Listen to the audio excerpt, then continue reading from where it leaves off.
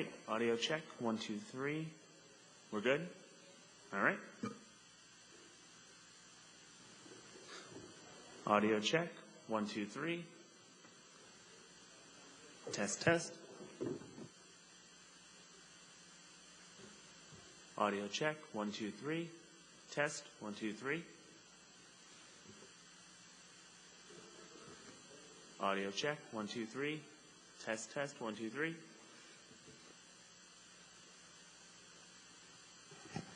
Audio check, 1, 2, 3.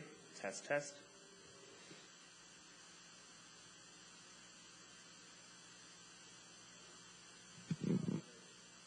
Test.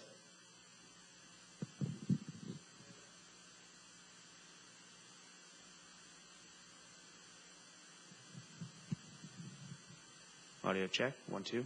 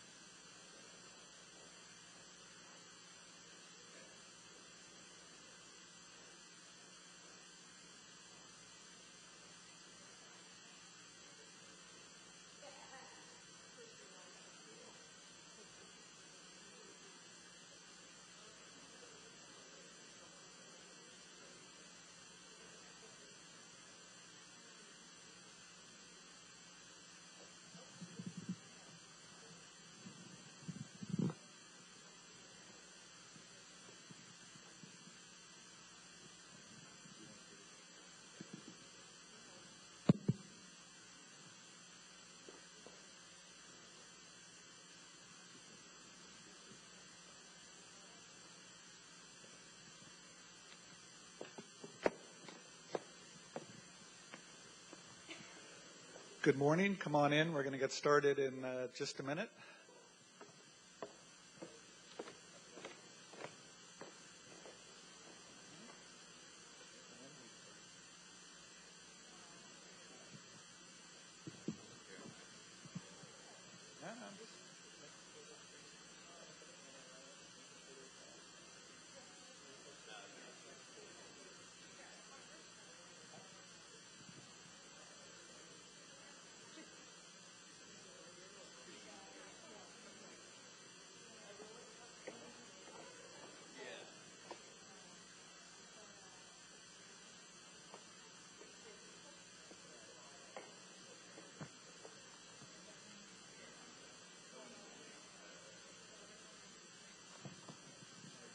Good morning. My name is Reynolds Schweikart. I'm with the Committee on House Administration. And I want to thank everyone for coming here today for our Legislative Data Transparency Conference. Part of the value in this conference is the mixing of ideas and discussions between internal and external stakeholders. And so in the schedule today, we built in reasonable sized breaks and lunch to try to facilitate that conversation. We do have a hashtag for the conference. It is LDTC for Legislative Data Transparency Conference. Let me just talk a little bit about logistics. Our hosts, the architect of the Capitol, has a no drink sign out there. And so if we could keep sort of the liquids on the outside, they would appreciate that. Bathrooms, if you haven't found them yet, go up the short flight of stairs, left to women's and right to men's. Let's see what else we should be. So what we're going to do, let me just talk about the agenda a little bit. So in the morning, we're going to have folks from the legislative branch talk about projects and activities that they're working on. And in the afternoon, we're going to have panels from outside groups, primarily with a mixture that's going to talk about some architecture and strategy discussions around digitization. So I think we should have a useful day. I'm looking forward to that. Let me just say that we held this conference last year and had a couple of good outcomes from the discussions. Some of those are shorter term that we've been able to put into effect. For example, we now have a unique meeting ID that we're using in docs.house.gov to help correlate the different data sources that are associated with committee hearings and markups.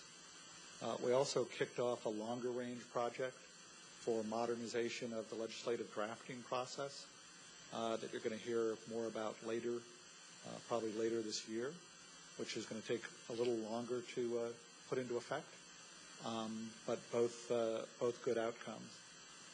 One thing I'd say is, as the House has been dealing with reduced budgets, is there's an increased interest and focus in business process reengineering, looking at what we can do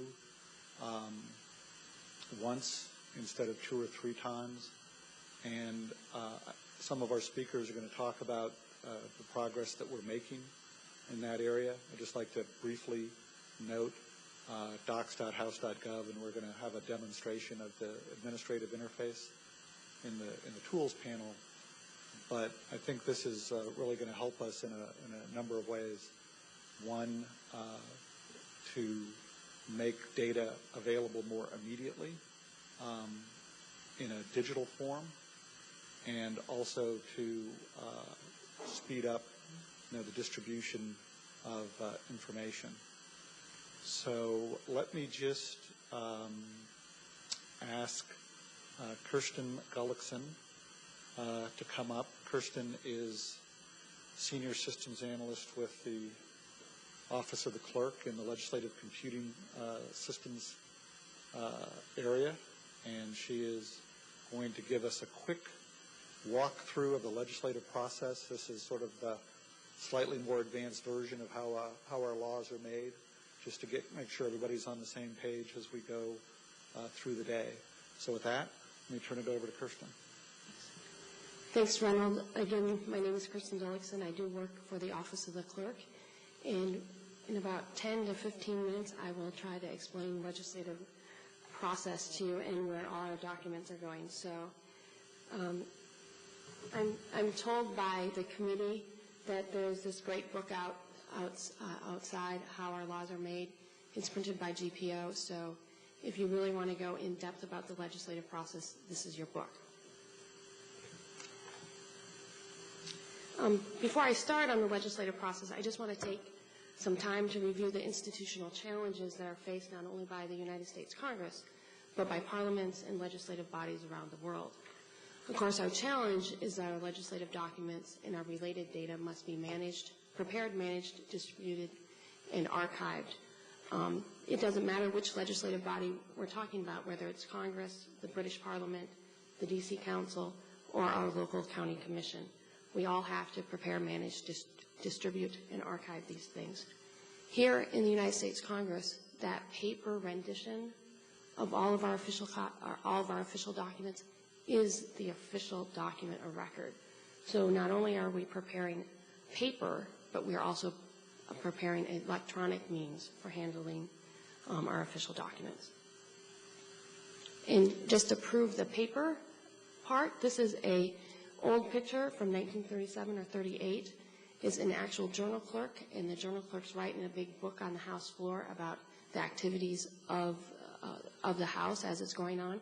We still do this today. So if you're ever in the House chamber, you will see a House journal clerk recording in a big book like this. Again, we have to do lots of things with our government data, and for many of us in the legislative data community, we try to accurately describe what publicly available government data should be. This is regardless of whether we work in a government agency, a for-profit vendor, a non-profit vendor, a university, or a parliamentary monitoring organization. And I think we have representatives from all those groups here today. But we try to describe how our data should be, how government data should be. The latest list comes from the White House memo that was issued here in May. They use these terms. Data should be public, accessible, described, reusable, complete, timely, and managed post-release. Prior to the White House memo, there's been organizations such as the openingparliament.org. In their document called Declaration on Parliamentary Openness describes what government data should be. If we look at some public laws, the terms searchable and downloadable have been used, and the phrase available, discoverable, usable has also been used to describe what government data should be. While it is assumed and implied in all these terms, I always include accurate. Our government data must be accurate, and those of us working on the inside, we need to make sure that we have quality assurance checks in place to make sure that we're publishing accurate data. In the legislative branch, where are our documents? Our documents are primarily located in 4 places: GPO, Library of Congress, here in the House, and the Senate. When I talk about the legislative process and go through the slides, I'll talk about which websites this data is in. Primarily here for the House, our workflow goes from the House, either within the clerk's office or within the committees. We send that data over to GPO, and GPO will send some data to the library. So as I go through the legislative process, you'll see this workflow in every single slide. So we all know that the first order of business for a bill is that it needs to be drafted. And so up here, we have a drafting process. Members of Congress will ask the Office of Legislative Counsel often to draft a piece of legislation for them. When that member is ready to drop that bill or introduce that bill into the House, they will drop it in a box called the hopper. It'll be processed, and it will be signed at committee referral. All the committee referrals are assigned by committee jurisdiction, which is outlined in the House rules. The floor staff in the clerk's office will process that introduced bill. We assign metadata to it. That's a measure number, the status, which is at this point the introduction date. We will process any sponsors or co-sponsors of that bill. That data goes immediately over to the Library of Congress, and is posted onto beta.congress.gov or thomas.loc.gov, and of course, internally we call it LIS. The Library of Congress, using their CRS group, will write a summary for those bills, and that summary for that bill is also available. Over at GPO, we'll send the actual bill, the paper copy of the bill, and they will print the introduced measure. So you'll see this workflow almost in every single slide.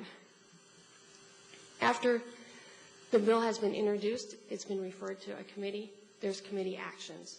So committee actions include scheduling hearings and markups, referring the bill to a subcommittee,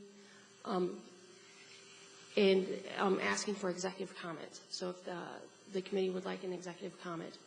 All of those actions are communicated to the clerk's office, and we process those status updates and send them over to the library, and the library will make those publicly available. The newest thing that has happened this year, that due to the Committee on House Administration's adoptions of standards, there is now a set of required documents that are required to be posted on docs.house.gov directly by committee staff. And as Reynold mentioned later this morning, a committee clerk will demonstrate that administrative panel in how they are putting those documents up onto docs.house.gov. And we call that the committee repository, and that's the biggest improvement that we've made this year is we are now releasing in one central location all the committee schedules. So when is a meeting happening? And that meeting can be a business meeting, a markup, or a hearing. And all of those documents associated with that meeting need to be posted there by committee staff. They have been instructed to do that by House rules or by their committee rules. There are certain documents that need to be posted 7 days in advance, like their meeting notice. 24 hours after the meeting, they need to post their recorded votes. Also, what you see is the clerk's office provides transcribers and court reporters who record the proceedings of the committee meetings, and we process those, return them back to the committee, and the committee processes them through GPO and posts them on the federal digital system. I'm assuming in the slides that the committee has successfully adopted any amendments and has ordered the bill to be reported favorably to the House. When a bill is reported back to the House, it's placed on the calendar. There's actually a document called the House calendar or the Union calendar. The clerk's office processes all that information, and we process the committee report that accompanies the reported measure, the reported measure and the calendar. And again, that all goes to GPO for processing. Statuses go, and if a summary is needed to be updated, CRS over at the library will update that summary. And again, that's all published and made publicly available on FDSys and the library's websites. Also, there's a mechanism to get bills out of committee. So if a committee is not acting on a bill, they're not scheduling hearings or markups, members can petition to discharge that bill from a committee. Those discharge petitions for bills are located on the clerk's website and all their signatories. That material does get posted in the congressional record when new members sign or additional members sign a discharge petition, and those are on the clerk's website. Another improvement that we've made with docs.house.gov was to post text of legislation that will be considered by the House on docs.house.gov. And so on this slide, you'll see that we've added that website. When bills are considered on the House floor, the two major ways that the House is considering legislation is either under suspension or there's actual rules resolution. When a bill is considered under suspension, the leadership office will schedule that on the schedule to be considered, and they will process that legislation and post it on docs.house.gov for consideration. For me, I think this is one of the biggest improvements we've provided for the internal legislative staff and for members in the House. Sometimes these non-controversial bills will be slightly amended from their introduced version and from the time that they're being considered under suspension. Often members would have to go to the House floor to read that new revised language. Now their staff and members can read that right on docs.house.gov. Again, bills that are considered under suspension are supposed to be non-controversial, but that availability of that text both to internal staff here to the House and to the public has been a great improvement in the House's workflow. Bills considered under the rule, leadership will schedule that bill. The Rules Committee will start scheduling their activity. They will schedule a hearing and a markup on the rules resolution to consider that resolution. They will post both on the bills this week or on the text of legislation to be considered before the House floor portion of docs.house.gov. They will post the text. On the committee repository side, they will post their meeting notices and the text of the rules resolution. They also post all that material onto their committee website. They also post on their website all the amendments that they've made in order to be considered on the House floor and all those amendments that were not made in order. And so it's really a way for staff to be able to follow the legislative process there. In this slide, I'm assuming that everything went well. The rule was passed. We debated the bill on the House floor, and we had a successful vote that passed that legislation. All that activity is recorded by the clerk's office. Our recorded votes in our floor proceedings are posted on clerk.house.gov. We send a status of all the bills over to the library. And then, of course, all that activity is recorded in the Congressional Record, the House Journal. And, of course, we process the engrossed measure is sent over to GPO. The House Journal is available in bound copies from GPO.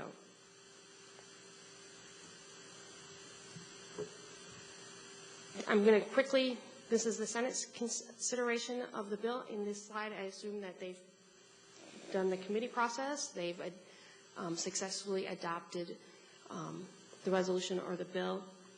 Their processes over there with the Secretary of the Senate are very similar to ours. They process the material. They send the bill over to GPO for processing.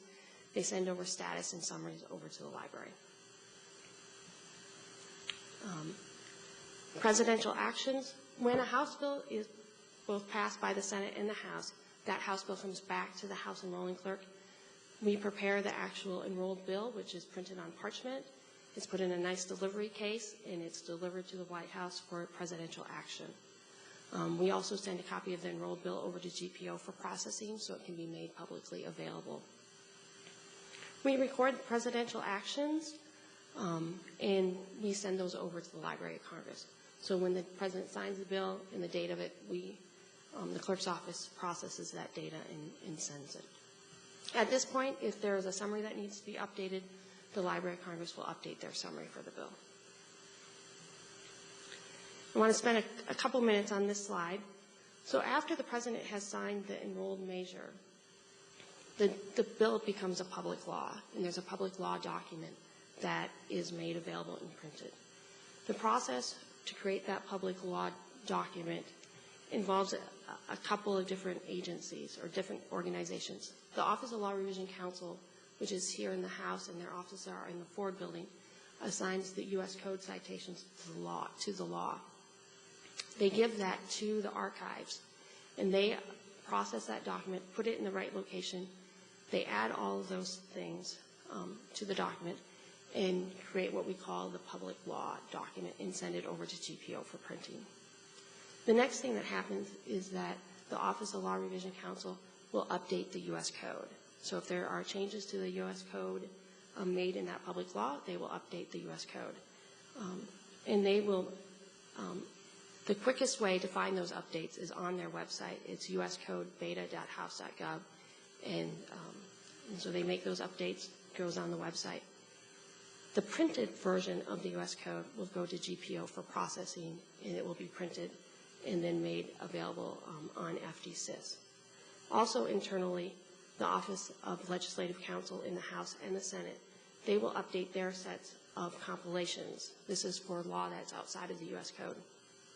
They update it, and those are internal documents that are that they use to draft new legislation.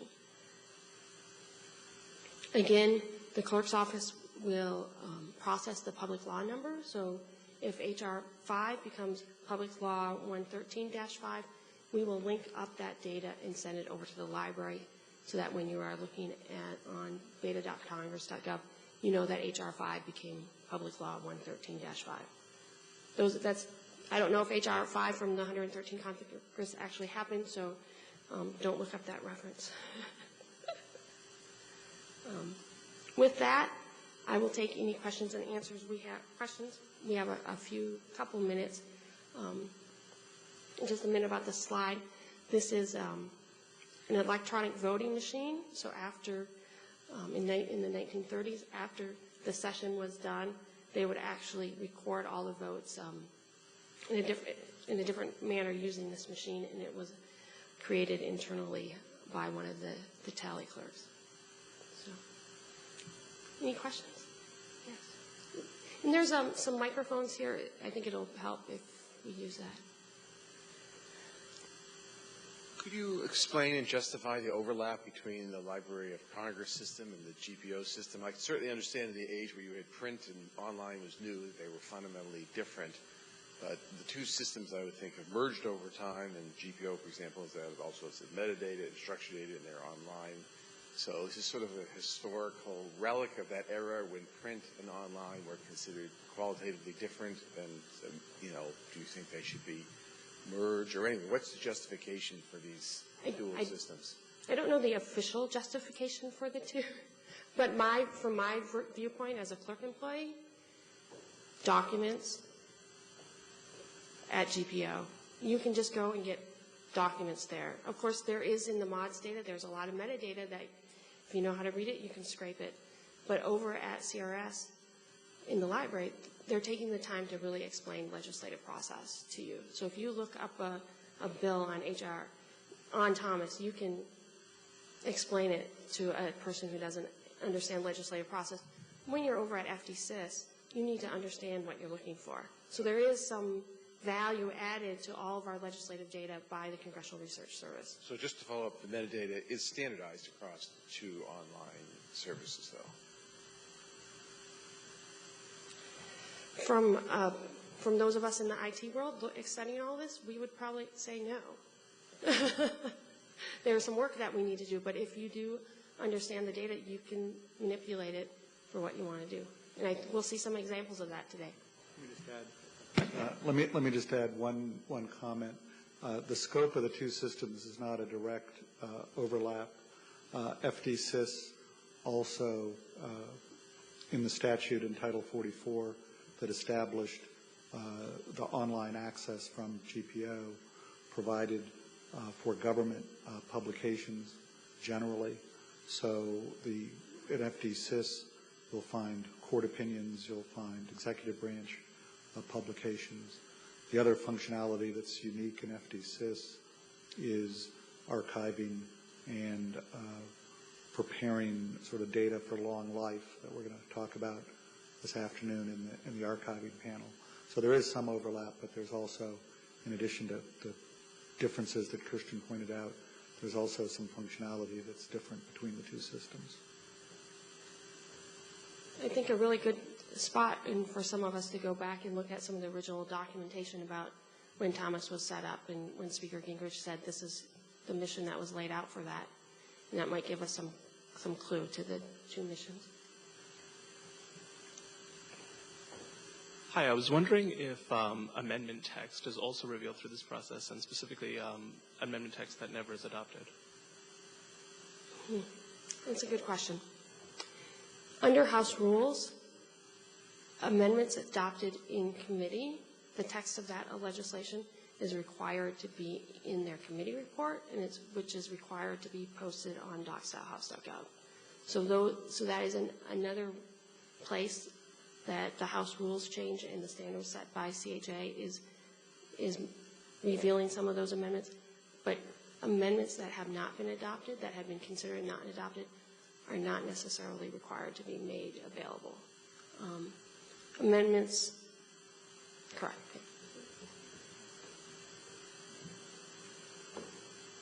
Thank you, Kirsten, for a fine presentation. Thank you. a pitch to stick around for later. I'm going to speak on a panel after the break this afternoon about extending XML. We're finding in our gathering of XML from the GPO site that it tends to come in batches. Sean said, I don't know if I could characterize accurately exactly how much, but sort of every 3-4 days or 5 days, a whole new raft of bills come in. And we're interested in being as current as we possibly can. Do you have a sense of what the process is there? It's a better question for a GPO, but if you have a sense of the process there, I'd be interested to know what happens with GPO. So there is this great overnight process. Some of us who were legislative staff, we're like, what happens at GPO overnight is magic. It's not really magic. There's people working overnight really hard for the entire branch. There's the order in which they have to process bills depends on the House schedule. So there is some subjectiveness in which gets processed first based on the calendar. So clerk staff in the House, secretary of the Senate staff, and the secretary tell GPO, this is a hot bill. We need it processed today because it's going to go on Friday. Anytime that GPO has a question about what they're processing, it needs to come back to the House and say, this hand mark on this piece of paper, was that there, by accident, or was that really intended to cross out that word and put this new word in?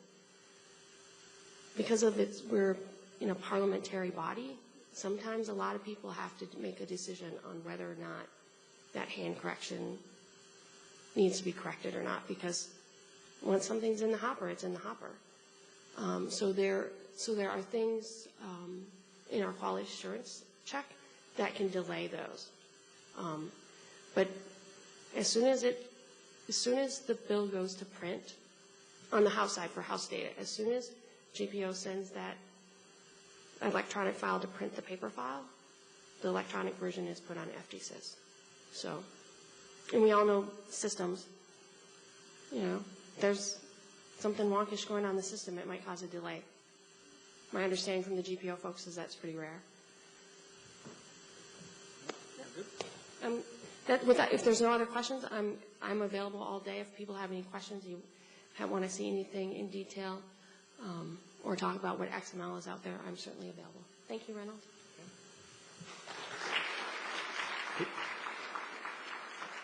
Take us out of that. Thank you for that excellent presentation. Let me just talk a little bit about culture. We're going to spend the day talking about technology, but I think we need to sort of understand the changes that have been taking place in the House. In the 112th Congress, we had 110 new members. We had 84 new members in the 113th Congress. So we have approximately half, 200 out of 440 of the members have less than 2.5 years of service. And members coming in from the outside often question, why do we do things the way we do them? For members that had come from state legislatures, they bring that background and say, why are we amending in kind of a cut and bite style versus a block style? The cut and bite where you say at line 3, delete this word, versus here's a whole new, section 5. And there are good reasons for that, and some of them historical, and some of them are still good reasons. But we have a lot more discussion about where we want to end up. Digitization and making information available electronically works a lot better if we're working natively digitally. The days from the 1990s or the 1980s where the only way something got digitized is somebody OCR'd it or somebody retyped it, we're trying to put far behind us. And today we're going to talk about a couple of steps that we're continuing to take there. So point one, transparency and digitization works best when we're working natively in a digital fashion. Secondly, if you look at how members are consuming information today, the House has somewhere north of 900 wireless access points throughout the campus, the House side of the Capitol, the 3 House office buildings, our piece of the CVC, and members increasingly are walking around the building with iPads and other tablets, consuming information electronically. There was a change in House rules at the beginning of the 112th Congress in Rule 29, Clause 3, that basically said that if electronic documents are posted in a known location to be designated by the Committee on House Administration, then they are deemed available for purpose of notice. And so translation, how many paper copies of something does the House need to conduct business? And there's always failback, contingency plans. You don't want the House to be unable to operate because the wireless network went down or something. But in the normal course of business, you really only need a handful of paper copies, really one to be the official copy that's transmitted through the institution, through the process steps that we just heard about. And the rest of those copies could be consumed electronically. One interesting data point is the President's budget. I think everyone's seen the video of the giant stack of blue books that represents the President's budget. Any guesses as to how many hard copies we distributed of the President's budget this time around? So no more than that, actually. There's still people that prefer it in hard copy. We're down to about 54. I've had a couple more since I got that number. Years ago, every single member, every committee, every subcommittee, we would consume 800 or 1,000 copies, and now we're down to 53. So because of the change in the composition of the membership and the growing adoption of this technology sort of natively, I think we're really beginning to be on that long tail of digitization and consuming and using information electronically. Part of our challenge is to continue to make business processes that are going to work as we adopt the legislative process. With that, let me ask the next panel to come up, and let me introduce them. Robert Reeves is the Deputy Clerk of the House. Served in that position since 2008. We have all the bios posted on the website for the conference, so I'm not actually going to read everybody's bio in full, kind of in the interest of efficiency. But with that, let me turn the program over to Bob. Good morning. Thank you, Reynold. What I'd like to do is give you some updates on bulk data task force items, and then also just some transparency updates that we're working on. We held a meeting back in January 30th of this year, and did some updates on different initiatives that the House-led bulk data task force was working on with regard to different bulk data, making bulk data available. So I want to give you some updates on some of those projects. One of the things that we did, of course, announce at that meeting was the rollout of docs.house.gov. Kirsten talked a little bit about it, so I won't go into it a lot, but one of the things that we said at that meeting, this was in January, and we had just rolled it out at the beginning of January, and we were going through the establishment of a new Congress, and we had committees being formed, and a lot of things going on. So by January 30th, there wasn't a lot of usage of docs.house.gov. And our hope at that meeting was that through training and just the formation of committees, that there would be more usage. And I think that that has worked out very well. We're very pleased of the way the committees have joined in and used docs.house.gov for putting their schedules in it and putting documents in it. If you would have looked at any day this week, there were over 20 items on the schedule of committee meetings that were occurring. So that's gone very well.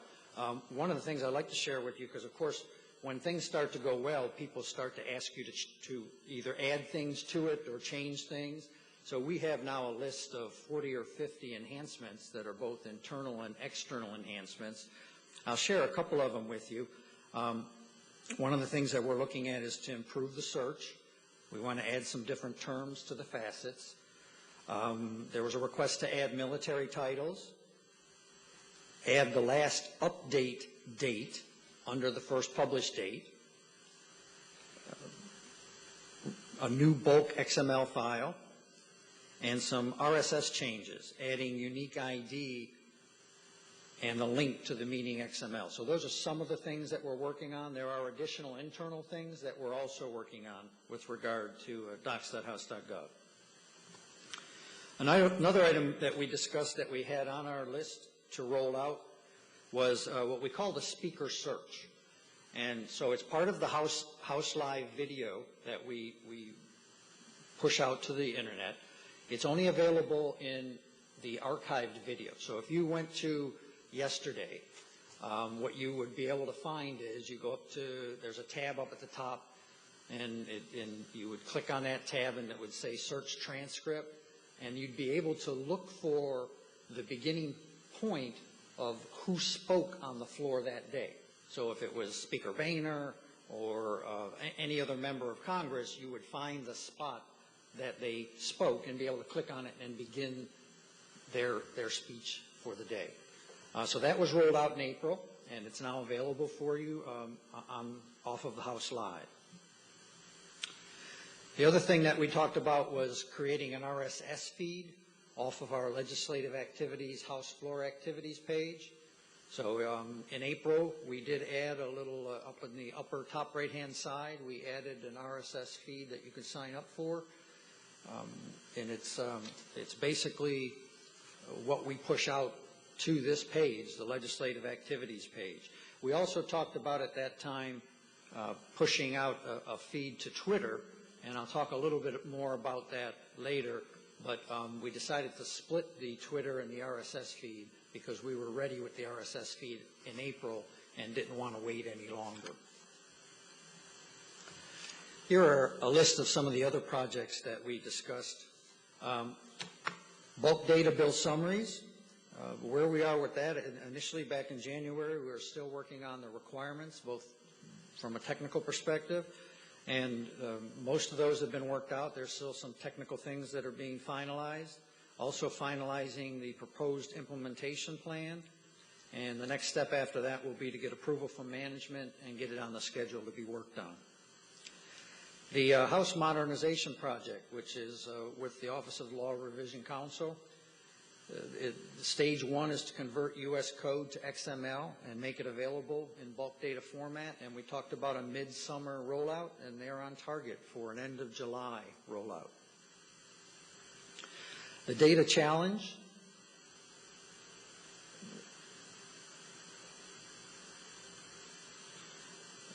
I have technical difficulties. Let me keep going. The data challenge is a contest for developers, so some of you may want to pay attention. In the short term, we're going to be rolling out an announcement on the data challenge. The library will be doing that. And it's a contest. It involves XML and a Komanatoso, and you should be hearing something very soon on that in the next couple of weeks. Data dashboard. We discussed this and we kind of ran this topic by the people that attended the last meeting, and it was really, the thought was to create sort of an index of legislative branch websites, because people can get lost in the leg branch websites if you don't know where you're going to find things. So the thought was to create kind of an English index that would help you to find what you were looking for. We've worked along on the requirements for that project.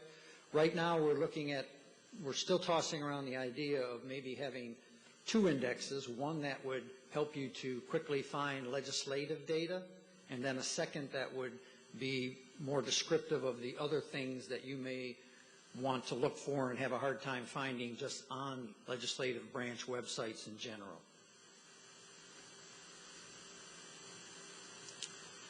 I mentioned a little bit about the clerk Twitter account. Where we are with that right now is we're in parallel with the RSS feed. So we have a mock-up of Twitter that we push the same feed out to, and so we've been looking at both of them to make sure that they're in sync and that we're not having any issues. We also took just a short time out to review our policies and procedures in light of the hacking into the AP Twitter account and stuff like that to make sure that when we're ready to go live with this that we've minimized any chance of that occurring. And then the last thing I'll talk about is we're working on updating our presence on YouTube to take advantage of the responsive design. So the Clerk of the House YouTube page is going to undergo a little bit of a change. We're going to be creating a U.S. House History YouTube page, and that'll be filled with history, arts, and artifacts types of videos. And what we'll do with the Clerk of the House page is we'll gear that more towards legislative activities. So you might see the opening day of Congress available out there, or the State of the Union, something like that. But we anticipate in the next month we'll be updating both of those pages and rolling those out. The last thing I want to mention is when the Data Task Force was initiated, let me just read you this statement from the Appropriations Committee. The committee, there was a report that was due on December 31st. So the Bulk Data Task Force created the report and submitted it to the Appropriations Committee. So the committee acknowledged that they received the report from the Bulk Data Task Force, which was required by House Report 112-511 that accompanied H.R. 5882, the Ledge Branch Appropriations Act of 2013. The report will be printed in the committee's hearing volume, which should be available in the next couple of weeks. And with that, I'd like to introduce Matt Landgraf from the Government Printing Office, and we'll save questions for when everyone is up here. Matt?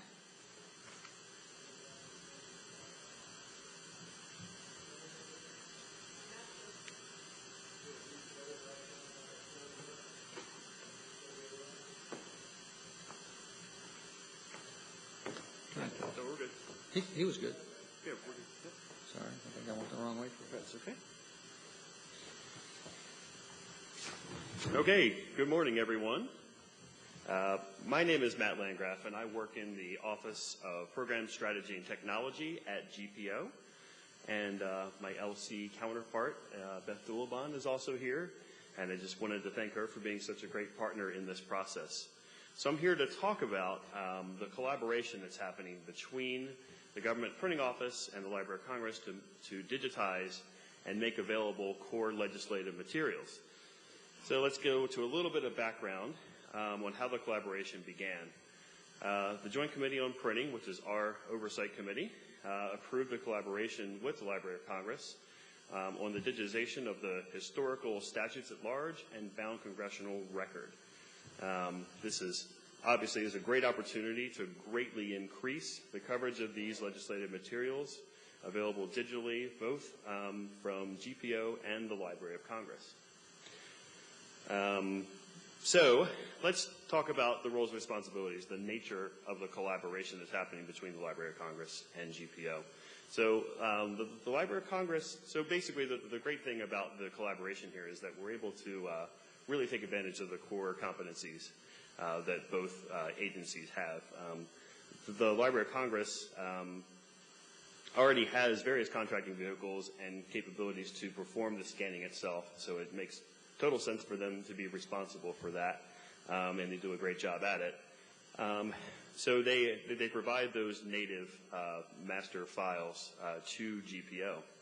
And GPO, using its capabilities, creates the access copies and the metadata, things like titles for the statutes at large, public law numbers, those sorts of things, any kind of citation information, descriptive metadata that is needed for search. So that's really, those are the roles and responsibilities that are currently, that we're currently working with. So some status. The statutes at large. So basically, all work for the volumes from 1951 to 2002, that's volumes 65 through 116, have been completed. They've been digitized, and access copies have been created, and we're happy to say they're now available on FDsys. They've also been provided to the Library of Congress to be made available on congress.gov in the future. So we're very happy about that. Just to talk to you a little bit more about where we're currently at, we're in the process of doing the same thing for the bound congressional record. Going back to the first edition of the bound congressional record, which was 1873, and all the way up to 1998. So the actual scanning and the digitization is expected to be completed by the end of calendar year 2013. The library has provided GPO with some content, and the FDsys development is currently underway to be ready to ingest the content when everything is available, when the public access copies are created, when all the metadata is created, so that FDsys will be ready to handle that. We're also identifying resources for descriptive metadata creation, which I'll talk more about in just a minute. But the plan is for content to be released on an iterative basis starting in FY14. It'll definitely be on an iterative basis due to some key issues that we're facing with the bound record. I mean, first is the sheer size of the collection. The corpus of data we're working with is about 125 years, which is a very, very large set of content. So the size of the content leads to the key issue of the amount of effort to gather and create descriptive metadata. Again, these are things like the title and those sorts of things. For each article of each issue of the congressional record back to 1873. As you can see, that's a very, very large effort. But the good news is we won't be waiting until every single year metadata and files are available for every single year. We'll be releasing the content on an iterative basis as it becomes available, starting in that FY14 timeframe. So with that, I'll be happy to take questions after the panel discussion concludes. And I'm going to introduce Tammy Nelson from the Library of Congress, who's going to talk to us a little bit about the efforts that are going on with congress.gov. Thank you.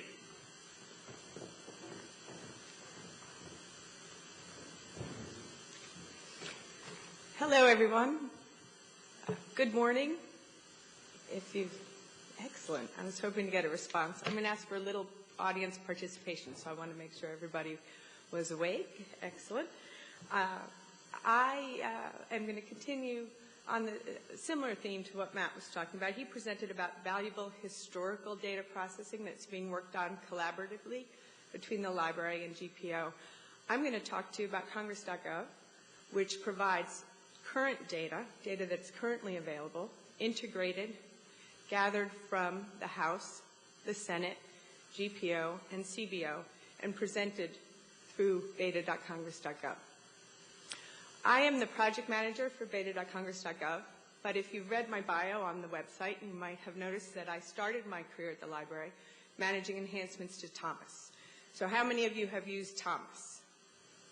Excellent. I figured almost everyone would raise their hands. If you used the feedback tool to submit a comment about Thomas, Andrew Weber from the Law Library, who's here with us today, and I read it. We read every comment that came in. And we did our best to deliver on your requests and your suggestions.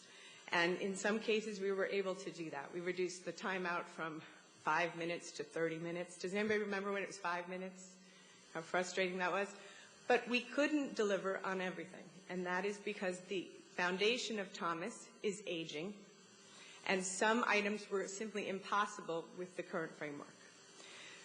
Really, your search shouldn't time out at all. But the way that Thomas was constructed made that impossible. We realized it was time. The time had come to replace Thomas. So Thomas, like Rome, was not built in a day. And it is impossible to replace a system that took 18 years to develop and evolve in a single year or even in 2 years, and thus began the iterative process of building Congress.gov. We began with building the infrastructure from the ground up, and that included redundant server structure, designing a database, developing improved data transfer mechanisms, a full, the creation and configuration of a search engine, full information architecture analysis, including, which led to a full website design, of course, the web delivery infrastructure, the development, and assuring accessibility and responsive design. So our idea was to build this framework and this infrastructure to deliver a modern replacement for Thomas. Beta.congress.gov was first released on September 19th, 2012. Perhaps some of you were there when we unveiled, and hopefully all of you have visited it, and if not, hopefully you will, either at the close of this presentation or later this week. We have had, I mentioned that this was an iterative process. We have had 5 releases since that initial launch. With each release, we have added additional data coverage, enhanced existing features, and added new functionality. When we launched, we included members and legislation. Since then, we have added the congressional record and CBO reports. At launch, we had only 2 Congresses, the most recent at that time, which was the 111th and 112th. And now we go back to the 107th. So we have the 107th through the current Congress for core bill data, bill metadata, bill text, law text, and the congressional record.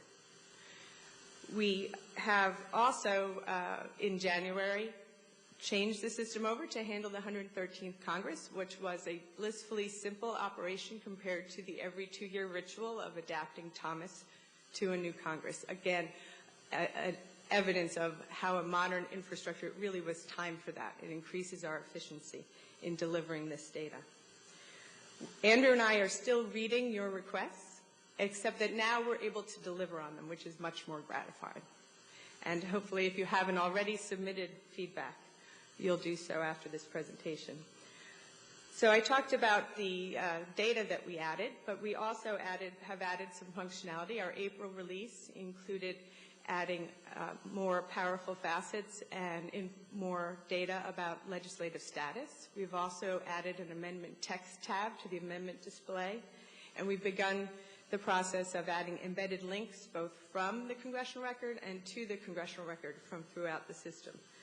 We continue to listen to that feedback that you give us, and in some cases we've delivered already by small improvements to features, and in other cases we've made sure that your suggestion is on our roadmap.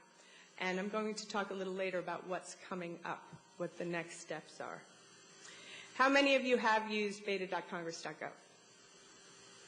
Excellent. So that wasn't everyone. So I'm hopeful that after you see this presentation, you'll want to go back and check it out. And if you would like a more in-depth presentation, I'm going to give a little 5-10 minute demo. And if you want more than that, you can visit the table outside the auditorium where Andrew Weber from the Law Library will be giving some live demos. So I'm going to go ahead and bring up the system.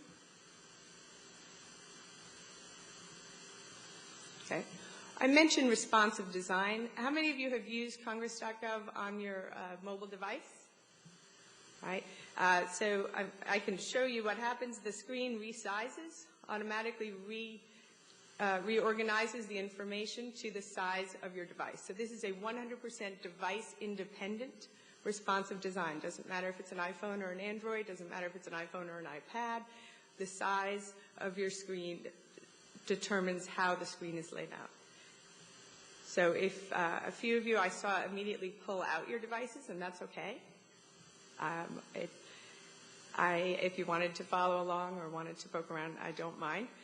I'm not going to spend a lot of time on the home page. There's a lot of great information here. I think many of you have already seen it, and if not, you can explore it on your own. I wanted to call attention to 2 items, however, that are very valuable curated content that we've offered.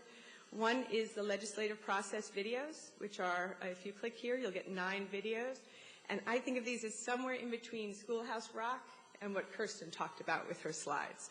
So what we're trying to do there is educate our users, because an educated consumer is our best customer. People are going to be better able to understand and consume the data that is presented on this website if they have a little bit of an understanding about the complexity of the legislative process. We've had really great feedback to this. Have any of you watched the videos?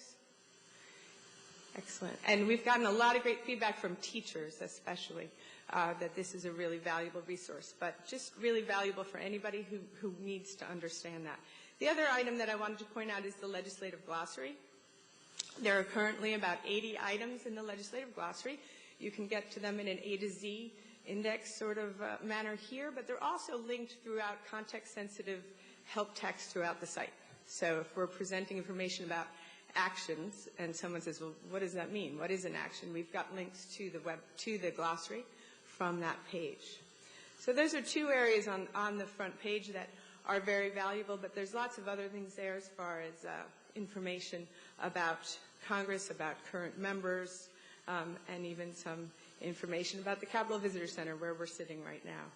You'll notice that across the site is this global search box. And I wanted to jump in and go ahead and do a search. If I enter a search term there, you'll see how it says all sources over here. During my introduction, I talked about what data are currently included in the system.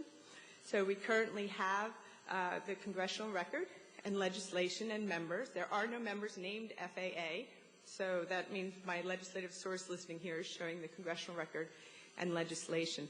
The other thing you'll notice is that I have done this search across all Congresses. These were things that people asked us for in Thomas that we couldn't deliver, which was a cross-data source, cross-Congress search, as opposed to having to go into these different silos, having to know where to look for my data, and having to run multiple searches to get multiple Congress worth of data back. So this is a big improvement.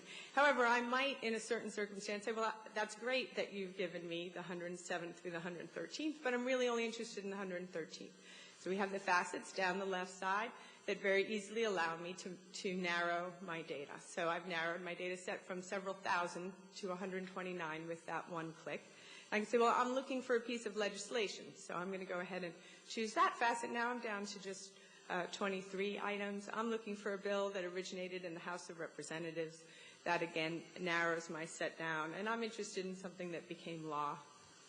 I don't know the law number, so I couldn't search on it, but what I was really looking for was H.R. 1765, Reducing the Flight Delays Act of 2013. So what you can see here is that I've got basic information about the item, including this legislative tracker, which we want, again, another thing that we really wanted to deliver with Thomas, but was difficult to integrate in that architecture, and we've got that there for you. So you can see the steps that this bill went through to become law. If I click on the link, you'll see that it brings us to the legislative detail page, which starts out with the overview box open. I wanted to take a moment to point something out that you're not going to be able to see really well from your screens, but a lot of you asked for this, which is a URL that has meaning, a URL that does not expire, is not temporary, can be shared, has meaning to a program that's looking for it, a search engine, or a person. So if you look at the URL, it's beta.congress.gov/bill/113th Congress/House Bill and the number. And that is something that there are even some shortcuts. You can say 113/HR/1765, and that'll get you to this page. So that's a very valuable feature that is true throughout the site, that we have these durable and logical and meaningful URLs. Let's take a minute or two to look at the legislative detail page. I have overview information in this white box. This is the stuff that we think you want to know right away, just to get a sense of what is this bill that you're showing me. I have information on the right, including the constitutional authority statement. If there was a CBO report for this bill, that would be there as well. And I can look at the subjects for the bill that are assigned by CRS and the law library. If I hide the overview, you can see the tabs across the screen. This allows us to give you the information about this bill in an organized manner. We did a lot of work on the information architecture and a lot of collaboration on that, and we've also done some usability testing about how that works, and we'll be fine-tuning that. We show the summary. The number next to the tab, next to the label on the tab tells me how many. So there are 3 summaries for this particular piece of legislation. I can move between them using that pull-down list. There are also 3 versions of the text of the bill, 16 actions, 4 different titles. There don't happen to be any amendments or co-sponsors, but I can get to those if they exist for a certain piece of legislation, 3 committees, 2 related bills, which might help me to understand this. So I can see the Senate version of the bill or some of the things that Kirsten talked about, a rule that was associated with the bill in order to assist with the action on the floor. And you'll notice here there's links to the glossary that I mentioned. So we're trying to make sure that when you're in here looking at the data, you understand what it is that you're looking at. One of the other things I wanted to point out about that global search box is that if you want to do a specific search, you can do that from there. For instance, if I wanted to look for a member, I can do that here. And now I'm going to get a search result that has only members. It doesn't have bills and resolutions. It doesn't have the congressional record articles. It just has members. And if I click on the member on my list there, it'll bring up the member profile page. Actually, I meant to bring this up while we're on the legislative detail page. I wanted to point out a little bit about where our data are coming from, and I can do that on this page as well. I've got data here about current contact information for this member. That's coming to us from the GPO member guide. I have information about the terms that this member has served, and that's coming to us from the chambers in the same data transfer that provides data to Thomas and the legislative data that I was just showing you. And we also have information from the bio guide, because there's no reason for us to write another bio, right? So we are working together with the other data partners that we know on the Hill to make sure that we don't overlap, or we overlap as little as possible. We're consuming data from GPO in order to provide you the bill text. We consume the metadata that's provided on FDsys through the MODS data in order to attach that to the data that we get from the chambers. So we're really using that data in an efficient and collaborative way. Below the overview, I show the legislation that was sponsored or co-sponsored by this representative. And of course, this gives me a chance to kind of point out some of that data. So most of this data here and the data that was provided in those tabs, most of that is coming to us from the chambers through the data ingest process. That was one of the arrows that was on several of the arrows that were on Kirsten's diagrams. And the data about the actual documents is what comes from GPO. So the metadata about the date and the type of the bill text, for example. And in the case that I was looking at, there was a law. There was a link to open up the PDF for the law text, and that is coming to us from GPO.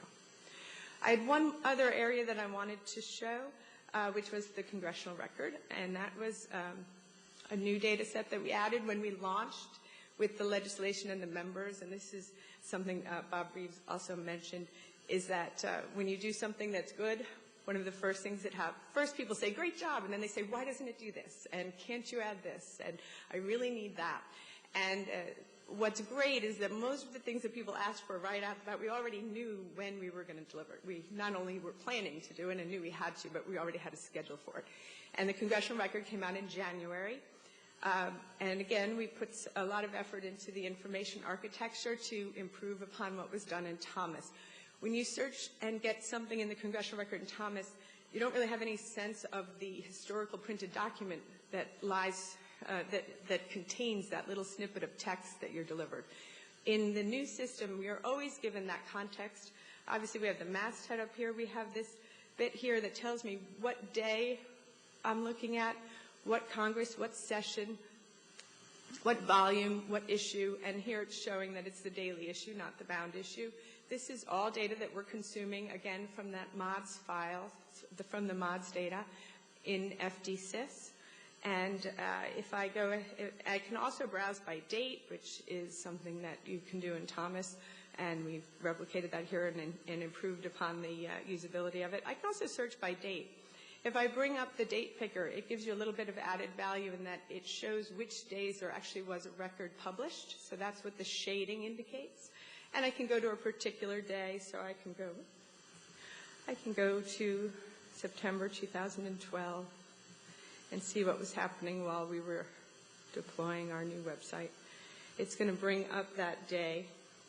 And you can see it changed here. So now it says September 19th, 112th Congress instead of the 113th. The page I was on before was the most recent issue, which is the default. But when I bring up a different issue, it tells me where I am. And if I go into these tabs, the first tab is showing me the Daily Digest with links in it. And if I go to the House of Representatives tab, it's going to list all of the articles that were in the record that day. Always we give access to the PDF. GPO slices the record into PDF files at various levels of specificity, and we give that to you in a context-sensitive place. So that's the whole issue. This is the whole House section. This is the page that contains this article. This will bring me to the page and list all of the articles on that page. So if I click on an article, I'm given the text of that article, again, fully in context. So this is in the House section. Here's the issue that it was in. If I do a search, if I do a global search and I get to a congressional record article, if I have search text, the text will be highlighted, but I'll still get that same context. I always get that context of where in the record this article is. If I know exactly what I want, if I'm a real educated consumer and I know I want this volume and on this page, I can use this picker to get directly to that page. So that was kind of a whirlwind tour. I give this demonstration a lot, and I have a 10-minute version and I have an hour-long version, and we're going to keep adding things, and the demo is going to keep getting longer. I'm going to have to bring coffee to get people through it. So I hope you enjoyed that demonstration. As I said earlier, if you want to learn more, stop by and visit with Andrew. He's going to be at a table just outside the auditorium. And, of course, we encourage you to go and visit the site yourself and submit feedback. We have this link on every page that brings up a link to a survey, and we encourage you to fill it out, and Andrew and I promise that we'll read your comments. I did promise I was going to talk about what we have coming, and we have several releases already planned. As I said, we always have a few releases ahead that we know exactly what we're going to deliver. I wanted to talk a little bit about those and then a little bit longer term. The enhancements that we already have planned cover both data coverage and enhanced functionality. During the next few months, we are going to expand the currently available data sets back to the 104th Congress. So that will mean the core metadata about legislation, the bill and resolution text, the law text, and the congressional record. That will go back to the 104th. Once that's done, we're going to turn attention to the core legislative data back to the 93rd. We're also going to release committee reports, which is something we get comments on. I noticed as time went on and we started delivering more, the comments got a little more polite. So instead of, why aren't the congressional reports in there, we would get, could you please add the congressional reports next? So I like that because that helps me feel that people are getting the iterative nature of this. And it is time for that. That's coming up soon. We'll be adding the congressional reports as well as committee landing pages. I showed you the member profile page. We're going to have a committee profile page that will include, among other things, links to the hearing, the videos, and many other things. So that's the data-oriented releases that we have planned. We also have a release planned that will improve the visual design and information architecture based on feedback we got during usability testing this spring. Perhaps a few of you in the audience were involved in that. And we're collating the results of that, and we'll be applying that to the site, again in an iterative nature. We also have a release plan where we're going to release extensive enhancements to the searching interface. So we have this back and forth between adding functionality and making sure we have the data in there that we need. And just like everyone else, we have limited resources. We are going to turn to improving the searching interface this year, including an advanced search functionality. Next year, we'll perform a gap analysis. We'll look at Thomas and we'll say, what haven't we done yet? And some things we know, and other things we just want to make sure we've got everything in there. And during next year, that will be the focus, is to make sure that the new system has everything that Thomas has, both data and functionality. We know we'll be adding nominations, treaties, communications, the Congressional Record Index, calendars. We want to make sure we have the functionality and more from Thomas. We will be adding something I know all of you, many of you are looking forward to, which is alert capabilities, so that you can create an alert. Also, the beginnings of personalization, the ability to save a search, for example. Behind the scenes, we'll be working to develop additional infrastructure to assist us in efficiently managing our content. And once we have everything in the system that is in Thomas currently, we plan to retire Thomas with pomp and circumstance that is deserved by a site that has served its constituencies well for almost 2 decades. So we will have that retirement of Thomas, we plan by the end of the calendar 2014. But it will not happen until we have everything in the new system. So they will continue to run in parallel until that happens. Post-retirement of Thomas, to look a little further afield, we'll begin to add functionality and data that is not currently in Thomas. The modernized framework makes it possible to do some exciting things, many of which have been suggested by people in this audience. And it also allows us to expand our data sources to include, for example, the wonderful things that are on docs.house.gov, as well as the historical data that Matt talked about a few minutes ago. So we're really looking forward to all of that. And I want to just take a minute to thank all of our data partners.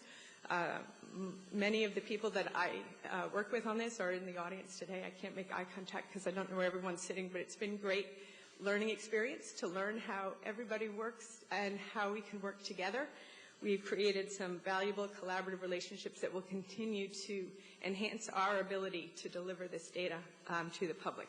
Congress.gov has been truly a team effort, both within the Library of Congress with subject matter experts in all different areas and across Capitol Hill. So that's the end of my presentation. I think I need to sit down with my panelists over here. Thank you very much.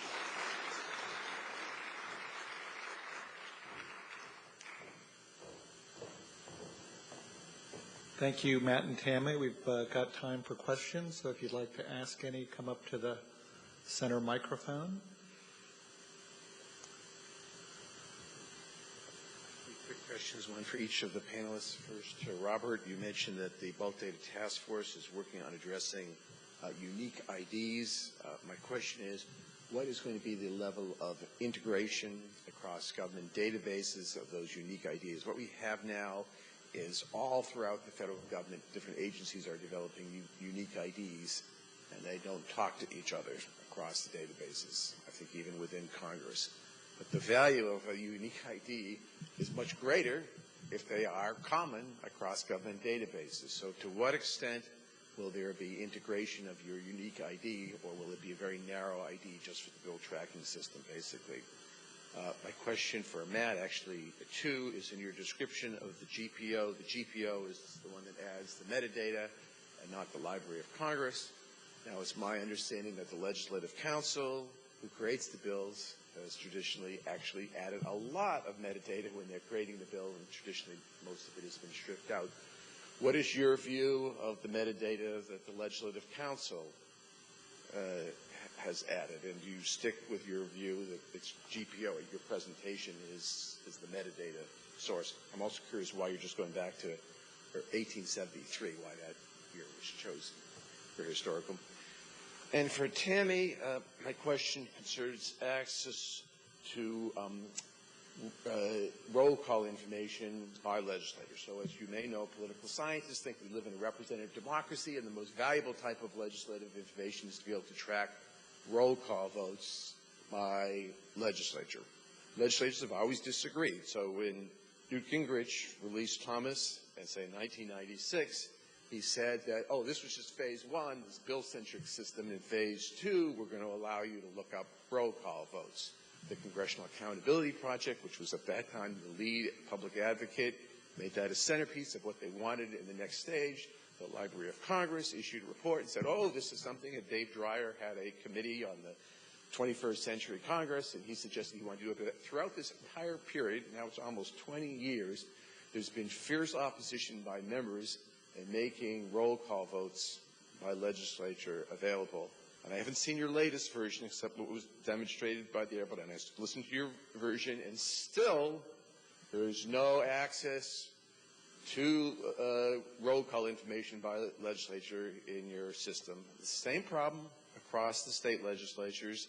The more sophisticated they are, they're less likely to have. It's only the small states like Vermont and New Hampshire that have a whole different culture, and members don't seem to oppose this. So my question to you is, has there been any reduction in member opposition to having the legislative information system evolve to making roll call votes by member of Congress as opposed to chronologically, which is in the Constitution, or by bill, which is a very different view and much less politically sensitive, available? So those are my three questions. Mr. Bob? Unique ID integration. That is something that the task force has been working on. One of the things I think that you would notice with docs.house.gov is the unique document identifier was adopted off of a GPO unique ID that they were using. So there are attempts to do that. One of the other things that is also being worked on is meeting IDs. So I don't know if you're aware of the Library of Congress has been hosting committee videos. And so one of the things that is being worked on is to be able to take a meeting ID and propagate it from docs.house.gov to the library video. Are we across the board synchronized on this today? No. But I think what you can see from the discussions of the different people representing GPO, representing the library, representing the House, is that we are discussing it. It is always part of our discussion with any new system that we bring up now.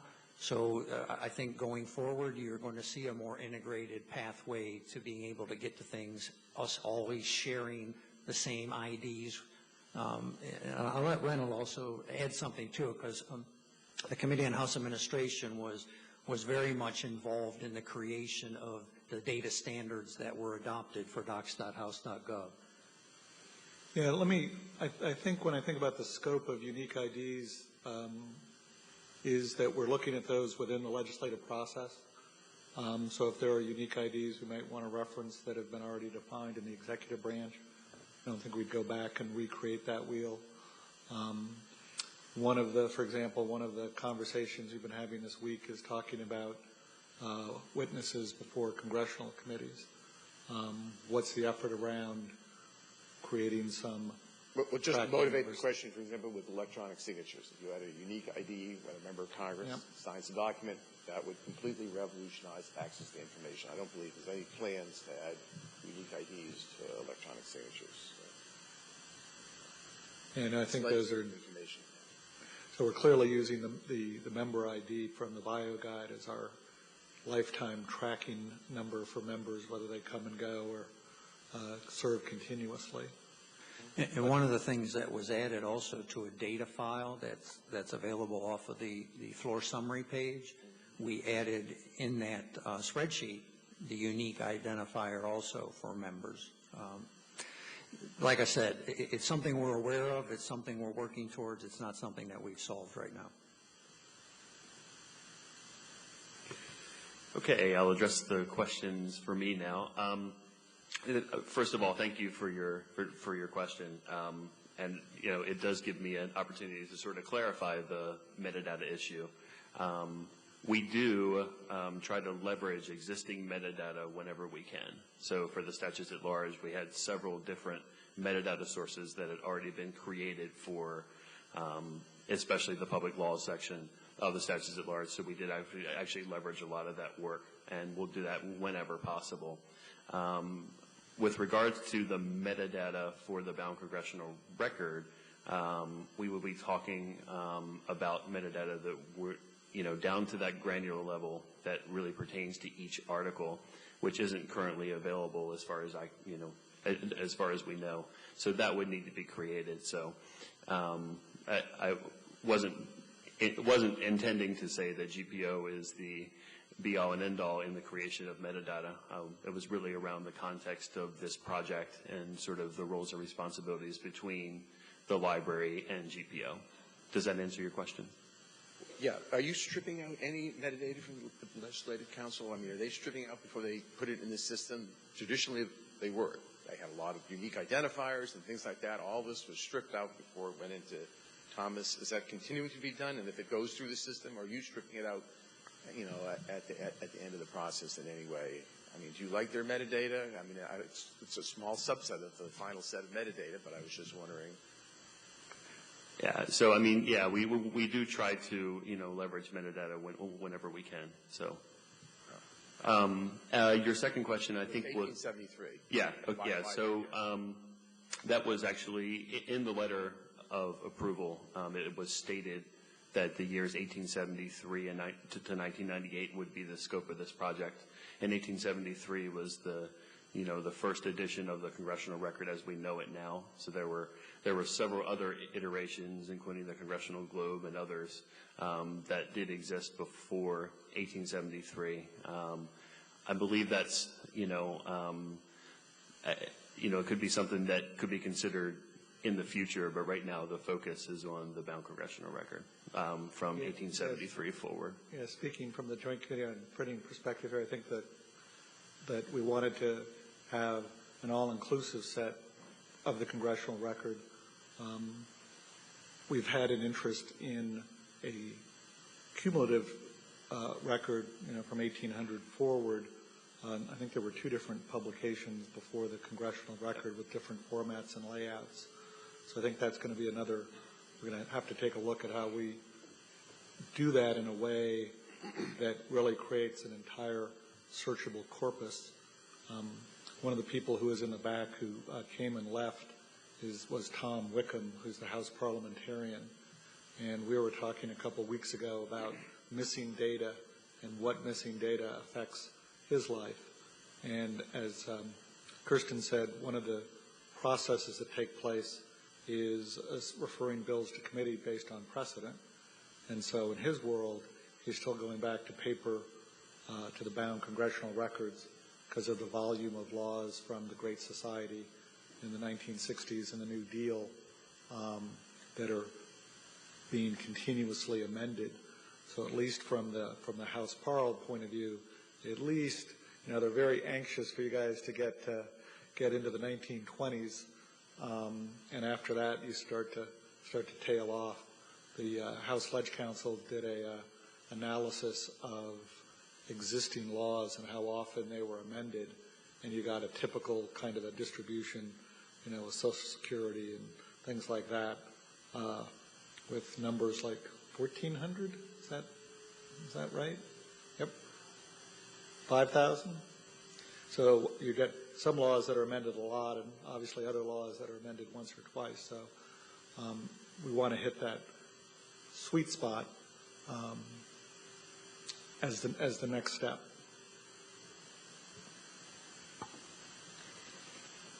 Your question about adding vote data to Congress.gov. Mostly has the politics changed? Is there any slightly more support for that than there has been in the last 20 years? And I'm an information technology project manager, not a politician, so I can't really answer that question. I can say that obviously, as I said in my talk, our focus right now has to be to replicate the things that are already in Thomas.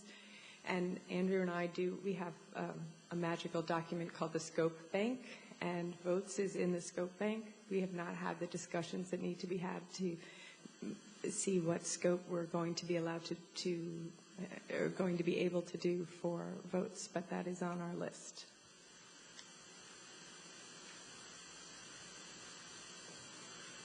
Hi, everyone. Thank you so much for coming and speaking with us. I will be brief. 2 quick questions. The first one is more of a technical question regarding Congress.gov. As you're speccing it out and architecting it, are you building in the capability to provide access to the underlying material in bulk and through APIs? I know that the underlying question of that is still something that is being worked through the Ledge Branch Subcommittee and the Clerk's Office. But in terms of the technological capacity, is that something that, were they to indicate, please do this, that you could go ahead and do? And the other question I have is for Matt, which is about the article level within the congressional record. Of course, there's much more information in the congressional record than is available through any other means, whether it's through Thomas or Congress.gov or elsewhere. Like Senate amendments, for example, the full text is there, but it's not available in other means. As you're looking at digitizing that information, and Tom Bruce is probably behind me whispering, for God's sakes, not PDFs only, you know. As you're looking at, are you getting down, you know, I'm not sure what the article level is. Is that getting to, like, each component? Is it identifying, like, the components, not just it's on page 123, but it's actually, this is this particular thing, this is the text of this amendment. Are you at that level that you're looking at, or is it something else? So those are my questions. And I'll take the question. We have built this modern architecture in a way that can technologically support APIs. We're working closely with the Bulk Data Task Force to focus first on those items that have been identified for the bulk data download, but we have made sure that we're developing the infrastructure, as you said, to support that when we're asked to do it. So it's the infrastructure for both APIs and for bulk? I'd like to defer to the Bulk Data Task Force about the bulk data. I think, again, we're working to collaborate and not overlap functionality. And but in general, your question about the infrastructure and the framework, it's there. So it can be supported. Whether it will be green-lighted is a different question, of course. And that's not a question I can address. Daniel, I can address a little bit of that. As you know, we've only really released one bulk data file, which is bill text, and the second one in the series is going to be bill summaries. What we're looking at right now, and this may be because we started the process before there was actually an infrastructure in place, but what we're looking at right now is more centralizing it all in one place. So you go to one place to get bulk data, and right now that place is going to be GPO. Thank you. Okay, so your question about the article level, what we really mean there is, you know, content between the dashes within, you know, within each congressional record article. So they're each on a, you know, distinct subject matter, and we would capture metadata about each one of those. So it'd be, you know, the members that spoke, the title, the subject matter of each thing. So does that answer your question? So maybe it answers. So just to play it out. So for example, if I'm looking for the text of a particular amendment, instead of just linking to it, well, it'd be the point where I will be able to search across all the amendments for a particular subject matter, or that I can pull out the actual text of the amendment and it's not embedded in a page, but it's embedded in something that just encapsulates that amendment, or a speech or whatever it may have. You would definitely be able to search, you know, through the FDSys search. You would be able to search on, you know, all things, you know, pertaining to one topic or amendment. What you would get when you pull it up would be the entire PDF page, or pages where that article appears. Right. So you're still looking at like sort of a you know, a page-oriented model, not like a unit-oriented model. It's currently a page-oriented model in the way that we display it, but we maintain each article as a separate file. Okay. And let me just add one thing here. Tammy alluded to in the roadmap for Congress.gov a relook at what's available in current systems before they get retired. The other thing that we've asked the library to look at in Congress.gov is where is the information in current publications. CRS did a little work for us on the House Business Calendar, for example, to go through the steps of how you retrieve each of the pieces of information that's printed in the House Business Calendar, which has been around for a long time. Presumably we should be able to pull that up out of our retrieval systems, and in some cases that's not quite so easy. The second thing when we sort of look at sort of missing data is there's places like committee business calendars that have information that no one else has. And so one of the questions I'd be interested in people's comments here, via email, or however, is what are the missing pieces of data that affect you, and so we can understand what those are. House committee calendars don't have a lot of structure in the rules to indicate what their contents are, so you get some variation between committees. But for example, if you were interested in knowing the subcommittees that a member served on during his or her service on a committee, the committee records are the only thing that's going to have that particular piece of information. Second kind of comment, when we talk about sort of page view versus data view, I think we very deliberately, with the committee side of docs.house.gov, said let's start uploading relevant fragments of information as opposed to let's reprint a page and stick it on docs.house.gov. There's some transition that's going to take place because of the nature of the tools, and we're going to talk about that. But I think that getting to a more data-centric versus PDF-centric capability is going to be useful. Great, thanks. I want to add just a little asterisk to Daniel's question. So we talk about bulk data and APIs a lot. So of the people that are actually going to use it, we don't want APIs. We want bulk data, right? I just want to, since Daniel mentioned APIs, kind of clarify. The religious discussions begin. Yeah. So okay, different question. So it's really for Matt. So I'm Josh from GovTrack, and when I noticed the metadata for the statutes at large, I got really excited, and I loaded the whole thing into GovTrack, and so you can see all the of bills, right? The ones that have been enacted, you can go find them on GovTrack now and search by public law number and all that. I'm totally excited. I don't know if any of my users really use it, but I love it. I just built it for me. That's great. Yeah. Thank you. Yeah. So thanks for the hard work, and really to all of you for all the hard work. The question there is there documentation for the metadata? So I use a lot of the metadata to figure out which statute corresponds to which bill and to which public law number. And even though the tags might appear like they should be self-evident what they mean, like bill obviously refers to a bill, it's not always clear what the relationship actually is. So sometimes bill tags mean this is the statute that corresponds to the bill that actually passed it, or this is just a random bill that happens to be associated with it. So is there documentation, and how can we kind of... Yeah, we definitely have some documentation on that. So why don't you come and see me after the session here, and I'll get your contact information, and you know we can send you what you need. Okay, great. Thanks for your work.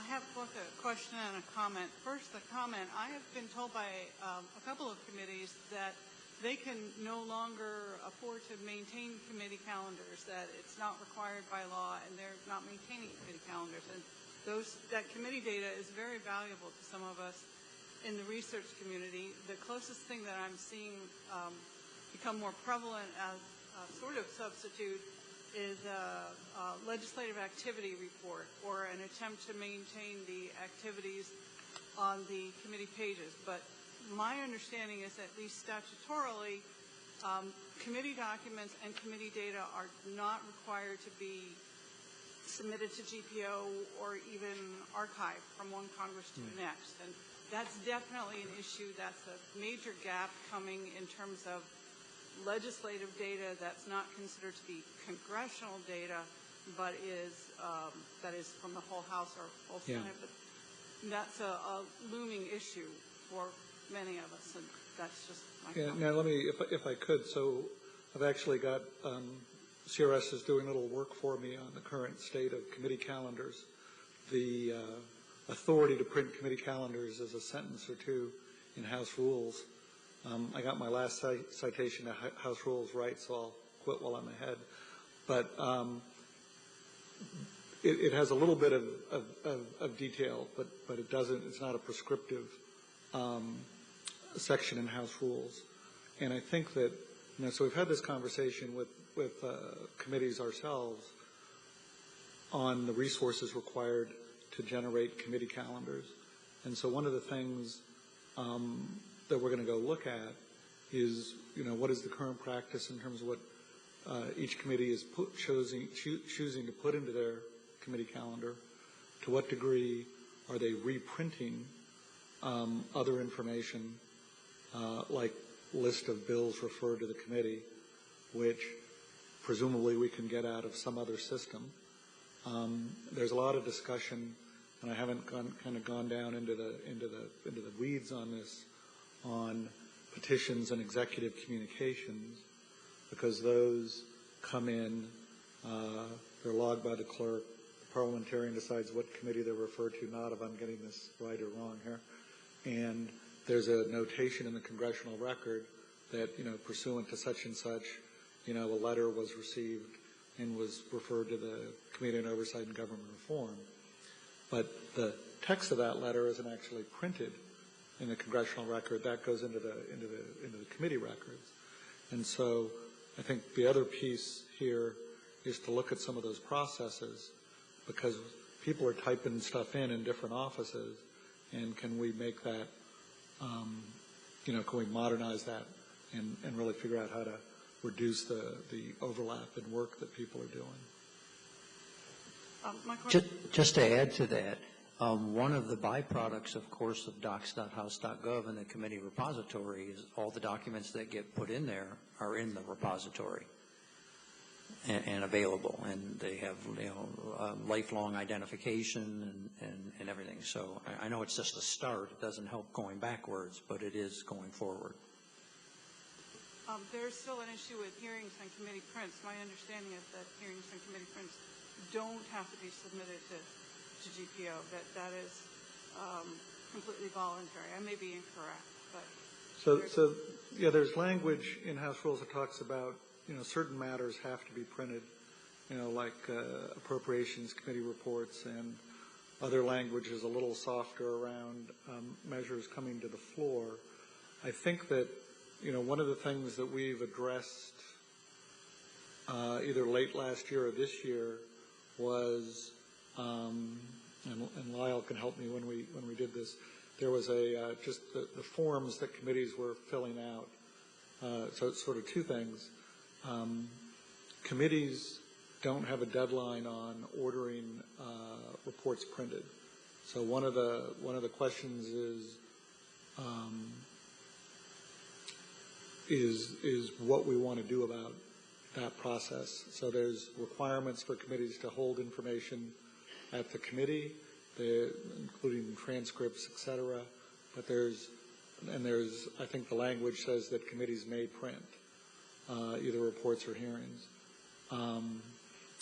The forms at GPO had kind of two tick boxes, or there were two forms, one to say I want to get it printed, and the second one to say that I want to post it on FDsys. So we sent a letter clarifying anything that committees had sent to be printed needed to be posted online. Was that last year? Last year. So we're trying to sort of find those spots where we want to improve the practice. Let me look one thing up real quick here.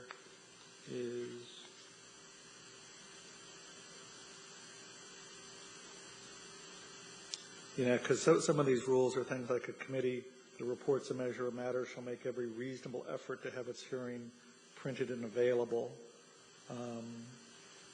And the committee may have printed and bound such testimony and other data as may be presented. So there's kind of permissive language as opposed to requirements in current House rules. My question is for Tammy.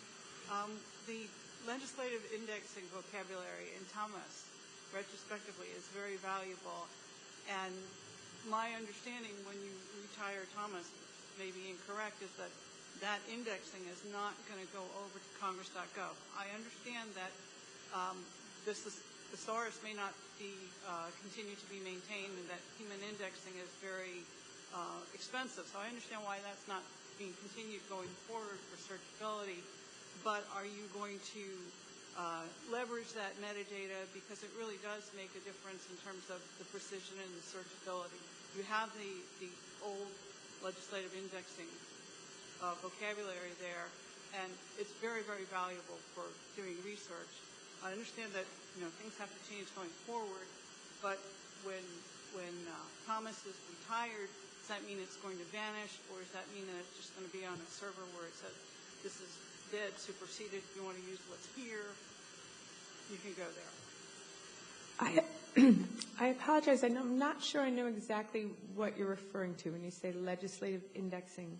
There's indexing in Thomas for the bills where it's far more precise and many more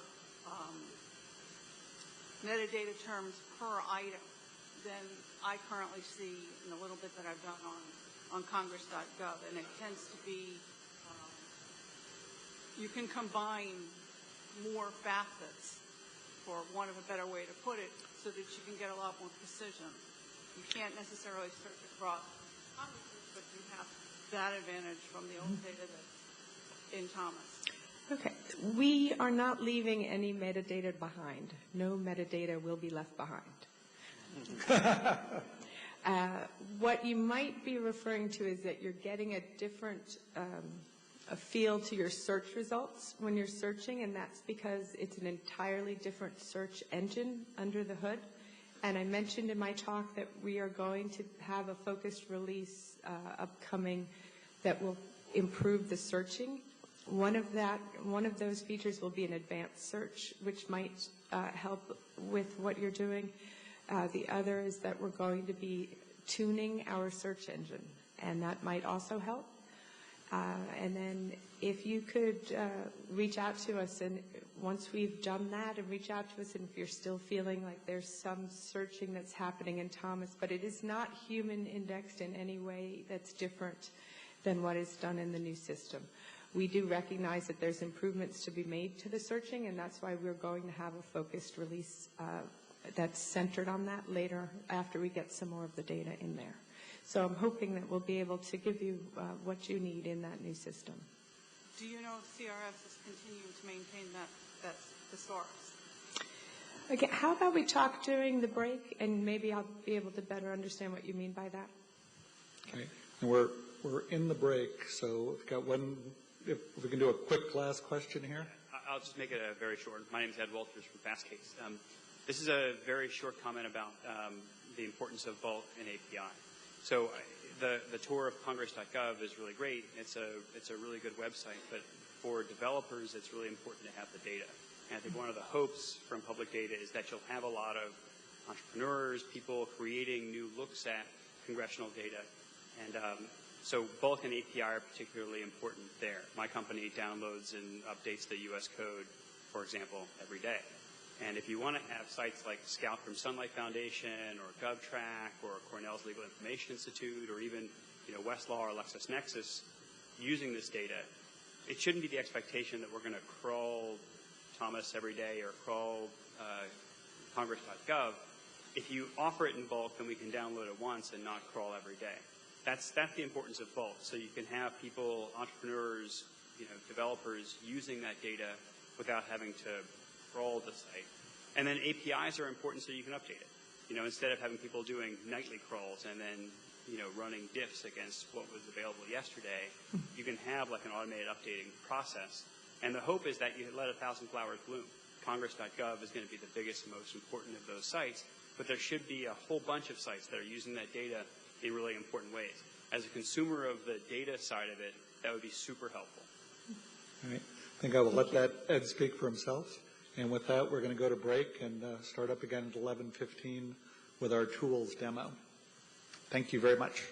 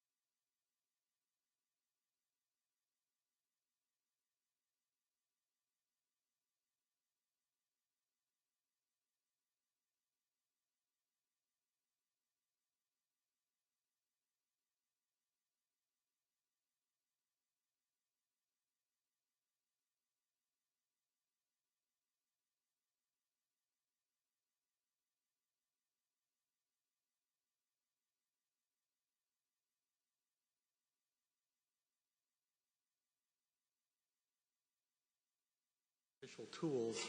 Just wanted to give you a little bit of breaking news. Some of you may have read the National Association of Public Administration's study on GPO, had a number of recommendations for reforming and improving GPO as it continues to transition in the 21st century. I think there are a number of recommendations, many of which the committee agreed with. One of the recommendations, number 4, talked about potentially charging end users for access to data that's on FDSys. That would be a means of helping the financial stability of GPO. The committee and all of the members of the committee, so the 6 Republicans and the 3 Democrats, have signed a letter that we've sent today to the acting public printer, Davita Vance Cook, who had previously indicated her commitment to continued free public access to information. We simply wanted to reinforce that the Congress rejected the idea and joined with GPO that there should be some charge for access to publicly funded information. And so we're going to send out a press release about that momentarily.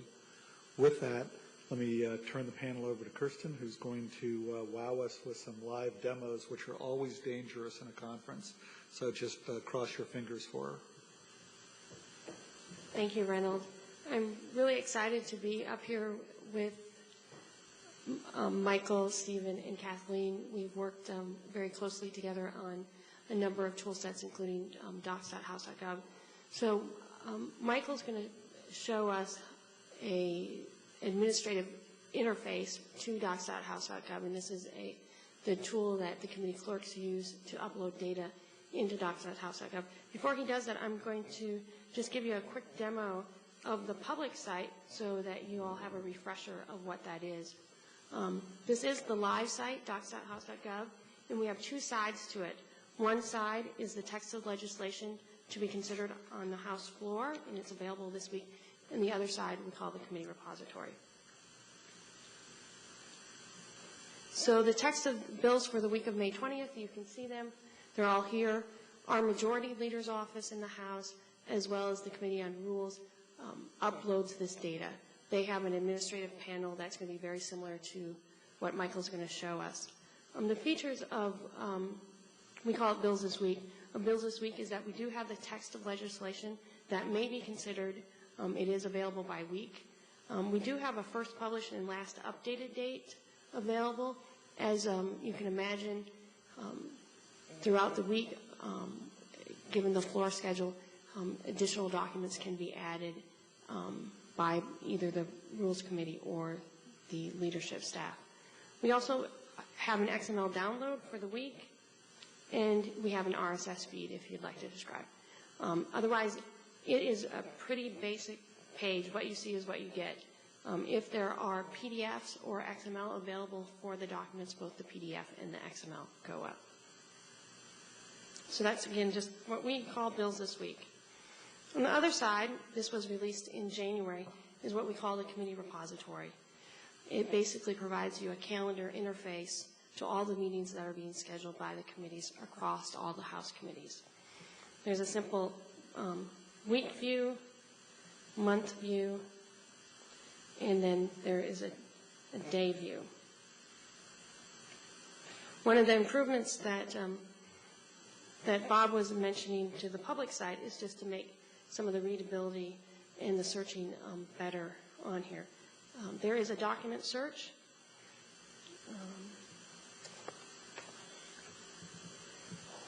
Let's see if we have any meetings that say that provide for tax.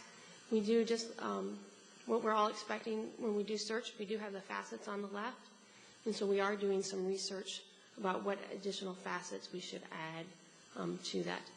The meeting notice itself, which Michael's going to demonstrate how they upload a meeting notice, is available in XML, as well as the witness list is available in XML. Those are considered documents, so they would be included in the search results. Some other key features to the committee repository is the ability to filter by committee. Committees can upload documents that are associated with their meetings as well as documents that are not associated with the meeting. So on this particular page here is when you'd find other documents. We do have an RSS feed per committee. We do have XML per committee that's available. And then we have a package that we call it a meeting package. And that would contain all the XML files and the PDFs of the documents that are uploaded. All of the standards that the Committee on House Administration adopted in December for what documents are to be uploaded on the repository are posted on CHA's website.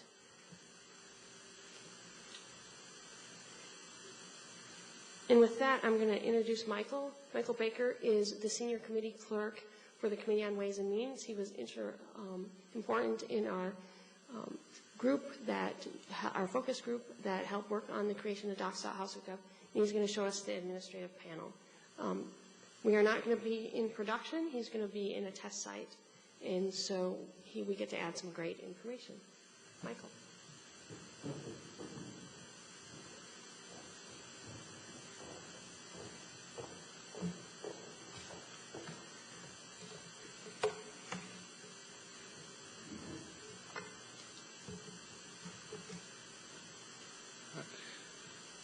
Thanks, everyone.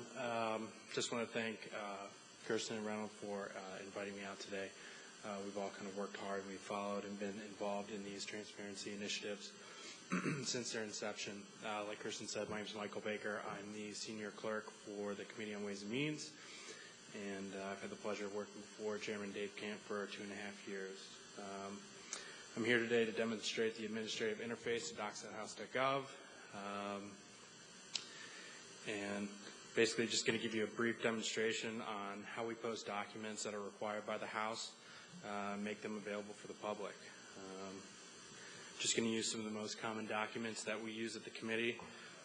As Kirsten mentioned, I'm going to upload an example of how we would notify the public of a hearing that we would have. House rules require us to post that on the repository or notify the public 1 week in advance. So I will get started. One thing you'll kind of notice, everything is pretty intuitive with the system.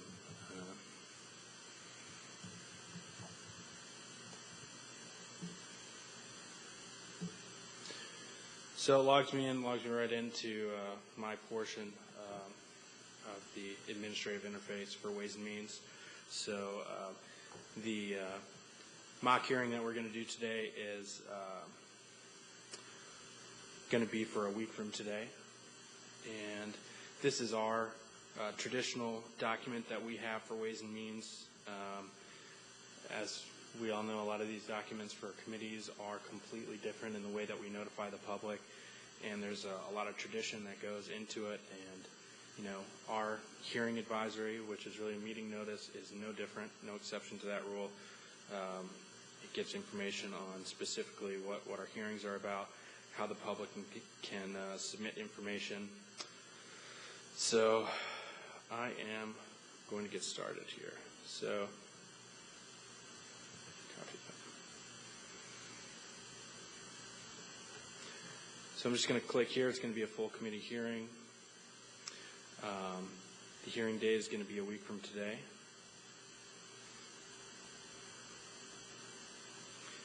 And I'm going to copy and paste verbatim what the title of our meeting notice states right in there. It's a hearing.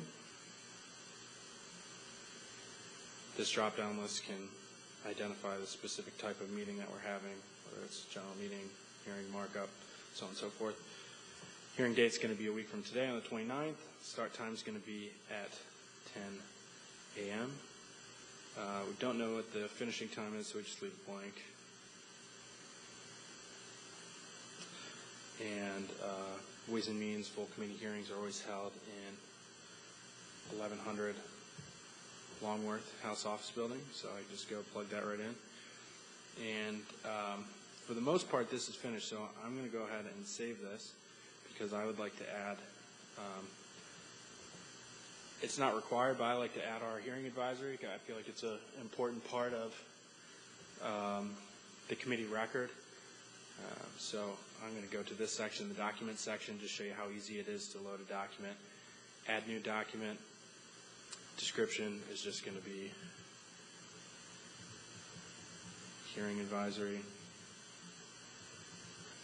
And type of document is general support document. This is our first one. And I'm just going to browse for it. Every document that I try and upload onto here is a PDF.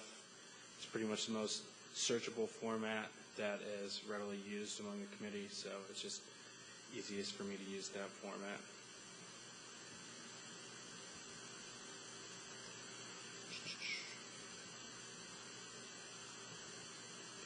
Select it, add the file, save. So come up here. One thing we can do before we save it, before it really becomes final, is just give it a quick preview. And this is from the administrative interface. This is what it's going to actually look like on docs.house.gov. So it'll just give me a little snapshot of what I'm going to be publishing, just to make sure everything's perfect. So that looks good to me. I can actually go in and actually look at the PDF as well. So is this the correct PDF that I want? And it is. So I'm going to go back here. And I'm going to go ahead and publish this meeting.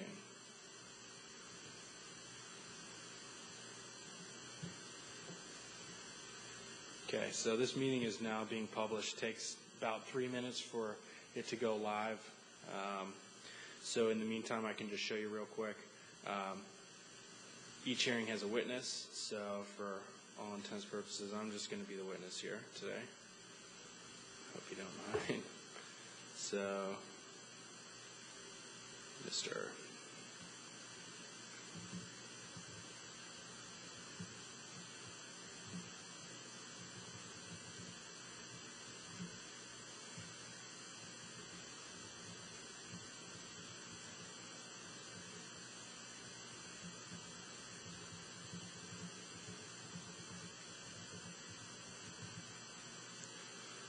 So I'm just going to go ahead and save my information. Now I can go here to my file, and I'm going to add a couple documents that are pretty standard for us.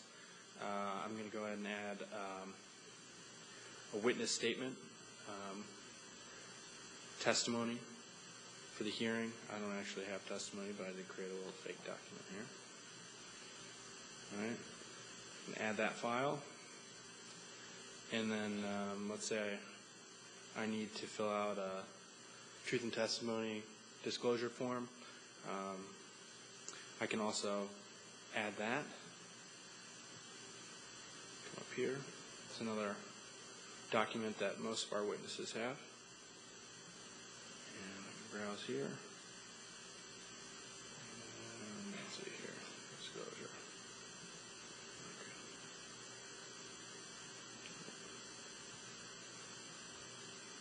No, I'll change this.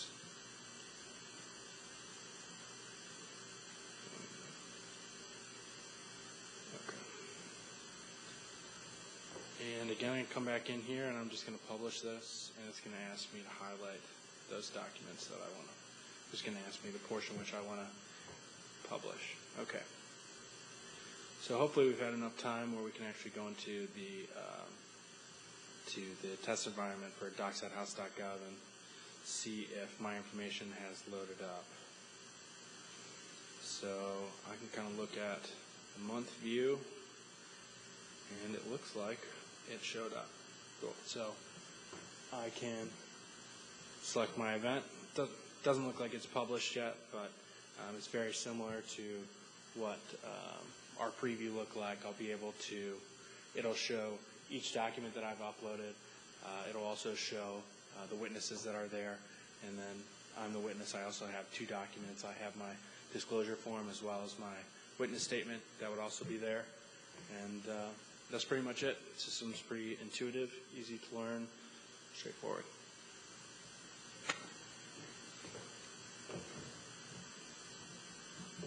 We'll take questions after the panel, but thank you, Michael, for that demonstration.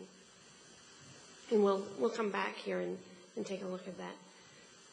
The next item that we want to show you is, I'm going to introduce Kathleen Schweitek, but one of the required documents to go on docs.house.gov is committee votes. And if you know anything about committee process, the recorded votes must be posted on their website a certain number of hours following that recorded vote. The recorded vote must also be in their committee report. So the clerk's office with CHA and with GPO have been trying to figure out how can we lessen the burden on the committee clerks to actually record those recorded votes in electronic format. Many of the clerks who are taking that vote inside committee are doing it on pen and paper, because right now that's the most accurate. Their quality assurance processes are happening with a second person watching the markup in the back room somewhere. And so we're trying to figure out how can we make sure that they can post the recorded vote within the hours that are required to be posted on docs.house.gov. How can they use that same data to go into the committee report and make sure that it's all accurate and they're using the same source data. So we asked GPO to create a committee vote utility, and it's very clear that it's a utility, and it's to help them create not only the PDF but the XML. And so I'm going to drive a little bit for Kathleen. Kathleen is an IT specialist at the Government Printing Office. She has been an integral part of the Legislative Branch XML Working Group and very instrumental in many of the things that we have done to get congressional documents in XML. So with that, I'd like to turn it over to Kathleen.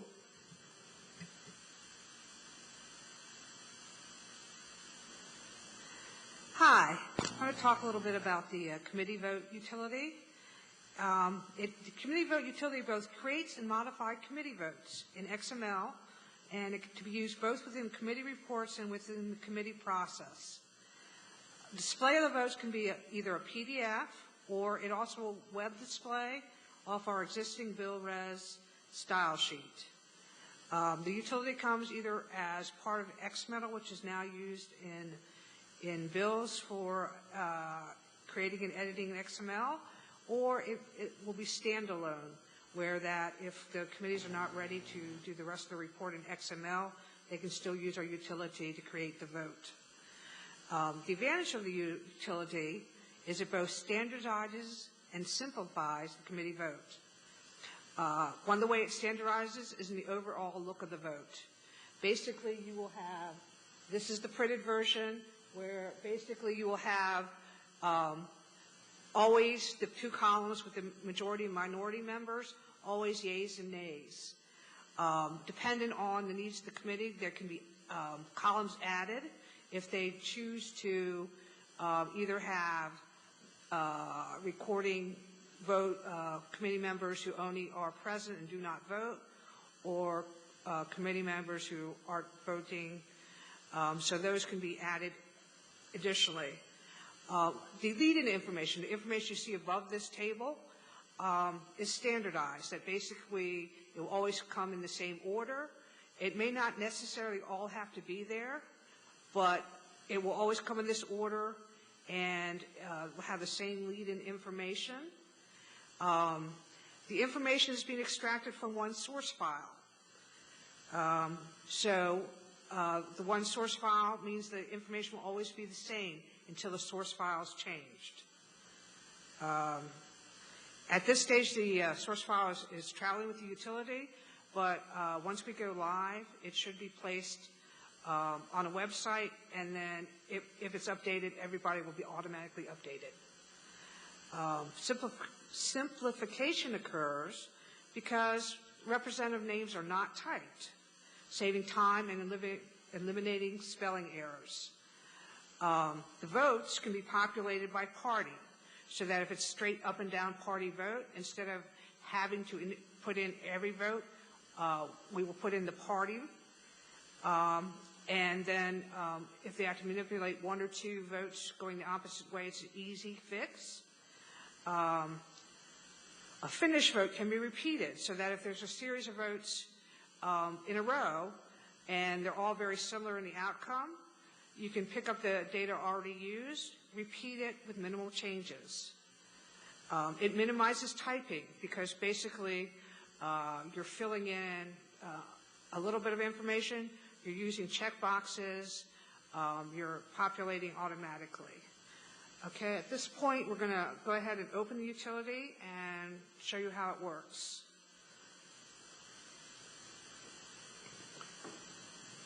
Okay, here's the blank utility. In order to populate it, you just pick Select House Committee, which is up at the top, and you pick your committee.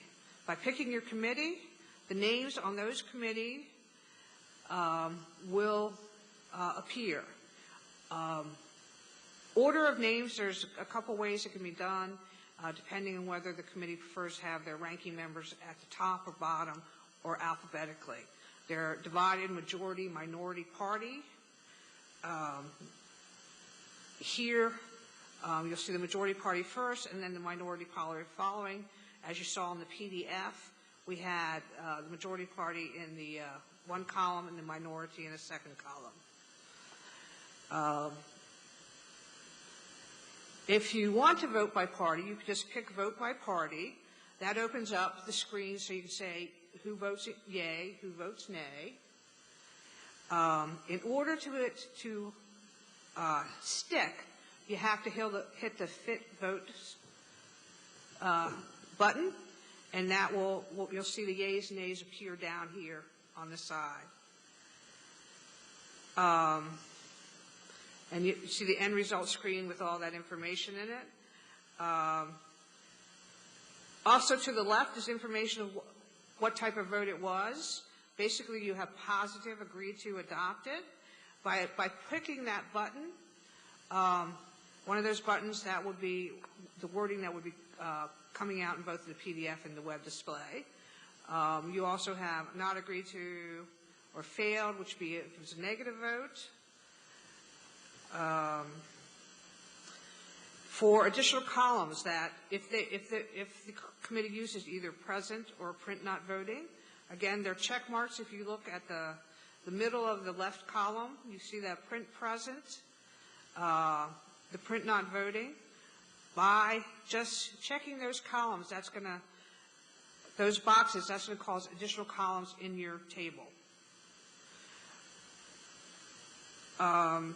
And then what you would do is, because we've already filled it in yay and nay, the person that wasn't present, you would just have to go down, hit your descending arrow, and you'll get your choices of how people can vote and change it to present or not voting.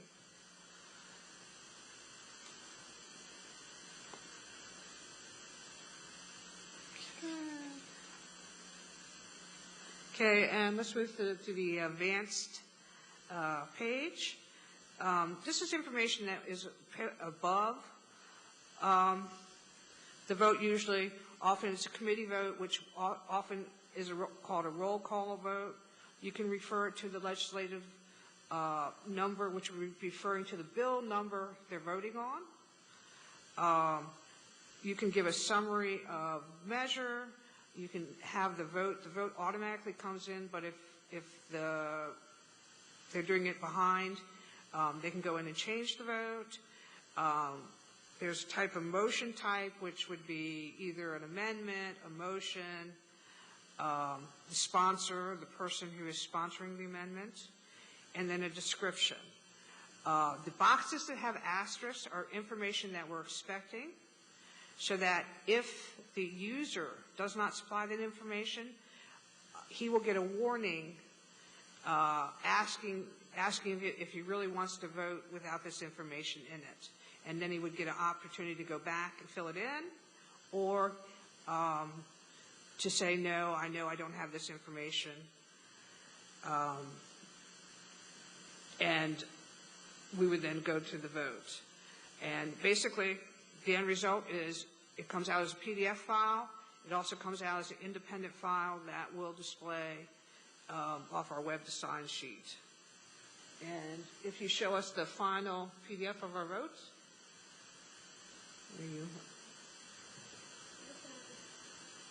I'm going to have to show you just an already pre-made PDF. I was unable to get the print function set up correctly on this laptop, so in the time that I was allotted.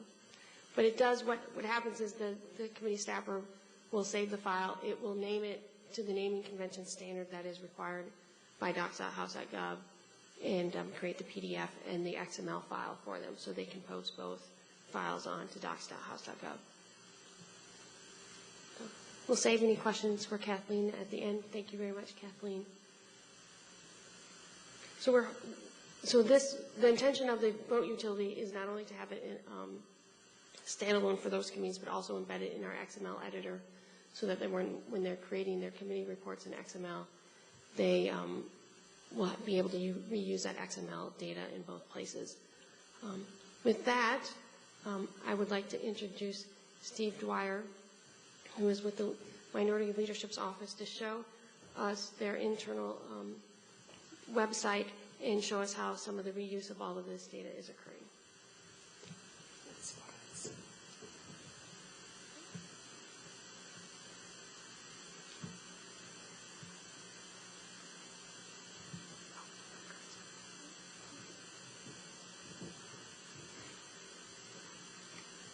Sorry about that. Let me pull up my slides.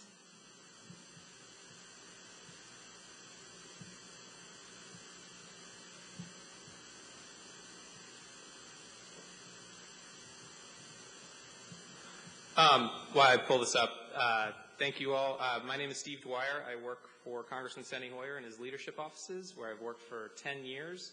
That was originally Minority Whip and then Majority Leader, and now Minority Whip again. 10 years in congressional staff years, that's like 50 years. I've been here a long time. And I'm here today to show you about, all right, I found it. Slide. To tell you about a website called DEMCOM that is the official House intranet for House Democratic staff. It's a website that's been around for a while. The reason I'm showing it to you, obviously it's a private internal tool, but the reason it's important for me to show it all to you today is because I think it's actually a really good case example of how a practical use of bulk data, open data, legislative data, because a lot of times when people talk about, I regularly am talking to people about these issues, and it's very abstract. And so I think this is a good example of very practical use of this case. Also, this conference is generally split between the afternoon and morning. The morning is mostly internal, internal from the House representatives, and the afternoon is outside speakers and groups. And even though I'm internal, I really kind of fit with the afternoon people because all morning you've been hearing about these great tools and websites that are being provided by the legislative branch to open up the legislative process. My site does not do that. It's private. We are a consumer. We use those tools, but we are in a unique position being inside the House of Representatives where we really are in many of your shoes, where we are pushing from the inside to open up all these sources of data and different ways that not only we can use it in our internal purposes, but you all can take advantage of those same tools and data. So the site is named DEMCOM. We are using the donkey logo, even though it is an official site. That was actually a lot of debate when we first launched. Our argument that won was this is not available to the public, so it's actually not politicking at all. So we got away with that. We originally launched it in 2009 after many years of development, actually. We recently launched our third major iteration, 3.0. Again, it's private. It's only available to House Democratic staffers. It's completely inaccessible outside the House firewall, and even inside the House firewall, it's only available with people with logins from Democratic offices. Why did we build it? We in leadership one of our major jobs in leadership offices is producing documents for our members. So that's actually another reason why this is a practical use example. You know, a lot of people hear about bulk data and they think, well, this is just something going to be used for outside, this is an opinion often heard inside Congress. Well, this is just going to be, creating new tools for more advocacy groups, that we don't necessarily agree with, to bombard us with more, whatever. But no, it's actually can be used for any tools at all related to the legislative process. And I think that's important. And it's also very useful for us as leadership. We obviously are very involved in the legislative process. And it is our job to keep our members organized, on message, which is obviously one of the most important parts. And so we do that through our intranet. So we're constantly in the business of making talking points for different bills and fact sheets and such. And, many of these actually we make public and we put on our public websites, but many of them are intended to be private and internal. And originally, all these, and still for many of these documents, they only go through Outlook. It's a mess. You don't have an archive of it. So it's very important for us to actually organize all these documents and do so in an intelligent way. So we built an intranet. Why Democrats only? Just because we're Democratic leadership offices, and that is what our job is. And so, as it turns out, there's lots of good materials that Congress produces that are bipartisan. Those are almost always made public, so you usually can find those anyways. So, as it turns out, as a practical matter, most of the internal documents happen to be partisan. And just to note, the Senate Republicans have had an intranet for longer than us. They call it Trunkline, so they also use a political animal. And I hear the House Republicans are also and have one in the works. How do we organize all of our content? As you'll see, we utilize a whole lot of different data streams. So we currently have over 120,000 nodes on our site. So for those of you that know that, that's like pieces of content. Now, we obviously don't create that many, haven't created that many, but you'll see from all the different sources that we consume, including legislative information. And obviously, when we have all this massive amount of information, how do we organize it? Well, obviously, the most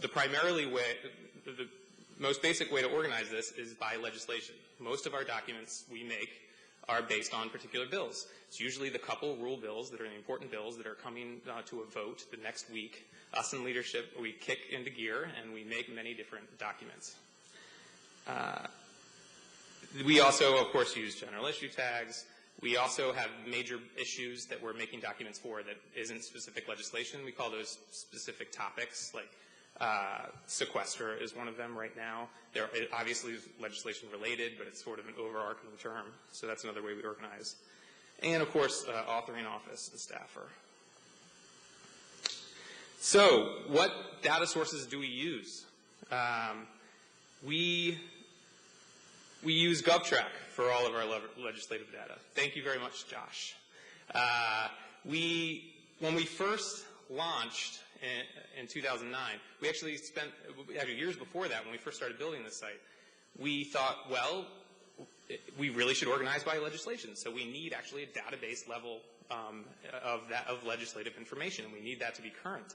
So we actually thought that we could just get it, and we met with the library and we asked for it, and we weren't able to get it. We sent letters. We realized that there were political reasons for that policy of that and everything.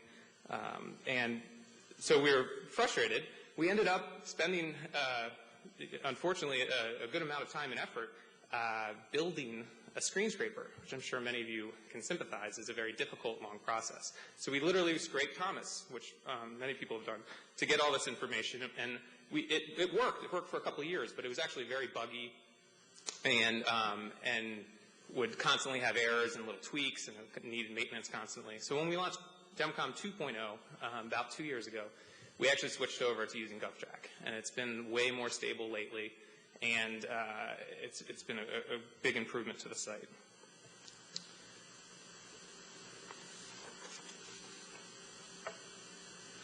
That being said, I appreciate all the work that Bob Reeves and the Bulk Data Task Force and others have done to provide bulk data directly from the House and GPO and the Library of Congress. And we are excited to switch back over to an official source for bulk data as soon as we can. And I'm sure Josh wouldn't miss our using his data, but I'm sure he'll be just as happy as we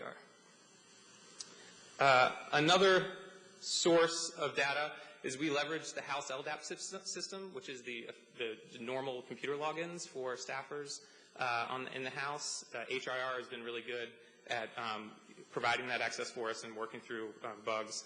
That also allows us to really easily just let who we want in, Democratic offices and no one else. HouseNet's eDear Colleague system. This is probably data that many of you on the outside would love to get, but there's never been a policy decision to make those public, even though they are selectively made public often. So the CHA and HIR did a great job of moving all our Dear colleagues onto the HouseNet and made it all e-system as opposed to only going through Outlook. And HR Web Assistance was really nice to open up a feed, and we were able to pull all that information. That's an enormous amount of information. Dear colleagues are the official letters that go from one member to all the other members, and it's always, like support my bill, sign on to my bill, join my caucus, all these other really good information that's currently just goes into, previously would just go into Outlook and get lost. Another source we do is a relatively new source, DemocraticWhip.gov's House floor schedule information. I don't know those of you that noticed, but a couple months ago in March, my public website, DemocraticWhip.gov, began for the first time ever publishing the floor information. Now, this is the basic annual House calendar, when we're voting and not voting, that type of thing. That used to always be just in PDFs, and we understand how difficult and painful and how bad that is. So we started digitally publishing it in WebCal, and I know the Majority Leader's office did a little bit before us, did the same thing. I would point out that ours has one advantage. When we drop vote days, we actually update our WebCal, and it pushes out to your Google Calendar or your Outlook, or in this case, a third-party website like we do on our intranet, and it'll show that dropped vote day. Other docs.house.gov for committee schedules. That only launched, January? I think we're one of the first use cases to actually use that constructively, pull that data in. That's obviously very important to our members to know when all the committee schedules are. And I'll show you the implementation that we've already knocked out in just a couple months. We use Popbox. That's an external data source. That's for those of you who aren't familiar, it's a website started by former congressional staffers, and actually Josh also played a big role in building that website. They do two really important things for us. One, they are the first that I know of online repository for organization letters on bills. And they actually use GovTrack's data as well to keep track of all the bills that exist out there. So it's actually very useful, when a bill comes up, especially when an important bill that's going to be voted on in the House floor, a couple days before that vote, as a congressional staffer, I get bombarded with emails from outside organizations saying, here's my letter opposing or supporting H.R. 123. And, again, the black hole of Outlook and email, that information is, useful for a couple days and then it's gone. So I think Popbox does a great job of actually collecting and hosting in a smart way those letters, both pro and con from any outside organization. And they open their data too. So it was actually upon our request, we said, hey, can you have an API? And sure. And it's open to outside groups as well and other parties and other chambers inside. And so we consume all those letters and we put them very smartly and automatically. I think we've gotten many thousands of letters through them automatically about each letter, about each bill. The second thing they do is public sentiment. They allow sending constituent letters through their website about a particular bill. But the cool thing they do is, by default, and they encourage their users to not only send the letter to the member of Congress the traditional way, but also put my support or opposition up on a public scoreboard. H.R. 123, this many support, this many oppose, and we think that's very valuable. The letters, I think, is already incredibly invaluable. The public sentiment piece, I think it hasn't had enough public adopters, but I think it's getting there. Staffer data from a commercial vendor. Some of you might find that very funny and ironic. We've always, We've always collected information about our internal staff ourselves for our senior positions. Of course, we know who our chiefs of staff are and press secretaries. But we've actually struggled for years, as I'm sure other parties have, on legislative information that issue areas covered. So, for example, which person in the office covers energy. That's just a lot of data and a lot of work for interns to call through. Turns out there's a couple private companies that just constantly call through offices. So we finally threw up our hands in the air, and now we just get it from a commercial vendor, just like all the lobbyists and advocacy organizations do on the outside. And then there's a lot of private email lists that we sort of auto-consume data. So those are all the major sources of data. We also directly add a lot of stuff to the site. And that's where you get that 120,000 nodes of all that information pouring in. So now I'm going to give you a little live demo of the site. Actually never shown it outside our staff, except a couple of reporters a while ago when we launched. So this is the home page. We always have the top couple issues in the today's feature box. So, for example, last week we voted on repealing Obamacare. Below that, the sequester, of course, still very important and pertinent, lots of documents being created. The floor feed over on the right column, that's like a feed of information that comes directly from our floor staff on the House floor when we're in session. We have schedule information on all the different documents, the daily talking points. These are the official inside leadership trying to keep our members on point. That's very popular, when our members go on TV. It's very important that they read the daily talking points to see at least what leadership wants them to say. They may or not actually say that. This has also been just a cool place for us to build other tools. Like we have a resume bank we launched this past election where actually on our public site people can submit resumes and they all go here. And then from here we can staffers can sort through the thousands of resumes that have been submitted, and they can even leave endorsements for different resumes so that other offices can see that they support people. Bill pages is obviously the basics of this, so you can just browse by bill. All the bills are on there, 111th, 12th, and 13th Congresses. You can search all different ways, issues by bill number. I'm going to just show you. This is H.R. 7 from last Congress. We took some of the styling from Popbox and from GovTrack. Imitation is a form of compliment. Leadership documents, all the documents that have been added by leadership for this bill. So those are directly added documents. Dear colleagues from Democrat and Republican offices and committee offices, that's all consumed through the feed from HouseNet. The White House official SAP, Statement of Administration Policy, that we actually get from Popbox. They also provide that and collect that. Outside org letters, again, all come from Popbox automatically. We know all the organizations that support and oppose, and we have the actual letters all right here, thanks to Popbox. Outside links, this is just where we post the significant articles that we think staffers researching this bill should read. We have subscribe functionality. Below on the left, we have the public sentiment from Popbox. Each dot is, this is just a widget from Popbox, which they have publicly available to anyone for every bill. Every dot is a congressional district, and you can see the color is support versus opposition. You can also see other, like the over time support and opposition. So we have this for every bill, all this information. Now, obviously, some bills don't have that as much information as others. We also have embedded PDF of the bill text that actually comes from the Popbox as well. Another cool resource we are able to do is the LC letter library. We don't want our LCs remaking the wheel every day, so we have this nice little place where legislative correspondents can get together and share letters. It's very active. You can see 4 were posted in the past day. That's been a big success. Our directory, like I said, a lot of this is commercial data. You can see every office and how many posts and members. Mr. Blumenauer sends a whole lot of dear colleagues. I'll show you his information. So, this is a lot of directory information that we're pulling that you all can pull from many different sources. But we also have this staff information and they can upload their own pictures and their actual issues that are covered. Their former staff, which is something many people don't have, but we actually have all that data. Also at the top here, you can see that, click on content. It's all the content that Blumenauer's office has produced. Most of this is to your colleagues. It's also, talking points or whatever for bills that they care about or constituent letters that they've shared. Legislation, you can see, it looks like we even have 1/10. I'm sorry, I misspoke.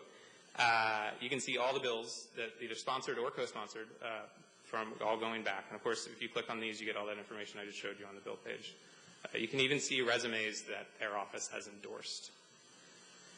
And finally, last but not least, the calendar. We launched this version of the calendar only a couple weeks ago, and we are utilizing, like I said, the feed from democraticwhip.gov and also the feed from docs.house.gov.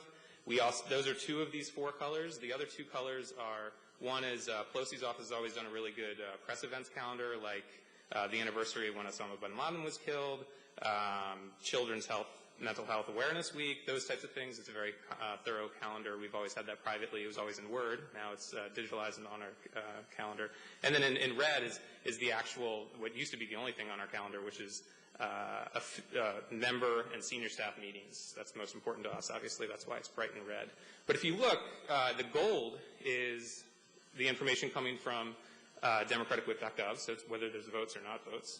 But then the gray is thanks to docs.house.gov. It's all the committee information from every committee. We're actually building a filter now to filter by committee or subcommittee as well if you want. Obviously, for some days, it's a whole lot of information. We've been optimizing this view as much as we can. We don't want to just show 5 or whatever, but and so this is just a good example of using all these different sources of data out there and combining them and using them in an innovative way. For us, it happens to be keeping our members informed and organized and on message. So with that, this is my only opportunity to show this website since it's an internal intranet, partly because I know many of you in the room, and I know some of you are some of the most interested in this, in these tools, probably more interested than a lot of my own staffers. But since I have the rare opportunity, I also want to thank Jackson River is my developer. They are a small Drupal shop here in DC, and they do great work. And thanks so much for Bob Reeves for the Bolt Task Force. It's really great progress and really bipartisan, really nonpartisan, but including staffers from both sides of the aisle, including myself, and making great progress with the institutional agencies, especially GPO and the Library of Congress. And thanks a lot to CHA and Reynolds for this conference. With that, I'll maybe go back to the table and maybe questions. So thank you, Steve. We'll open up the panel for questions, and if you can come down here to the center.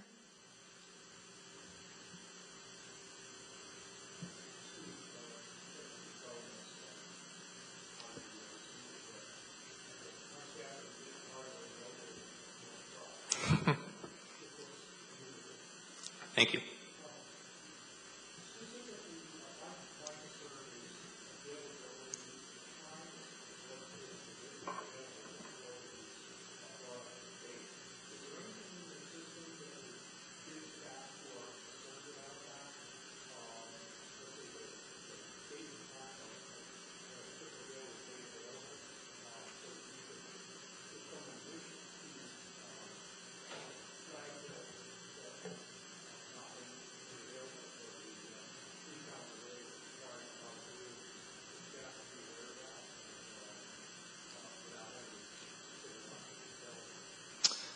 Yeah, we rely on GovTrack's data, so we, like you, all of you, often when that rule is broken, which it is, and it was when we were in the majority too, but then that bill isn't available, and then it's coming up for a vote, and we have all these documents created, and we need to put it somewhere. A couple times a year that happens, and I actually have to manually create the bill in order, container before we even have legislative information in order to organize our documents for the, so that happens to us. I'm sure that probably happens to many of you. So I think we're really aware when that happens. I don't know, and I think our members are aware. I know partisanly, we often complain when that rule is broken. So we certainly let the press know. Yeah.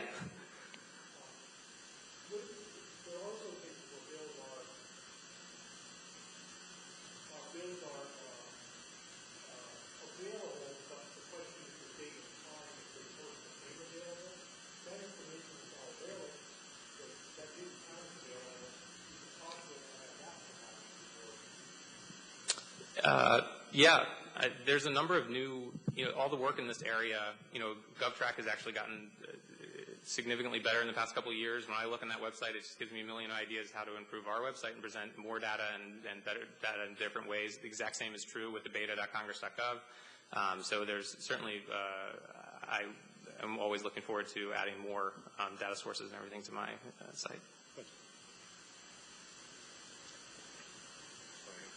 Two questions, one for Kirsten, one for Kathleen. In your opening comments, Kirsten, you mentioned that paper and pencil voting in committee may be more efficient. And I'm wondering to what extent you would be willing to defend that statement. Now, this is a very common statement when you ask committee chairs all over the country and state legislatures, they make the same argument. And to provide a little context to the question, kids in the United States, let's say 60 million of them in the public school system, have been using clickers now for a decade. So clicker is another word for electronic voting systems. Yeah. So I'm in a school system where every public school building has at least one set of clickers in classroom, and many now have a full set of clickers for every student in every classroom in the building. Very sophisticated electronic voting. You've described the system here of electronic voting, which is really very primitive to compare to these clicker systems, where the teachers use them, A, to get feedback during the class, and also we have this test-driven culture that saves them huge amounts of time for testing, so that the teacher has immediate results. It goes into the homework assignment system, the grading. And my kids in college, they take science courses. The teachers with hundreds of kids in the class demand that the kids all have clickers so they can give instant feedback. And yet, when you go to these committee chairs, they say, oh, it's too expensive for us to do electronic voting. We're going to do it manually and whatnot. So that's the context for that question.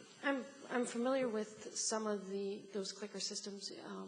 Had an opportunity to use one of them a couple of years ago. They use increasingly smartphones. Right. You get a little handheld device and you can do it.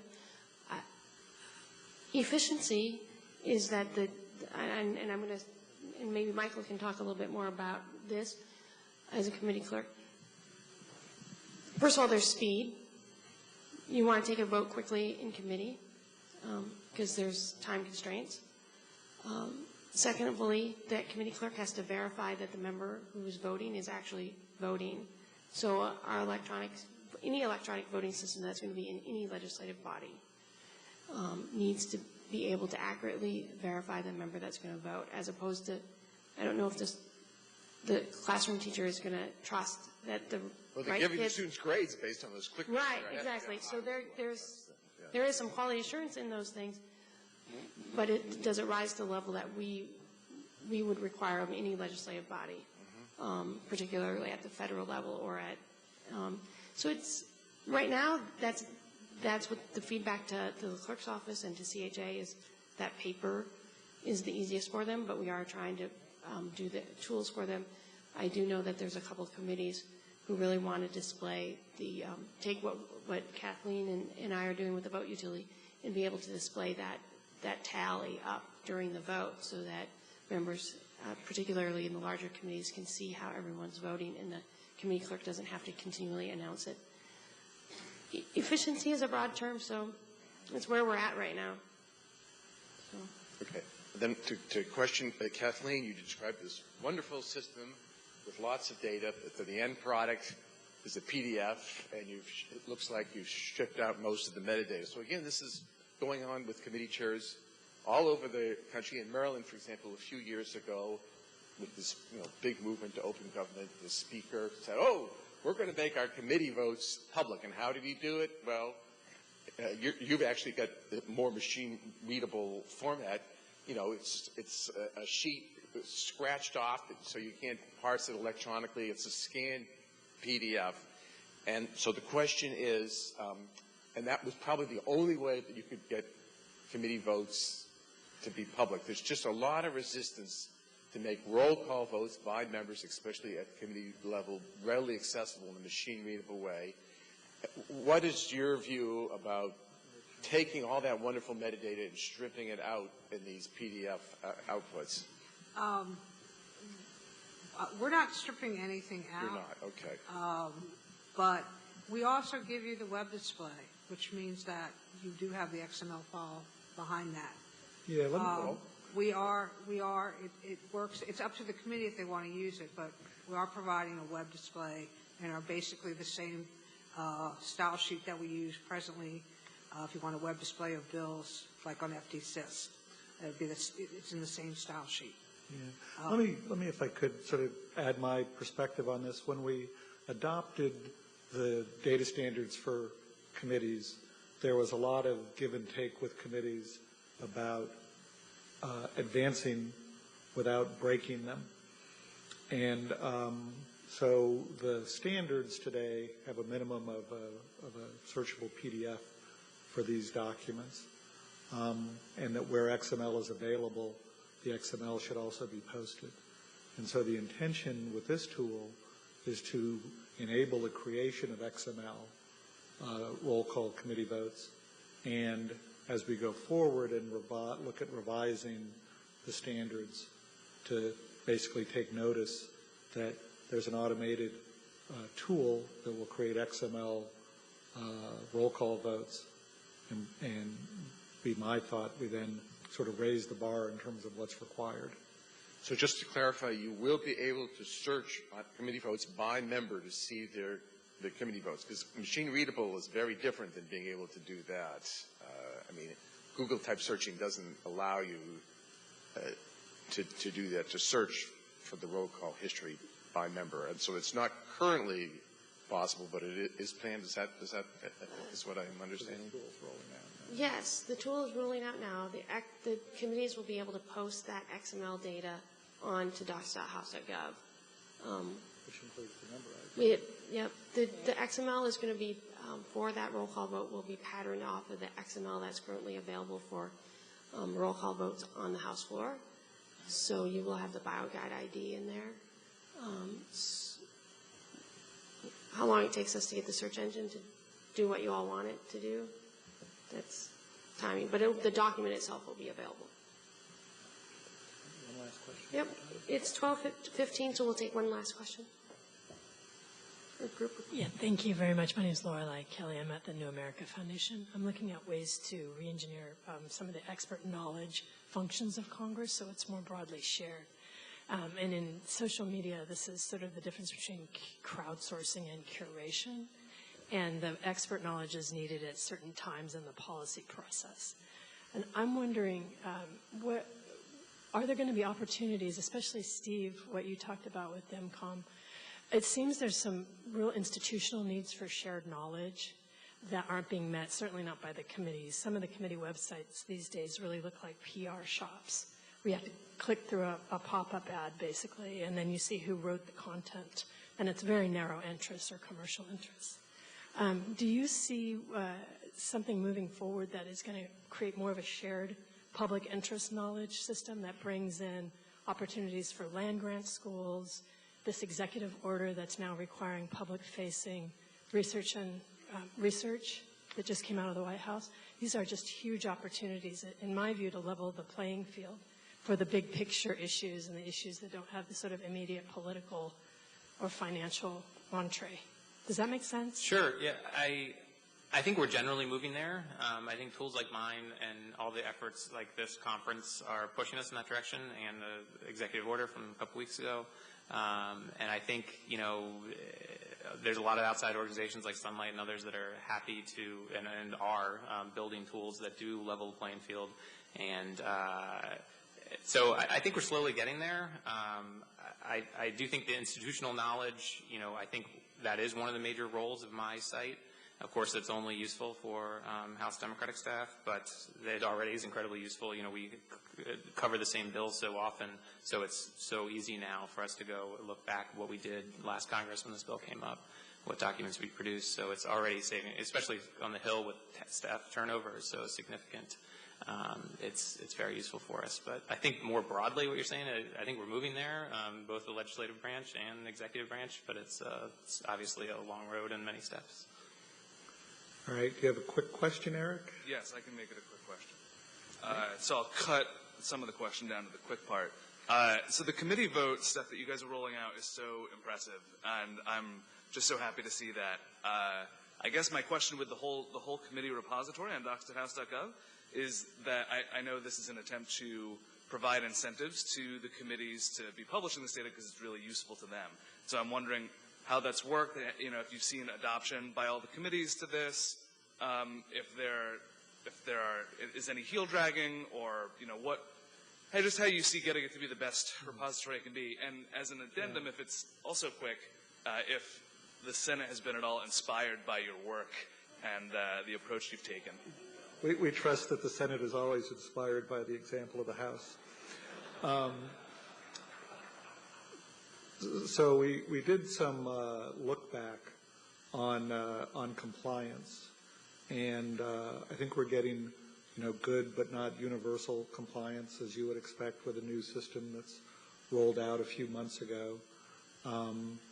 The structure that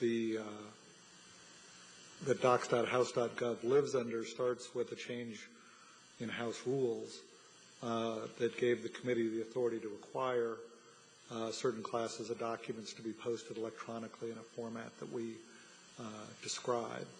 So if there are issues with, you know, certain committees needing to take better advantage of docs.house.gov, then we would go talk to them about that. So I guess my first point would be is it's not a voluntary process. It's intended as a required element of digital transparency. And in the interest of time, I'll just put a period there. Thanks. Thank you. Thank you for the panel and the exciting tools demonstration. Let me just, for navigation purposes, if you need to know where the CVC cafeteria is, it's right on the other side of that wall and the other side of the next wall, which you can't get to. So if you head to the bathrooms on either side and keep going and then turn and go through the big double doors on the either end, the cafeteria is in the middle. So we'll have some folks that can guide people who are lost wandering in the CVC, but the cafeteria is about 150 yards that way. And we're going to come back and resume at 1:30. So thank you very much. Thank you for coming this morning.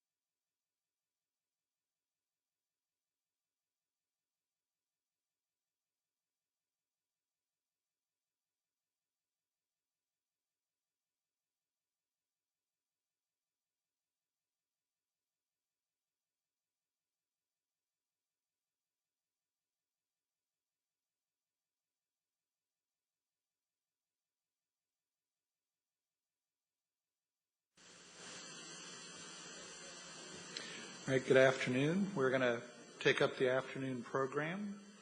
What we're going to be doing this afternoon is hearing from Gerardo Cassini. Gerardo is the head of the Office of the United Nations Department of Economic and Social Affairs in Rome, and is the secretary to the board of the Global Center for ICT in Parliament. The rest of his bio is up on the web, so I'm going to skip to the meat here and invite Gerardo to come up and talk to us this afternoon.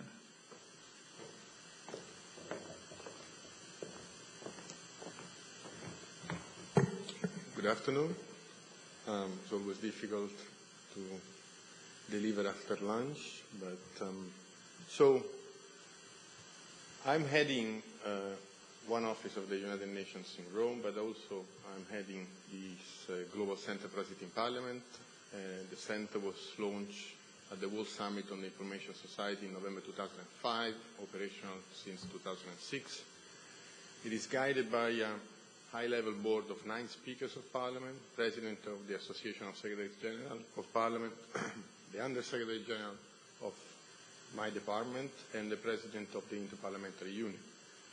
And its activities are voluntarily financed by donors and partners. So we have been around for about 6 years. What is the mission of the center? Well, 6 years ago, you may remember that there were not 1 billion people on Facebook, and Twitter was probably starting. So you contextualize the center. So the idea was to promote the use of ICT, information and communication technology, as a means to modernize parliamentary processes and foster transparency, openness, accountability, and efficiency.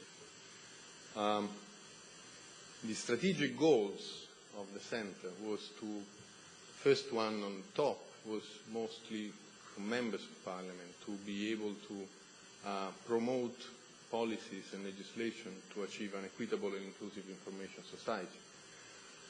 At the same time, enhance the connection between legislatures and constituencies, ensure that all legislatures around the world can harness ICT tools in the service of their functions, develop a robust interparliamentary cooperation program, and as well as improve the quality of access to the law and the lawmaking process of a country. We worked along 4 functional areas of work: analysis and research, advocacy, capacity development, and networking and coordination. Imagine all parliaments of the world, so it's not a big center, it's a small center, but that was the idea. Now, this is the map of the parliaments that participated in one or more activities of the Global Center for ICT in Parliament in these 6 years. The one in green. To give you a number, 267 national chambers in the world, so we count the bicameral chambers, of course. 244 participated at least in one activity, but many more in more activities. Only 25 never participated. 123 participated more than 6 times, 73 more than 8 times, and 24 participated more than 12 times, including some of the regional parliamentary bodies. Now, we are known mainly for 2 products. The World Parliament Conferences, and one was hosted here, was organized by the House here in 2009. The report is the one in blue, and you may find it on our website. And World Parliament reports. These World Parliament reports are based on a long survey that we launch every 2 years. We send it to parliaments. It's about 155 questions on how they use information technologies in the parliament and how they use it in their functions. So the legislative function, representative function, and oversight function. Now, I'm going to, well, the first in 2008 received 105 responses. The second in 2010 received 135 responses. And the third one in 2012 received 156 responses. The 156 responses represents 177 chambers. Some of the parliaments, although bicameral, have one group of technology that serves both chambers. So we are talking about 177 chambers. There was an increase over time of 16% from 2009 and 49% increase of responses over 2007. And the questions in the last one were 149 questions. We were able to look at and compare some of the responses between the 2012 and 2009, but also we had comparison groups in the last report, which is this one, and is available. I think we have 10 copies are available. Someone who wants. So we compare also over time. We did 3 comparison groups. You have it there. And we have done also comparison by income and regions. In the report, what we have done, we have come up with a e-Parliament score, which is, we took some of the questions, we compile an index, kind of, and we had these results. The index of e-Parliament is looking at 6 areas in the Parliament that I will show you to you. In the high-income countries, it's almost 60%. Upper middle-income countries, 43%, and you can see the rest. The 6 areas, by income level, you see the 6 areas are oversight and management, infrastructure, system and standards for legislative documents, which is the one that I'm going to show you in a little bit deeper details. And then libraries and research services, parliamentary websites, and communication and citizens. This is by income level. By regional grouping, you have Europe, Latin America. Europe is not the European Union. Europe, Western Europe. Latin America, Southeastern Asia, Africa, and the Caribbean. So this is the situation in 2012 of Parliament who responded to the survey. And if you look at the regional groups by area, you may notice that in the last one on the right side, the communication, citizens and parliament, actually Latin America is the highest among the group. So in Latin America there is more participation. Parliaments are engaging citizens in participation more than in other geographic groups. If you look at the comparison over time, we have an improvement, not strong improvement, but if we look at the last, the one in red, system and standards for documents and information, we had a slight improvement of 5.9% of the e-Parliament score. So, going a little bit deeper into the system for managing documents and standards for legislation, what we say in these reports, but also what we have done over time, is that we have told Parliament that XML offers several advantages to Parliaments. We are telling them that it's very good for the efficiency of the Parliament, not only for the participation and the openness of Parliament, but also for its own internal efficiency, because documents can be exchanged, search can be done better, it's possible to link among documents and use documents. You can use it for multiple forms of output and channels, consistency in formatting, but these were mentioned this morning by several of the speakers. What we say also is that anticipating the adoption of XML in Parliament, in some countries XML is adopted at a later stage of the process, so maybe the printing office or the archives. But it's important that the adoption of XML is anticipated at the beginning of the process, because it can reinforce the rigor in law drafting, can facilitate the subsequent transformations, can limit mistakes in drafting the legislation, and improve the overall document quality. In a word, it can improve the quality of democracy, because it can improve the legislation. Now, we also have, you'll see it in the results and the findings of the report, parliaments are really fast approaching the mobile world. So parliaments are providing members mobile devices, they're providing applications, and XML can be used as well for this thing. Now, let me explain to you what I've done. This is the e-Parliament definition that we use in the reports. And I'm not going to read it, but you can look at it. Transparent, accountable, engaged in public life, higher quality information, greater access to citizens, efficient organization, perform the primary functions, and more effectively.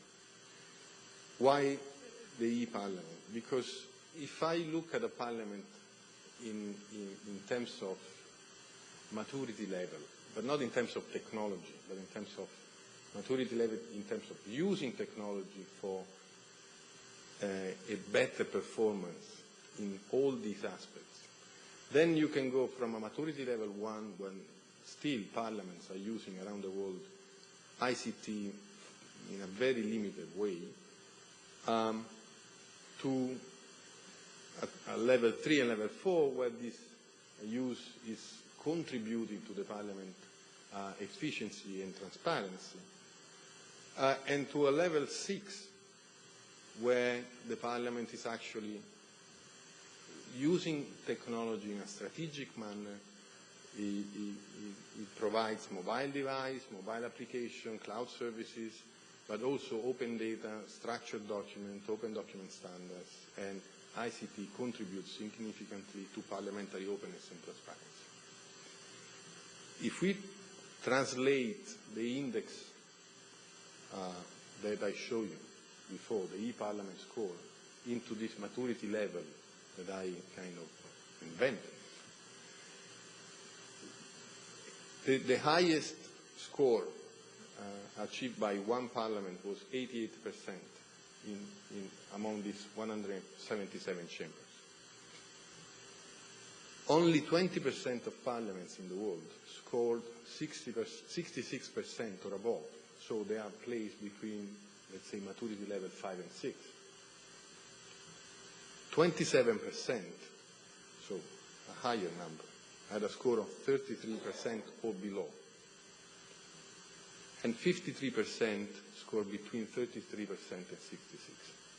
So we try to take care of moving this 81% or 80%, because this is up to the level 5, 6, and so on. And those in the 20% are those using XML, and not all of them. We ask parliaments what are the most important objectives for ICT in the next 2 years. And here you have the answer. If you look at the high level, high income levels, which is this parliament as well, the highest percentages was better management of documents and more interaction with citizens. If you look at the most useful technologies introduced in the past 2 years, the answer were given by parliaments in the high income level was mobile communication devices, 46%. It almost 2 years before didn't almost exist. And open standards such as XML, 24%. So you see already that mobile technology it's much faster than XML, of course, but there is no correlation between using XML and delivering on mobile devices. So in parliaments will understand that I think using XML will help them deliver. Now then we ask how many of you parliaments are using, managing, have a document management system for the text of bills. And out of all the respondents, 45% said yes, and some 39% said we are planning or considering that.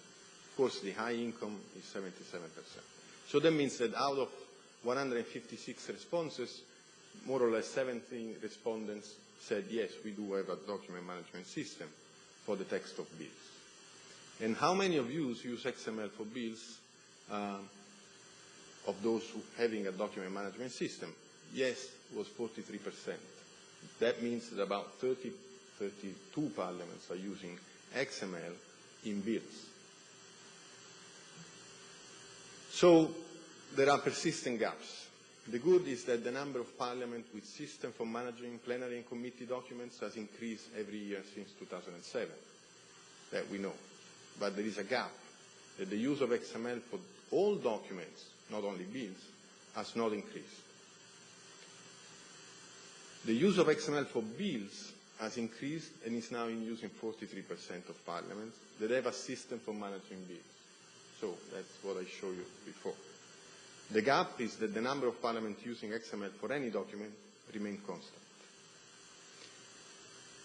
And these are the numbers for the plenary and committee documents in parliaments using a document management system besides bills. Plenary votes, only 20% of the 70 that are using document management system uses XML. Same for plenary speeches, minutes of plenary speeches, minutes of committee meetings. So it is a very limited number of parliaments. Now we ask them, why do you use XML? And the highest number, the highest percentages are for presentation on the web and for exchange documents with other systems. Then integrate documents with another system. I hope you can see it. Yeah. Improved searching, printing, preservation, 33%. And make documents available for downloading. And then we ask provide accessibility for persons with disability, because it's something that we care very much about.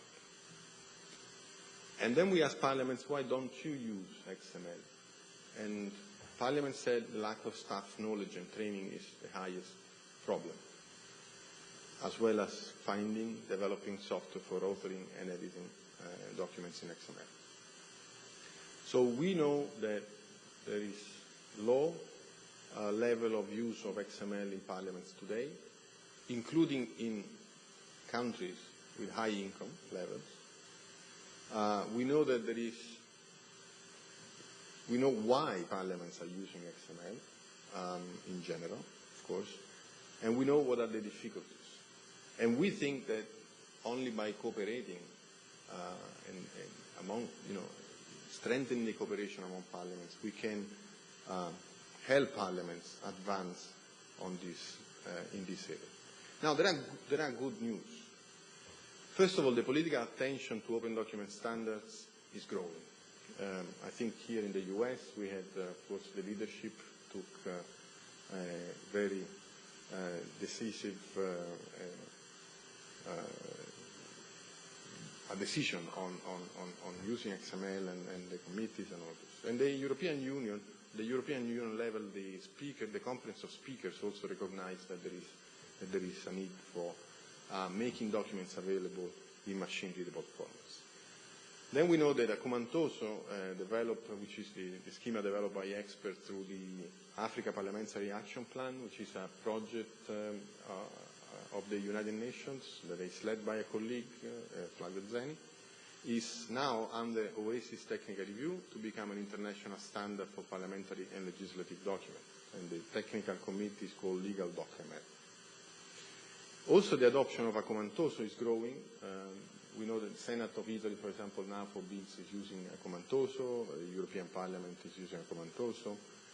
But we have not heard about other parliaments using other schema. We are not attached to Acumantoso, whatever schema they use, but we've not heard from an increase in parliaments using different schemas from this one.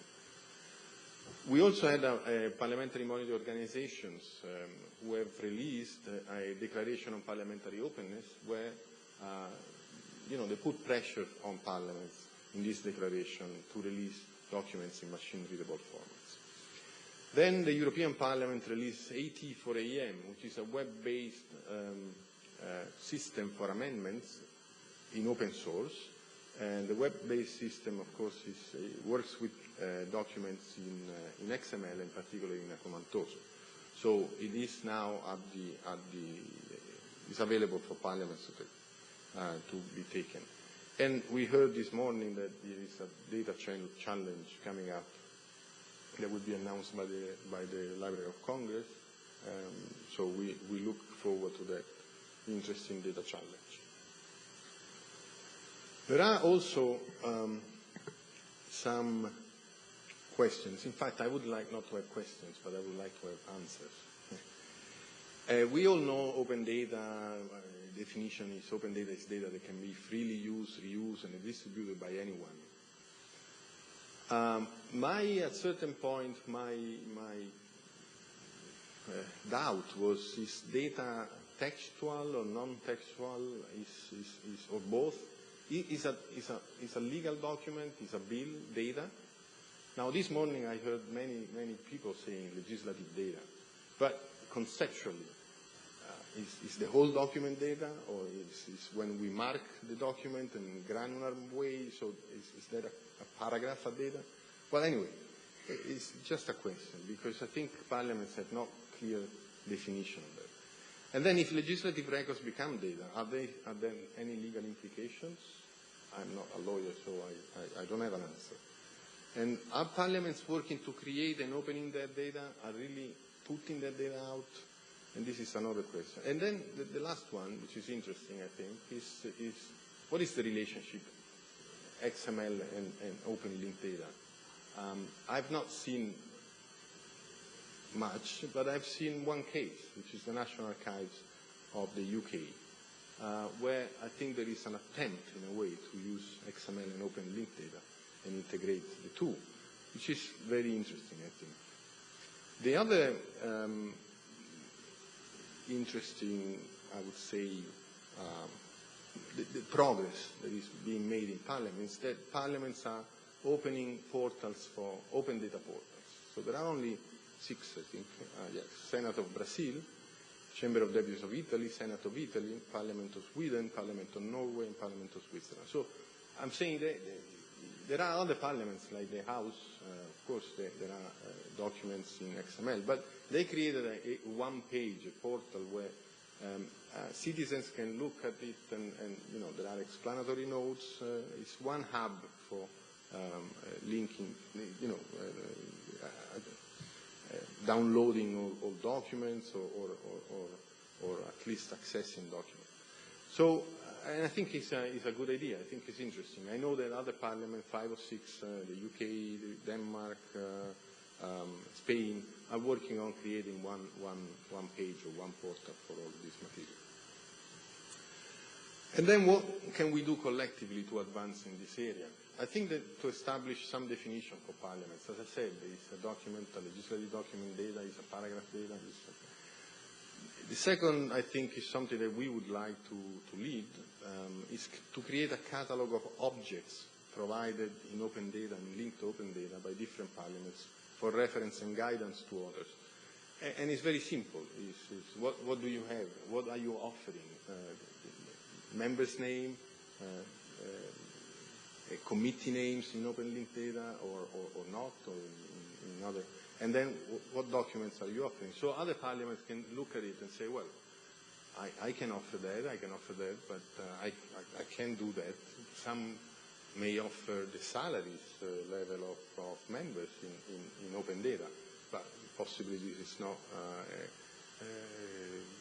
is not going to be possible in other parliaments. But so this is sort of a catalog of this issue. The other thing is to share visualizations of open data that is done by journalists, civil society organizations. I'd like to exchange among parliaments the visualization that are being done. And the same share experiences about hackathons, because they are being done in the US, in UK, Norway, the Netherlands, and Sweden. These are parliaments that organize hackathons. And then think globally. I try to push parliament to think globally. Documents that are accessible in machine-readable format here are not accessible here only by the US citizens, are accessible by everyone in the world. So that's for us, that we are an international organization, either the UN or the Interparliamentary Union, this is an important issue, because we are opening up not only to the citizens of the country, but also to other countries. Thank you very much.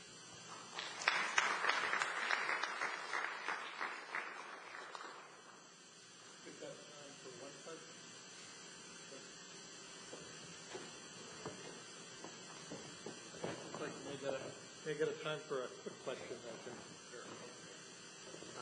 I'd love to ask you how the United States did on that survey, but I believe you don't provide that information about specific countries. But the question I have is why are legislatures in the United States, the United States legislature and Congress, they seem to be very resistant to these type of standardized open data. Maybe it's a larger commonwealth. Of all the countries that you had up there, there wasn't one commonwealth country. What is it about the United States that leads the legislative culture to oppose what seems to be what you're doing? No, it's a very good question because I forgot my closing, and it actually looks like we prepared ourselves. My last point was to congratulate with the House because we have done in 2009 here the World Development Conferences, and I was here several times, and I know the status of the situation at the time, and I'm thinking that there have been a lot of progress in that sense, not only for the availability of data, but also on the process, which is unique, and we consider it, and probably you'll see it written in the next World Development Report, that is a very open process because there is an engagement of stakeholders that we have not seen in other parliaments. So maybe there was a resistance or changing things in any institution is always difficult, and parliaments are probably the most difficult institution. So this is all over the world. But I really want to congratulate the House because they have done a very nice job. And also I want to congratulate the Office of the Clerk for the task force, for leading the task force, and for the invitations done. Thank you so much.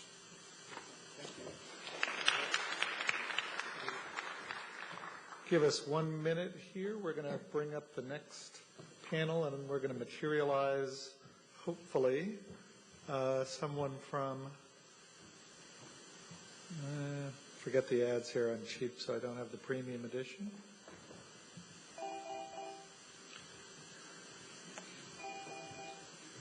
Yep. And we do have copies of the report, which are down here at the bottom of the stage. Let me. Hey, James, give me 1 second here. We're still setting up. Okay. I don't need the.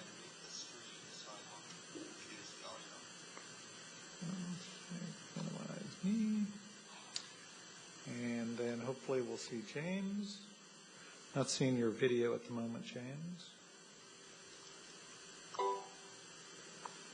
Okay, we'll see if we can get that working. Why not, while I work on that, let me introduce, give me 1 second here, we're going to introduce Lisa LaPlante from the Government Printing Office, and Mark Levitt. Unfortunately, I'm sitting on the top of your slides at the moment, so give me one chance here. See if I can get that.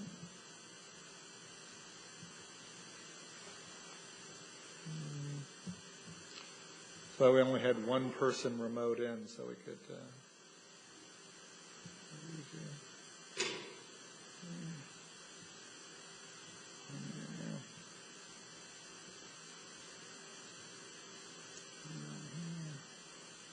That's fine.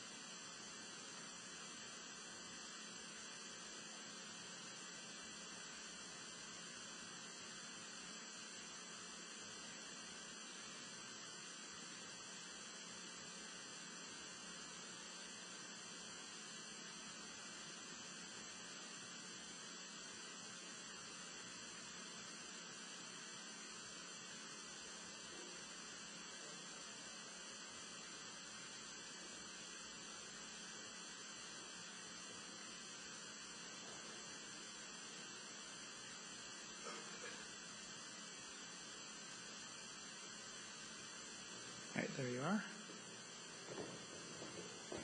All right. Good afternoon. My name is Lisa LaPlante. Oh, that might be James again. What do you think?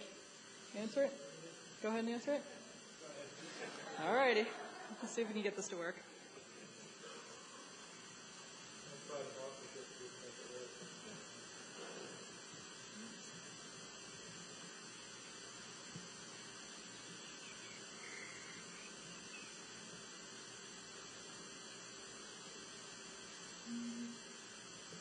Unknown.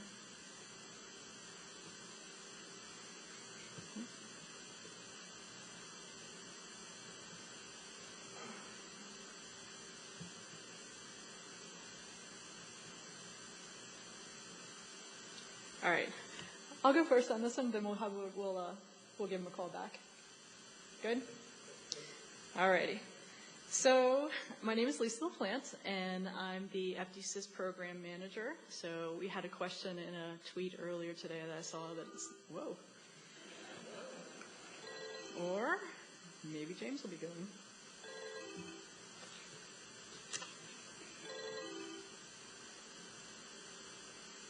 Oh, wait a second.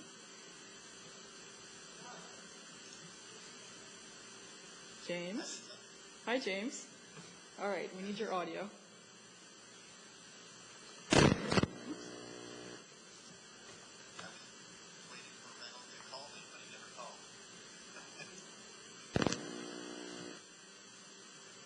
Okay, James, can I hear you now?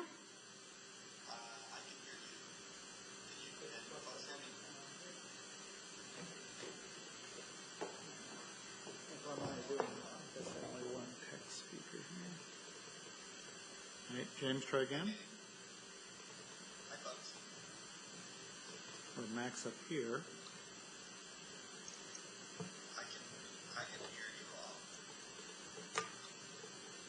Right now? Hello. All right, why don't we just not touch this little misbehaving machine and have James go ahead and talk to us. Okay. Sorry to jump in, Lisa. Hi, everyone. I hope you can hear me okay. I can turn my audio up a little bit more, if that's okay. So, good morning or afternoon from Palo Alto. Thanks, Reynold, and all the conference organizers. I'm really glad to be able to participate in today's conference, even from afar. I've been an active participant in the area of government information and libraries for a while, so I hope I can add something to the day. And I think this is going to be a really interesting panel, so I'm really glad to participate. So what is digital preservation? That's sort of what I'm going to talk about today. I'll talk about it from a sort of a 5,000-foot level, and then let Lisa and Mark dive into the lower level weeds. So digital preservation is a combination of policies, strategies, infrastructure, and actions of an organization or group of organizations that guide preservation efforts and ensure access over the long term to digital content that's under their control. A key word is control, I think. There are many libraries and archives and other memory organizations working on digital preservation at this time. The role of dedicated memory organizations is essential to long-term preservation and access, in my humble opinion. It is simply put what we as libraries do.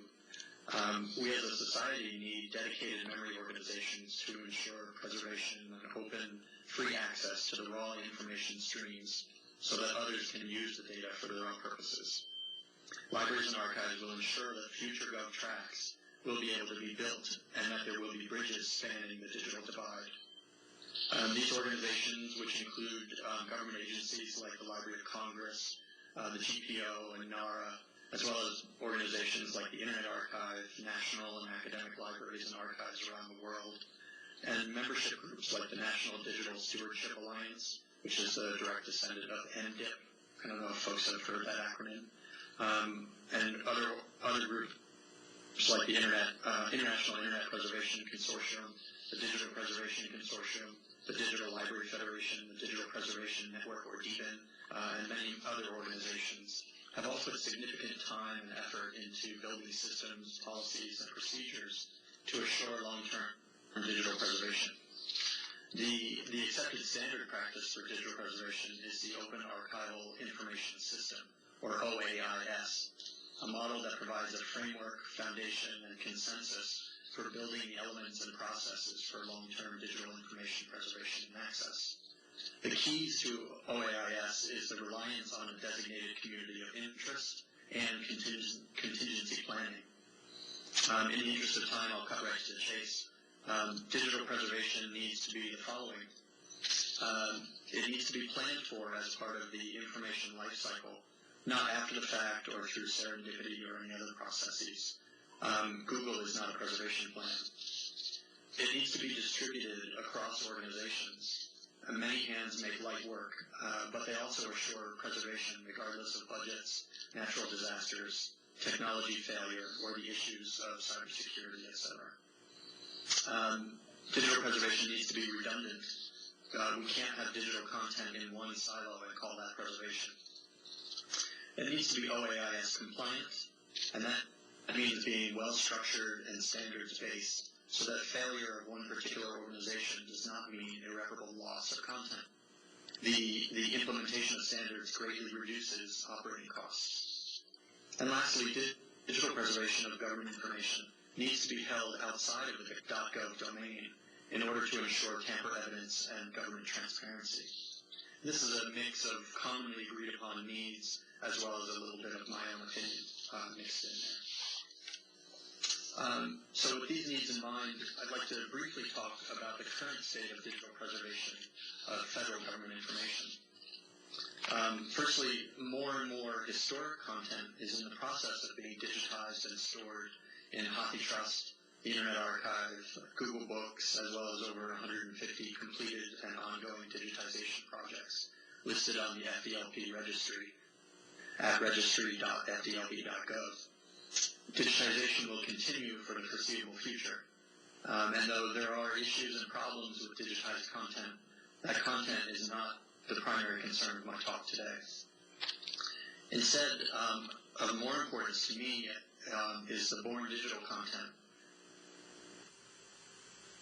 That content is not digitized or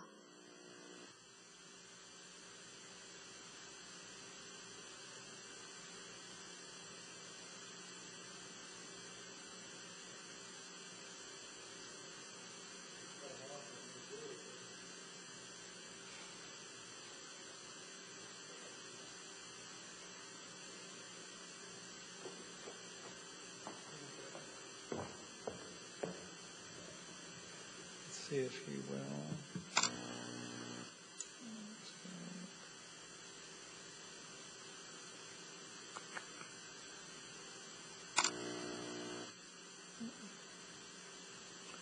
I'm going to kill it. All right. Why don't we put Lisa back here while we're... Let me do this.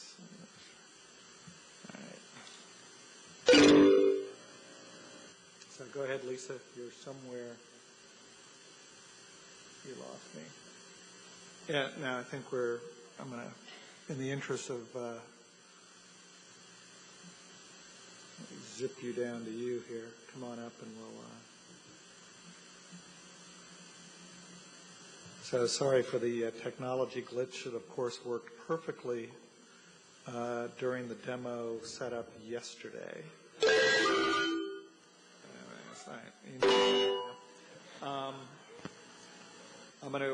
We're gonna do these two guys here.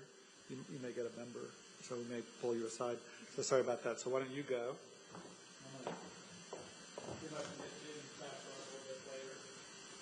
Okay, so usually when I'm presenting on FDsys, I'm speaking about more of our public access initiatives, so things like our mobile apps or new BioGuide IDs and mods files or the bulk data site or api.fdsys.gov or site maps. But today it's going to be on preservation. So we'll start out and talk briefly about the mission of GPO. As you can see, one of our key elements within our mission is preserving and distributing the official publications and implementation products of the federal government. So one way that we actually do that is through GPO's federal digital system. So what is FDSys? A lot of you probably know FDSys as the public website or the bulk data site or the place where you come to get the MODS files or the place where you come to get the PDF or the text files. But there's a lot more going on with FDSys below the surface than just what you see on the public access site. So FDSys is actually a content management system, a preservation repository, and a public access site. So we have over 40 different collections of content on FDSys, and it's actually from all three branches of the federal government, so it's not just legislative information. For example, we have 47 district bankruptcy and appellate courts that we just recently are in the process of rolling into FDSys, and you'll see more of those continue to be made available. We have key regulatory publications, such as the Federal Register and Code of Federal Regulations. But we also do have a lot of legislative publications. So we have bills, reports, documents, committee prints, the bound and daily congressional record, the House Journal, the United States Code, Congressional Directory, House and Senate calendars, the House Practice, Precedents of the House of Representatives. So we have a number of different legislative publications, not just your core legislative bills, laws, reports. So what you see when you access a legislative publication by searching the over 7 million documents on FDSys is really just the tip of the iceberg. So below the surface, FDSys is a preservation repository that follows archival system standards to ensure long-term preservation and access to digital content. So what do we mean when we say digital preservation? It's a combination of the policies, the strategies, and the actions that ensure access to reformatted and born digital content regardless of the challenges of media failure and technology change. And I think that as James was getting cut off there, he was starting to go into the importance of both the born digital and the reformatted content. So what's the goal of preservation? The goal is very succinct, to accurately render authenticated content over time. So it doesn't matter if it's a day from now, a week from now, 5 years from now, 50 years from now. You need to be able to get to that content and get to an authentic version that's, is not changed. So what are our preservation objectives? First is to safeguard digital content along with all relevant metadata, to assess the condition and needs of collections of digital information, to meaningfully render content despite continuously changing technology, and to manage processes which are auditable, replicable, and that build the basis for trust.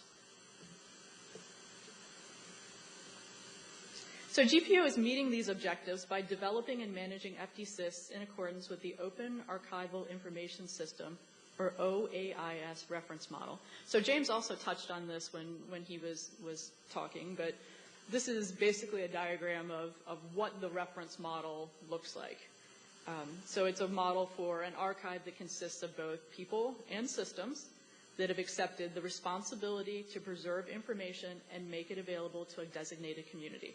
So you can see on the model that we have our producers, we have our consumers, and then we have all of the data and the systems that are in between producers and consumers. So one way that FDSys follows the OAIS reference model is by taking a package-based approach to content. So a content package in FDSys is roughly equivalent to one printed document or publication.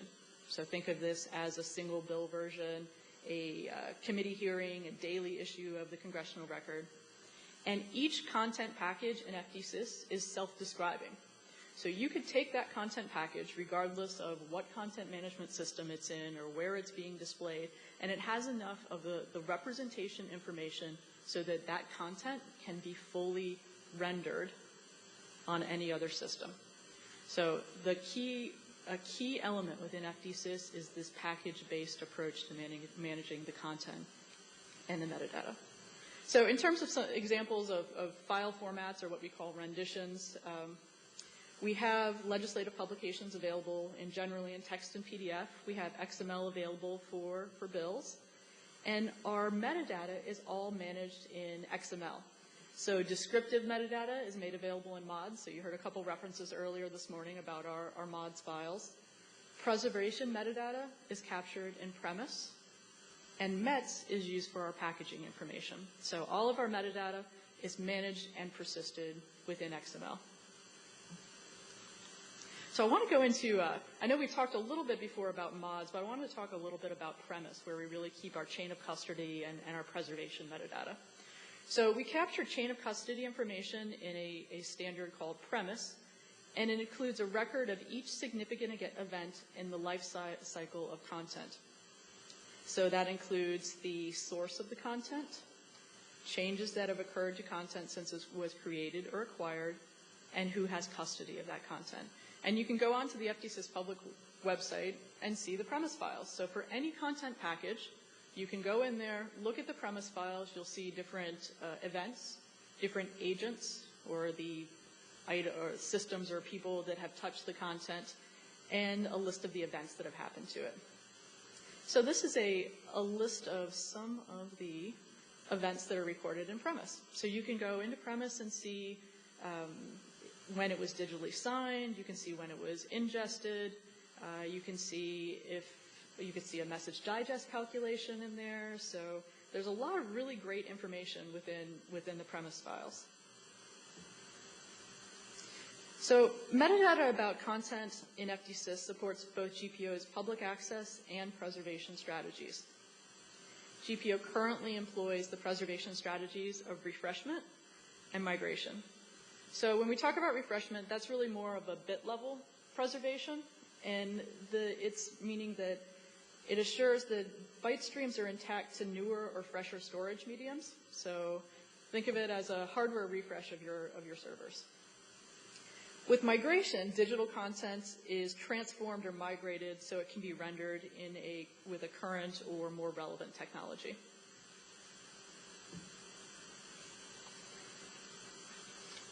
So in addition to maintaining legislative information in the preservation repository, GPO provides access to each package of content and metadata as a zip file on the FDsys public website. So organizations can use GPO's sitemap implementation to crawl and harvest content and metadata for FDsys. And the integrity of content files downloaded from FDsys can be verified using a hash value that's recorded in Premise. Now, in addition to the primary instance of FDsys, GPO also has a geographically separate continuity of operations instance that provides near real-time data synchronization and less than 5-minute failover capability with full content availability and system functionality. So that means we can switch back and forth very, very easily. So if something happens to the primary instance of FDsys, the continuity of operations instance is there. And that really goes to further ensure the public access to legislative information and publications from FDsys. All right.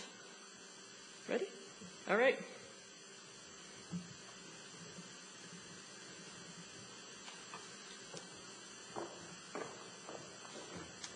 Hello, everyone. My name is Mark Levitt. I'm the Director of Archives at the Robert C. Byrd Center for Legislative Studies. As Jason so put it, I'll try to give you a snapshot of what happens down in the weeds when we get the records at a repository. And I'm going to come at this from a slightly different angle. I'm going to focus on Senator Byrd's personal papers, and other congressional members' papers as well. As a center that studies Congress, we do look at both chambers more broadly. We've done early petitions projects from 1790 to 1817, which were handwritten, and so we create e-records for those and make those available after we put them through their paces with PDFs and OCRs so people can actually search them, use them, and see what happened in the early parts of our Congress. But my biggest project has been Byrd's congressional papers. I spent the last 3.5 years processing them, and we have two aspects of that. We have taking the analog and migrating it to e-records. So we have 10,000 photographs that are not born digital that we're creating into TIFF files according to best practices. We have a lot of AV material, mostly obsolete tape that we cannot read, so we're going to have to send that to a vendor. We have a lot of over 800 rolls of microfilm, which we'll also have to create, scan, and make them more easily accessible to people, as we don't even have a microfilm reader in-house. The other things that we're trying to capture and sort of aggregate for all of Bert's papers are his C-SPAN floor speeches from the video library online, congressional records from FDSIS, so we can put those with the congressional speeches, that the videos that we capture. But what seems to be really driving this conference and also a lot of our effort are the foreign digital e-files that we've received, and they basically come in two formats. We received a hard drive with their shared files on them, which basically includes a lot of formats, some of which we still can't open. They're from obsolete technologies or obsolete software that we don't have. And there's no real organization schema to those either. And the other major one I think I want to touch on and sort of focus here is the Constituent Services System, or CSS data. And this to us is very important because every member in every office has this system, and it's a very robust system. It can capture beyond just emails. It captures casework. It can capture legislative memos, staff meeting minutes, so on and so forth. So it can capture a lot. And the biggest problem with that, as you'll see, is a lot of the issues that have already been discussed by James and Lisa. But this is what we had to do in order to process the CSS data.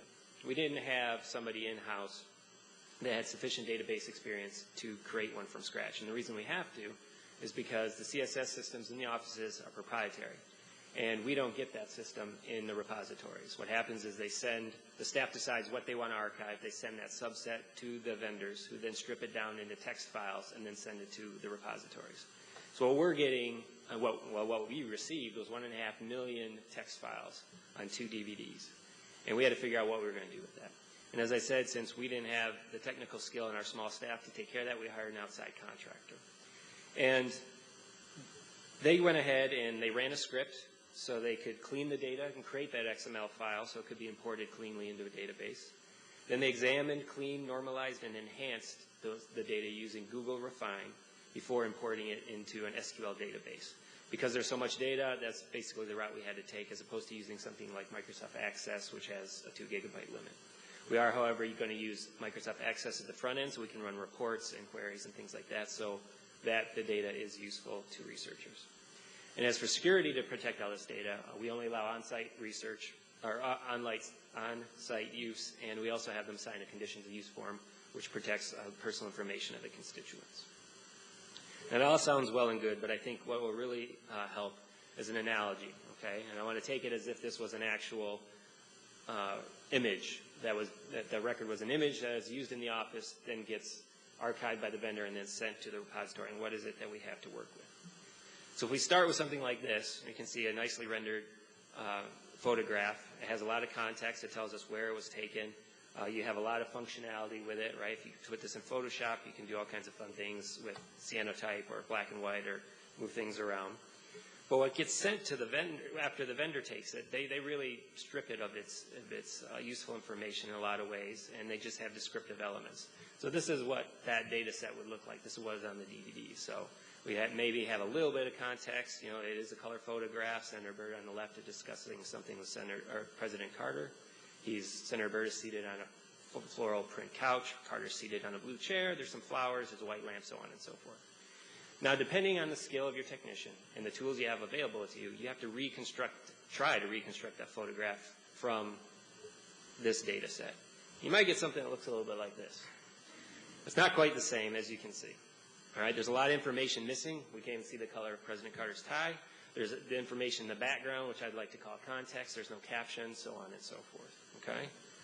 And so in the first one, as I mentioned, you have the full picture functionality, but in the second one, we have a lot of information that is lost in the context as well. And there's been at least 3 phases of data migration. And we don't know what's going on in the black box of data modification at each one of those steps. All right? So if we're going to talk about authenticity and reliability, those are the real issues at stake here. And that's what really is brought up, I think, is I'm listening to your XML standards, which sound great, which don't apply to the CSS data right now. We don't, as a repository, we can't, if we get this kind of data, we can't present the researchers with the authentic and real document that has been used in the offices. Right? It's just an approximation, and that's not really our job in the archival field. And the standardization is lacking. That doesn't just mean within an office. It's across offices. They can, because they're the personal papers and there's different systems that they can use, there really is no standard of what they need to put in that CSS system, how they need to preserve it, what they need to send on to the repositories, what they agree to be archived. And every member gets to decide what happens to those personal papers. There's no law governing it because it is theirs, as opposed to committee records, for example. So all the repositories, even if we wanted to create an XML standard amongst ourselves and maybe have some sort of central database, there's no standard to guarantee that we'd all be working with the same subset. We might have case files where another repository might not. In the organization schema, there really is none. We didn't get any description of how things were organized and why. And I think one of the ways that can be addressed is a closer interaction between repository archivists and record keepers in the offices right from the beginning, right when that office opens. We can say, well, these are some of the standards that might be useful when you think about archiving in the future. And so that we can start to develop that common ground, those common standards across all repositories. And again, I think there's a little bit of a disconnect between what to save and why it's okay to do so. There tends to be, from the members I've spoken with and a lot of the repositories I've spoken with, the biggest concern is what's going to happen to the information once I give it to you, once it's out of .gov. What are you guys going to do with it? And I think there's a disconnect between what happens in the archive, the repository archive, and their concerns in the office. That we have the same concerns, protecting the private information of constituents, making sure it's used responsibly. But we're also concerned with preserving the historical record in as accurate a way as possible. And I think we can do that by saving them in different ways. We don't strip PDFs and Word docs down to just plain text files. We don't strip images down to text files or scans. We could have a different user interface. We could have not the full proprietary system, but maybe a reader app where we can just actually run reports without the researchers ever seeing the details of the data, therefore protecting the private information. And as some of the offices know, you can actually close the papers for any number of years, 50 years till they pass on. So there's all sorts of safeguards to protect the main concern of that. And I think if we manage to show that there's different avenues to protect the data, but also to create standards so it's usable, I think we can go quite a bit further in actually preserving them, whether it's an XML standard like you guys or folks are talking about here today, or something that's more in line with the sort of broader efforts that are being done by folks like yourself. Thank you. Appreciate it.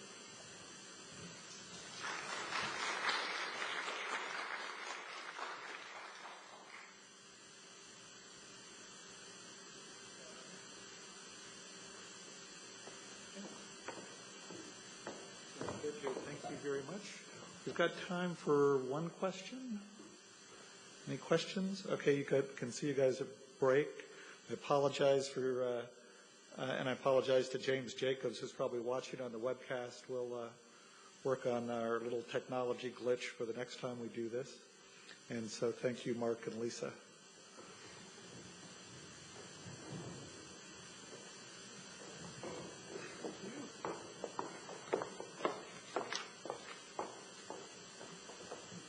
Down here.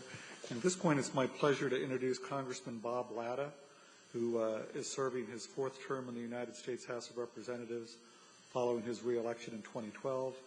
Congressman Latta serves on the House Energy and Commerce Committee, which has wide jurisdiction on legislative matters, including energy policy, telecommunications, food and drug safety, public health research, and interstate and foreign commerce. He is a member of the Subcommittee on Communications and Technology, where he was elected to serve as vice chair, as well as a member of the Subcommittee on Energy and Power and Environment and the Economy. In addition, Congressman Latta serves as an assistant majority whip, co-chairman of the Congressional Sportsmen's Caucus, and the co-chair of the Republican New Media Caucus. Congressman Latta previously served as a member of the Committee on Agriculture, Committee on the Budget, and the Committee on Transportation and Infrastructure. Before his election to Congress, Mr. Latta was a member of the Ohio House of Representatives, the Ohio Senate, and the Wood County Commission, and was, Wood County Commissioner. Join me in welcoming Congressman Latta.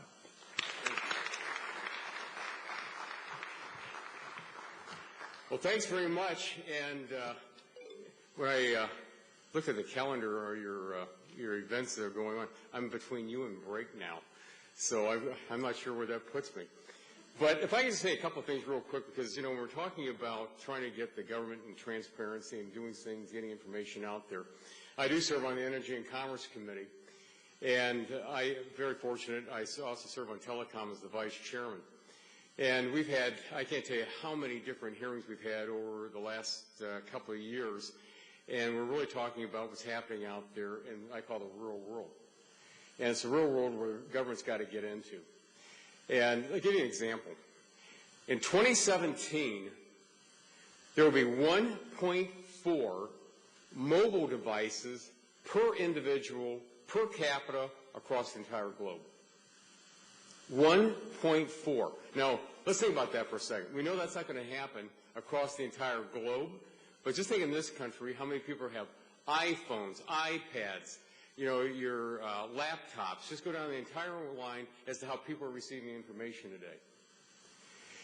It's changing out there, and I'll give you an example how things have changed in a very short order.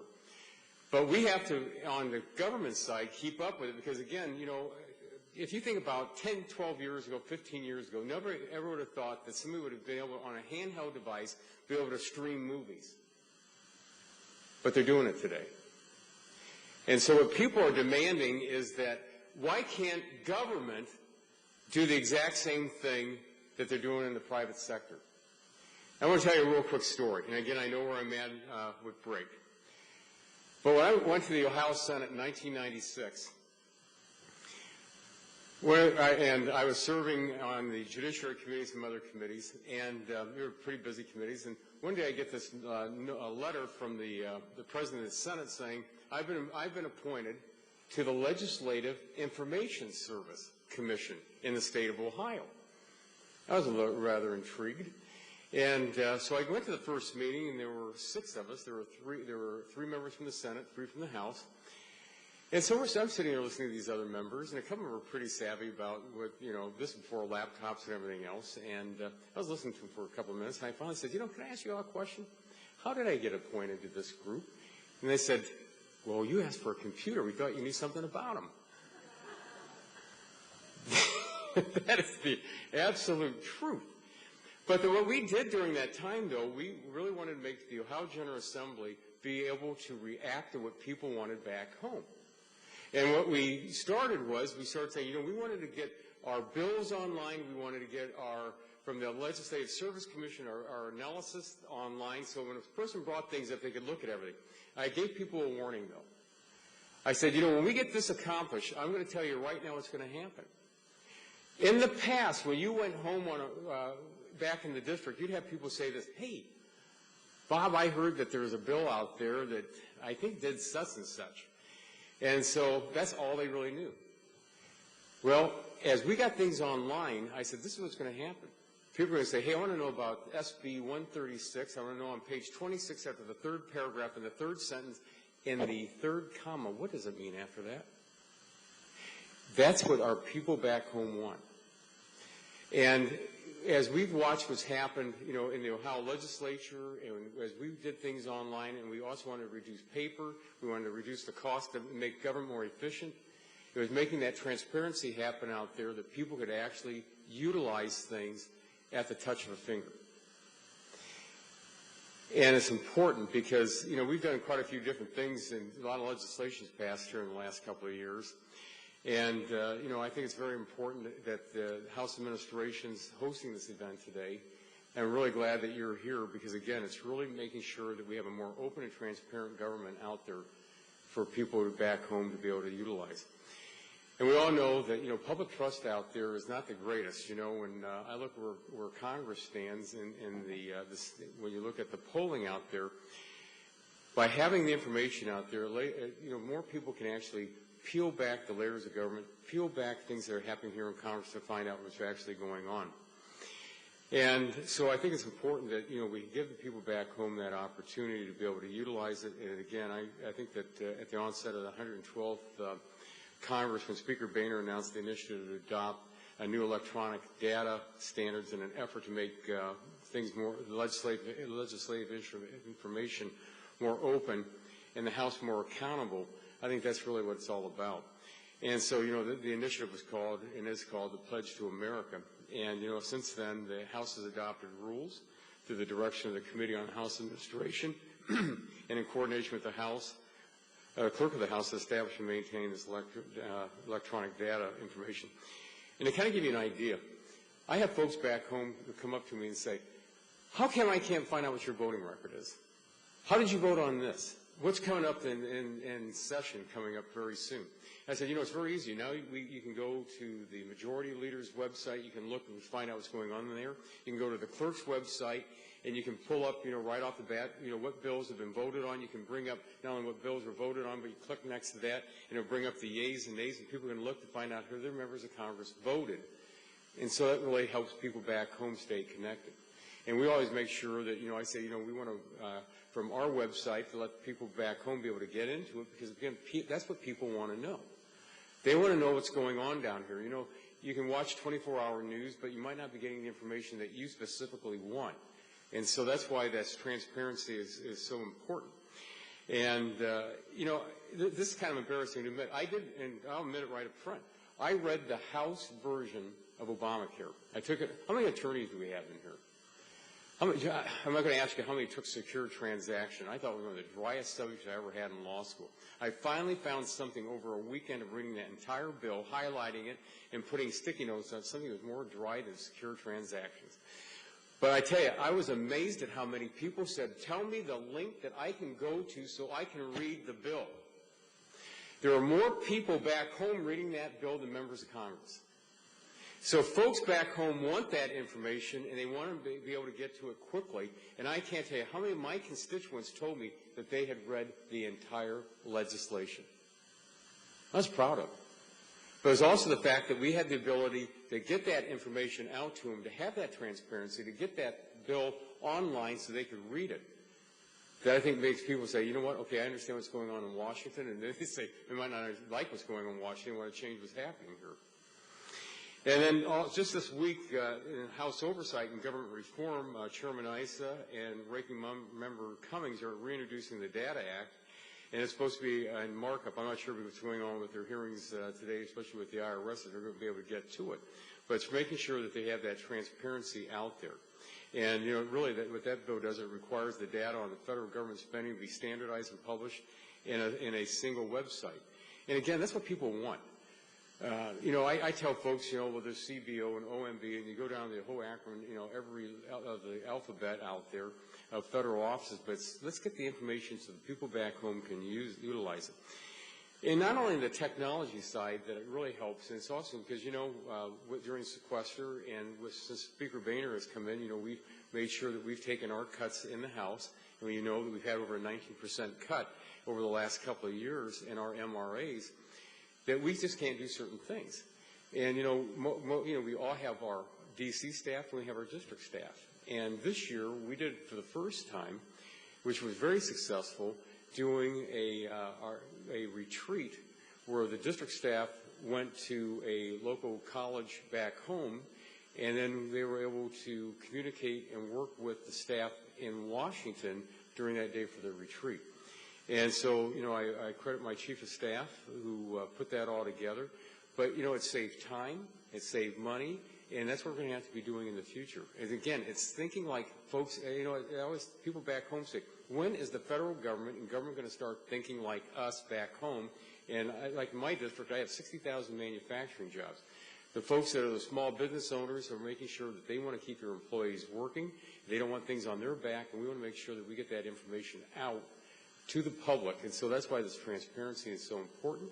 It's so important that we get everything online that we possibly can, so people back home, and the big thing is they can also find it, is the other big thing that we have to make sure.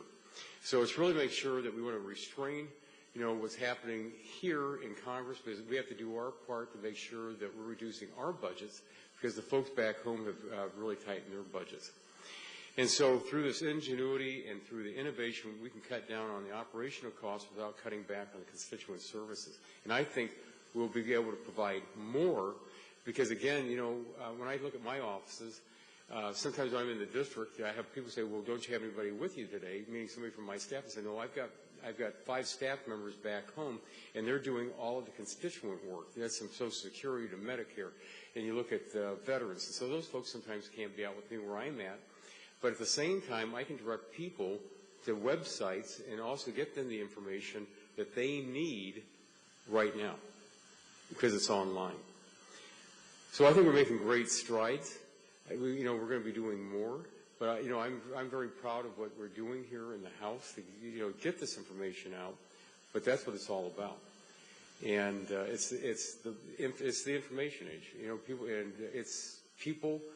It's no longer thinking, well, do I need it? They have to have it. And it's, again, think about it. Now, when you think of that, 1.4 devices per capita across the globe in 2017, that's a lot of information. So, we're working on issues, I'm not going to get into all things like with spectrum and the auctions we're going to have so we have more spectrum out there so we can get more information out there on the airways, but it really comes down to one thing. The world has been revolutionized by what's happened in the technology side, and and for younger generations, they talk to some people anymore. They've never even cracked a book to read. They read things on Kindles or iPads and everything else. But it really comes down to one thing. How can I get the information? My daughters are 21 and 19. I get a little bit nervous at times. They're both in college. And I talk to them. I go, well, have you been to the library to work on the research paper and do this, that, and they're doing it all online. And it worries me a little bit times. Sometimes that you might not be getting all the sources you have to have. But that's the generational thing right now is that's where they're looking. I remember when I was in college, I won't say how long ago it was, when I was doing research and you have to go to the government documents section, it took hours to find things. And today, you do your search and you're getting, tons of information that's coming up right then. So not only from students, but also the citizens, the voters, and everyone else, that's what they want and that's what they're demanding. So I appreciate the opportunity. I'm not sure if anybody has a question because I know breaks right around the corner here. But, anytime you all have any questions, feel free to contact me, my office, because, again, serving on energy and commerce, especially on telecommunications, it's amazing what's happening out there. And I'm so fortunate to be able to go out and talk to a lot of the folks out there that are the innovators that are bringing this on, that when we're out, we try to always talk to these innovators to find out not what's out there today, but what's going to be out there, in a year or 2 years, or even, maybe even before that. Because that's where, you just saw that the sale of Tumblr this week, over $1 billion. It's a new type of a site that people are utilizing. But there's multiple things out there that are happening all the time. And I appreciate being here today. And if anyone has a question, I'd try to answer it. If not, feel free to contact me at any time. Thanks very much.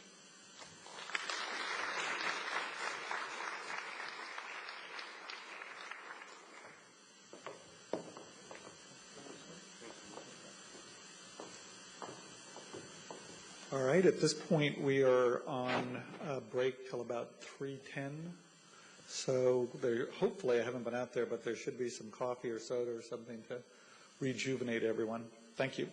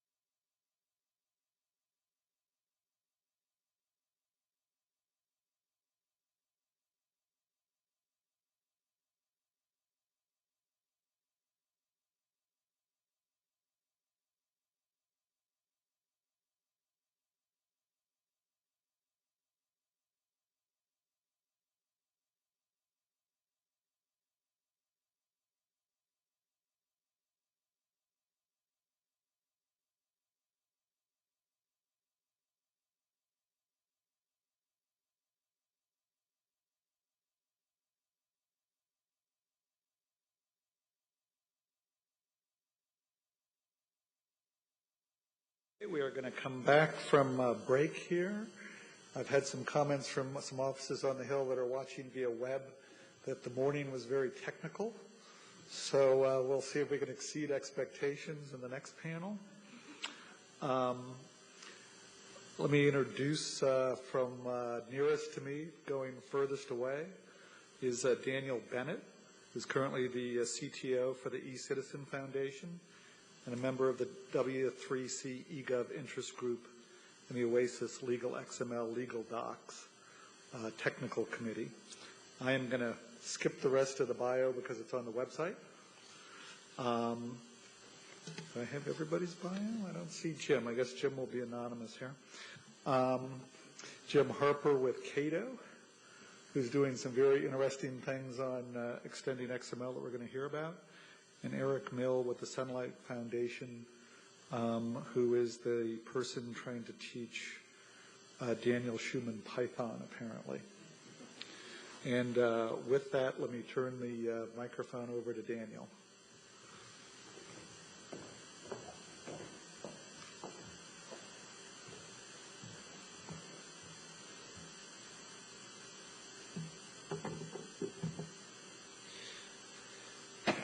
Thanks, Reynold. Hello, my name is Daniel Bennett, and I want to introduce you to a brand new technology. It is HTML and the World Wide Web. It allows anyone to get access to any document published online anywhere in the world using, for example, Mosaic Netscape web browser. You can just left-click and hit a hyperlink. Here's an example of some of this HTML technology. Oh, oops. I'm sorry, that was my slideshow from 20 years ago. So let me start again. I want to introduce you to a brand new technology, HTML5, which may redefine how documents and data are published. Microdata, which is part of HTML5, has the potential to show and finally allow HTML to be a rich machine-readable form of data. I've been working on how to add metadata to HTML for many years, especially looking at appropriating or financial information for legislative documents. But I've been trying to do this actually for close to 20 years, and there used to be things called smart tags and microformats and RDFA, et cetera. But I'm going to not go do a deep dive into the technology so much as I'm going to sort of talk about how it might be used in this context. I have some questions when I was trying to do this. You know, how do you add financial metadata?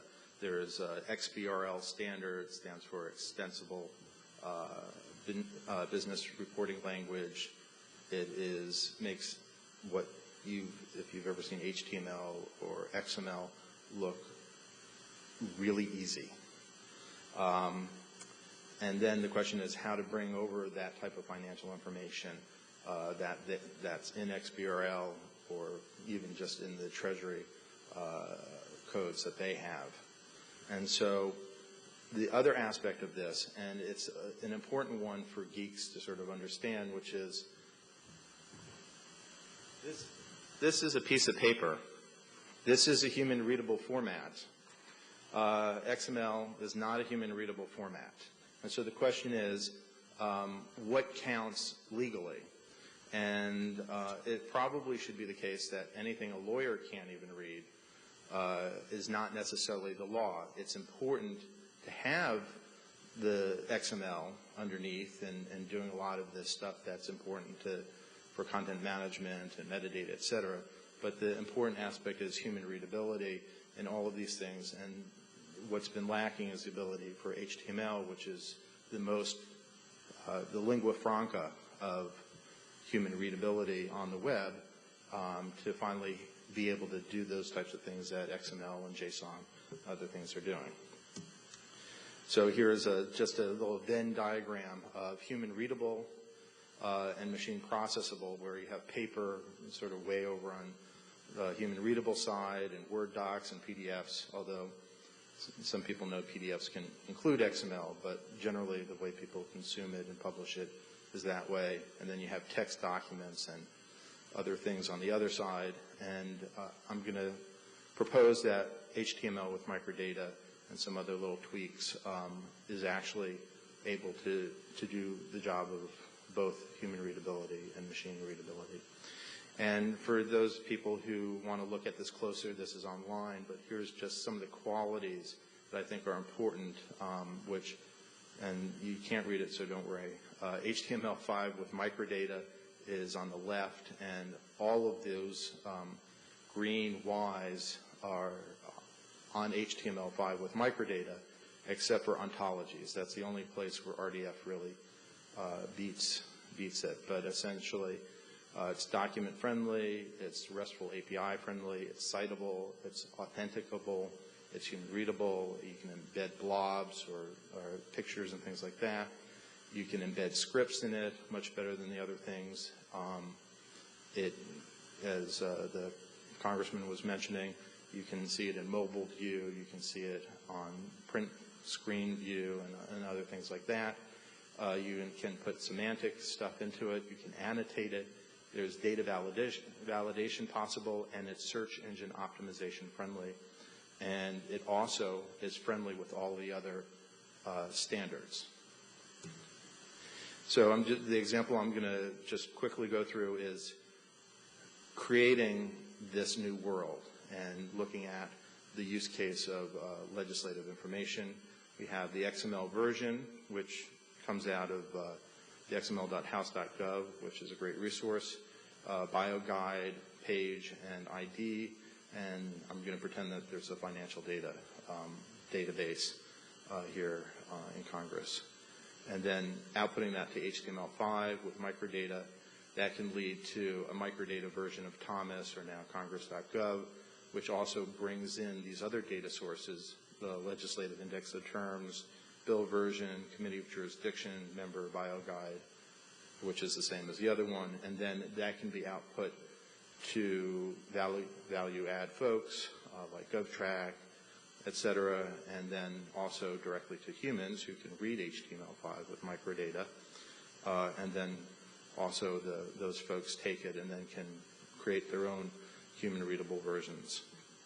So just quickly, the technical stack that is going to be implied with what I'm talking about is HTML5, which is a great new standard, microdata, which I'm not going to go into in detail again, ID attributes on new or integral items, CSS for presentation, and then link, won't explain what that is, and the ability to use what are called detached XML digital signatures to authenticate the actual data. So here is an actual bill, and it shows us the human readable format. Okay, and this would be the same version, just the HTML if you did page source, where at the top of it you might include that this refers to a schema and where it's located, and then that it actually has a URL, a permanent URL for it. If you do really love PDF versions or XML versions or JSON versions, it can actually, in a sense, be an API to help you or your screen scrapers find those alternate versions. You can put the semantic information like what the short name is in it. You can say what the various, in case this is FCC appropriation, what the agency is and have a URL or a unique identifier for it. You can put the financial information into it, like how much the appropriations are, what the value of it is in a human readable format with commas, and then the more data friendly one without commas.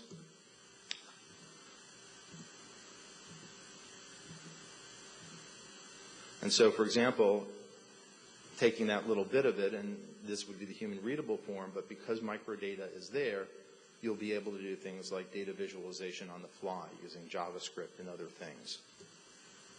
And then downstream, you have the ability for Congress.gov to then link into that by referencing some of that same metadata that's in there, including the BioGuide information, the ability to have the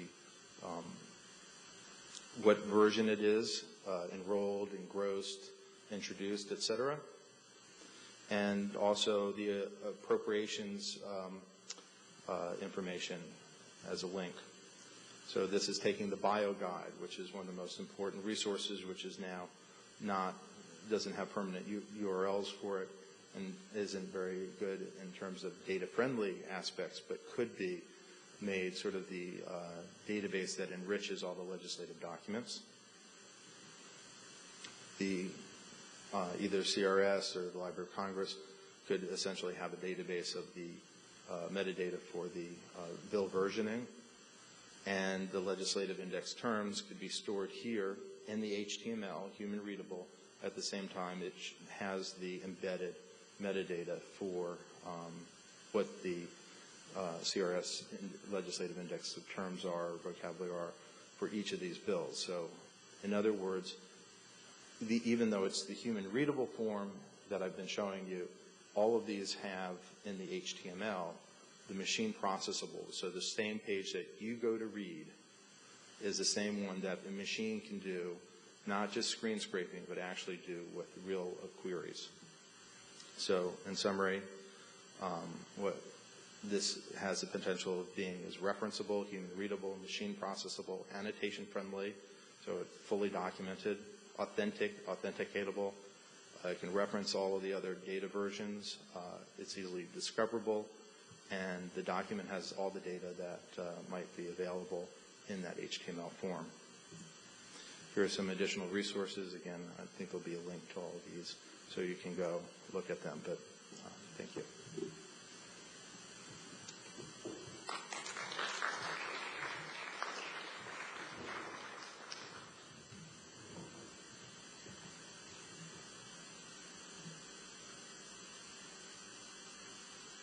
If I wanted my slide presentation to come up, what would I do? Okay. It's just the next one.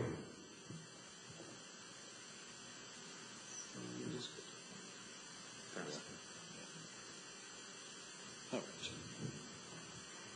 Good afternoon, everyone. Jim Harper with the Cato Institute. I'm Director of Information Policy Studies, where I work on a lot of different things related to information policy, privacy, intellectual property, telecommunications, counterterrorism, because there are so many privacy-invasive counterterrorism programs, but also, and especially in the last few years, transparency. I also run a website called WashingtonWatch.com, and that's what's really introduced me to this issue and its importance. I've been running Washington Watch since at least 2004. Those of you who've seen me talk about this before probably have heard the joke. Washington Watch is the oldest and by far the one with the least traffic of the private transparency websites that are out there. Daniel Schuman is fond of pointing out, and I think it is important to realize that it is the downstream data users do the majority of the communicating about what's happening with legislation and other parts of public policy to the public. So we the downstream users, need good data. We're getting better data, and that's exciting to see. It is exciting to see, and I think that's worth emphasizing. The progress that's being made here in the House, thanks to the work of the House Administration Committee and the Clerk's Office, is significant. It's important. I work at the Cato Institute, where we're not big fans of complimenting the government. So take it as a genuine compliment when I say what I'm saying to you. What I want to talk about today is some of the work that we're doing. It's similar to what Daniel talked about, similar in theory at least. And I want to talk about it just at a high level of abstraction, but then really encourage you to get a hold of the data that we're producing and do something with it. We're doing a little bit with it ourselves to try to really deliver transparency soup to nuts. Before I get to the main part of my presentation, I want to just give you a little bit more history on the issue. Obviously, my work on Washington Watch made me aware of the problem with transparency. But just over the recent few years, I've done some sort of intellectual work that then transitions into the data development that I'll talk about here. It was after the 2008 campaign and President Obama's election, behind much talk about improved government and transparency, and change that I wanted to signal to the communities that I work with that this was going to be a pan-ideological goal. And so we put together an event at Cato called Just Give Us the Data, Prospects for Data Use in the New Administration, whatever the exact title was, to bring together groups from all ideologies and to signal to conservatives and libertarians that whatever we think about other substantive policies, transparency is a good thing. And that agreement is held, I'm glad to say, because everybody working on this, it's really hard to be partisan with data, because data is just literal fact, if you can possibly get it that way. But by the midpoint of President Obama's term, I think everybody pretty well agreed that the early effort hadn't produced the change that we wanted in terms of transparency, and so I began to sort of dig in to this problem. Transparency is a word that people bandy quite often, but it doesn't necessarily have direct meaning to anybody. So what is transparency? And with the help and advice of a lot of people, I produced a paper called Publication Practices for Transparent Government, which tries to translate between the data world and the policy world and help people understand that what data publication is for the layperson and what data practices produce, lay the groundwork for transparency. We did an assessment of the publication of data on the part of the federal government, accurately called Degrading the Government's Data Publication Practices. The grades were rather low, though I expect they'll be improving. And we'll actually return to the grading of government publication probably next year. What we've got, I think, is a good methodology. So we actually see change and recognize positive change, some of which we've talked about today during the morning. In a way, I'm trying to instigate a little bit of institutional competition between the House, for example, and the administration. I often talk about it as political competition because that's about the only thing some political people actually ever hear. The House, controlled by Republicans, is doing a lot. The administration, which controls a great deal more government, could do much more, but really hasn't done after perhaps overpromising in the 2008 election. Now, again, I talk about that as political competition, but it's really institutional competition. And Steve Dwyer, who spoke this morning, emphasizes to me repeatedly when I credit Republicans that, in fact, the House Democrats are boosters of transparency just as much. And obviously he made the case quite well that they're great users of the developments that we're seeing here. So I want to talk about transparency, soup to nuts, which is kind of what we're doing after receiving what data we can get in terms of legislation. We're doing transparency, soup to nuts. And as I have been putting together this talk, my interns have informed me that they have no idea what soup to nuts means. Soup to nuts is an American English idiom conveying the meaning from beginning to end, derived from the description of a full-course dinner in which courses progress from a soup to a dessert of nuts. For all the young people in the room, that's what I mean when I say transparency, soup to nuts. Oh, thank you. Thank you. I'll speak very slowly on this slide because perhaps the most important thing I can share with you is the URL here, cato.org/resources/data. That's where we documented work on the Deep Bills project, which we've been demoing today out in the foyer, and which is the project that I'm describing here. Basically, we begin with the XML versions of bills that we're able to gather from GPO. Few of you in this room need to be shown the GPO website to understand that that's where you go and get copies of bills, but perhaps people watching online, the less technical viewers are not aware that GPO is the resource that we go to. And we get XML versions of bills that when you pull them up on the web pretty much look like this. That's all handy and nice. But obviously, the underlying XML looks like this. Again, most of you know what XML looks like, but many people don't. We draw the XML into our Deep Bills software. And the Deep Bills software translates the XML into HTML5 so that you can do highlight and click amendments to the underlying XML. And this is just a snap of one bill showing with a nice colorful visualization where we've marked up committees and members of Congress actually usually marked up in the XML we receive, but sometimes we mark up committees additionally, marking up agencies, marking up laws, marking up authorizations of appropriations and appropriations. I'll go into that with a little bit more care because these are the entities that we're drawing out of text and making into computer recognizable entities. So you can start to work with them as data. From top to bottom, agencies, committees, elected officials, 4 different kinds of law citations. Really difficult problem, actually, to organize the way that laws are cited in bills. But then we wrap the parallel law citations with a wrapper so you don't confuse 2 different cites as though they're 2 different laws. They're meant to be 2 references to the same thing. And then at the bottom, you see there 2 types of budget authorities, authorization of appropriation and appropriation, with fund source, purpose, and funds and year. These entities are going to be valuable, I think, in lots of uses, but we struggle in putting them together because we have had to, in some cases, go out and find ontologies of our own to use. And this, along with that joke about Washington Watch being the least trafficked sites, this is the other thing that I always say every time I talk about this stuff. We don't have the benefit of a machine-readable federal government organization chart.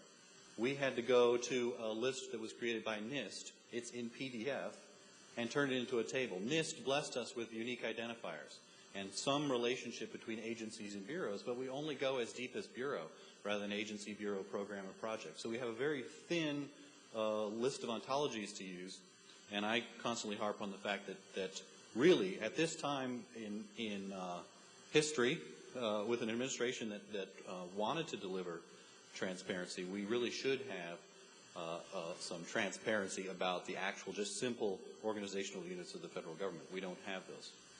Now, we've taken the data, all these entities represented as data, and we're starting to make uses of it.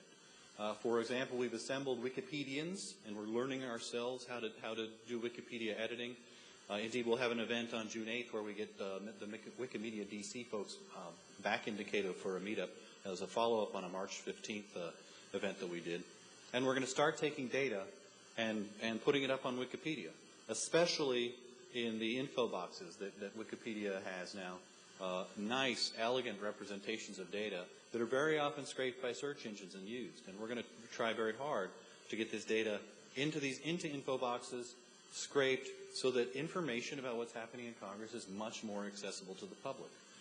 This is a downstream use, but it's only one downstream use. And I think what really matters is what others can build with this data. So we're going to play at things. We're going to build some tools and some toys.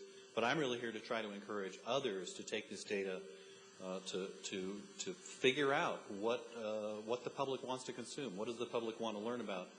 And how can you deliver it to them, whether it's a website, some kind of app, or some other information tool. So once again, the URL is cato.org/resources/data. The data is public domain. And at this point, we have marked up more than 75% of the bills that have been introduced in Congress. So we expect that we will be essentially following Congress in near real time. When a bill comes out in XML on the GPO site, we'll get it marked up relatively quickly, and there will be good ways to track what's happening in Congress using the data that we've produced. So thanks very much for hearing me out.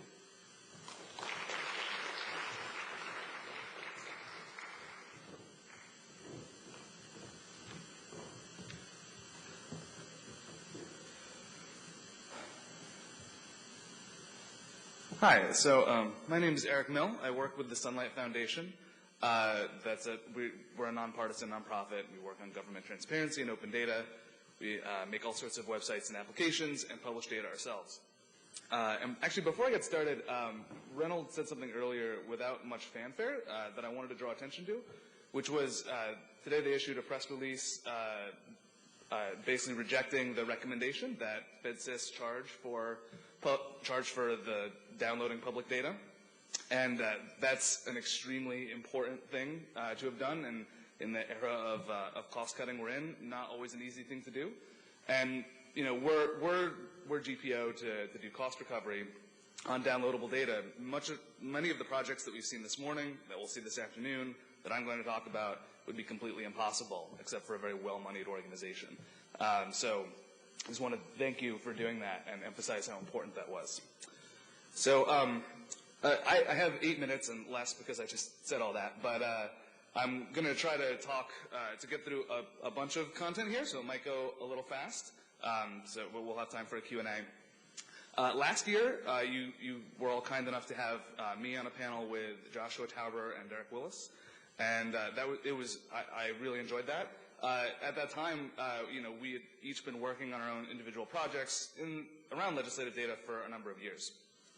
And so since then, we've actually ended up collaborating much more directly and creating some projects that we now all invest in jointly around a common banner. And so I want to talk just about those and sort of just give an example of how we've been working together using the great work that people in the House and others have done.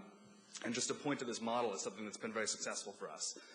So we have this work on GitHub. And I'm actually curious, I'm going to do one of those raised hand questions. So one is, how many people here have heard of GitHub at all? That's very reassuring. How many people here have a GitHub account, have actually registered on the site? That is more than I thought. So that's about maybe a third of the audience. That's very impressive. So I'm going to urge all of you to get one. And so I'm going to talk about how we've been using that in our work. So this is, basically, we have all been doing a lot of the same work over and over. GovTrack and Sunlight Products and the New York Times, we all have projects that rely on legislative information. And so what we wanted to do was, we're each going to have our own products, and some of those features are going to compete, and we're going to take different spins and different ideas, and we want to keep that. But and competing on the front end like that is really great for citizens. But competing on the back end on data access, on just getting some of the grunt work done of connecting all this, is a waste of effort, and not something that's helpful. So the first project I want to talk about, and I'm really only going to be able to spend about a couple minutes at most on these. So this is a project called Congress Legislators, and its entire point is to take information about members of Congress from 1789 to the present and ongoing, and just store it as data. Now, this is information that gets published by various different sources in the House and Senate, and from the BioGuide. And so you might ask, well, why do we need to put this information in structured form if it's already available in structured form from Congress? And the answer is that it isn't always available. I mean, it's available from a bunch of different places, and some of it is structured, and some of it is not. So, this is a combination of information taken from the House clerk, information taken from XML that the Senate provides, and then information from the BioGuide, which in this case we actually need to crawl using scrapers, because actually the BioGuide doesn't produce XML right now, and so we need to crawl it for different kinds of information.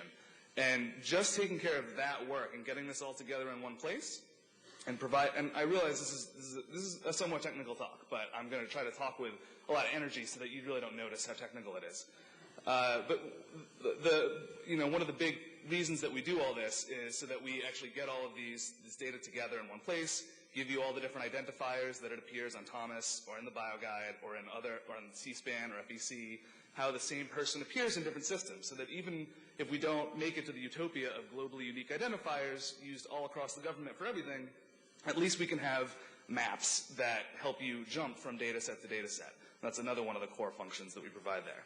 So moving on to one of our other projects, this is just called Congress, and this is actually, the output of this has already been talked about indirectly a number of times today, because a number of people rely on the excellent bulk data that GovTrack has provided since 2004.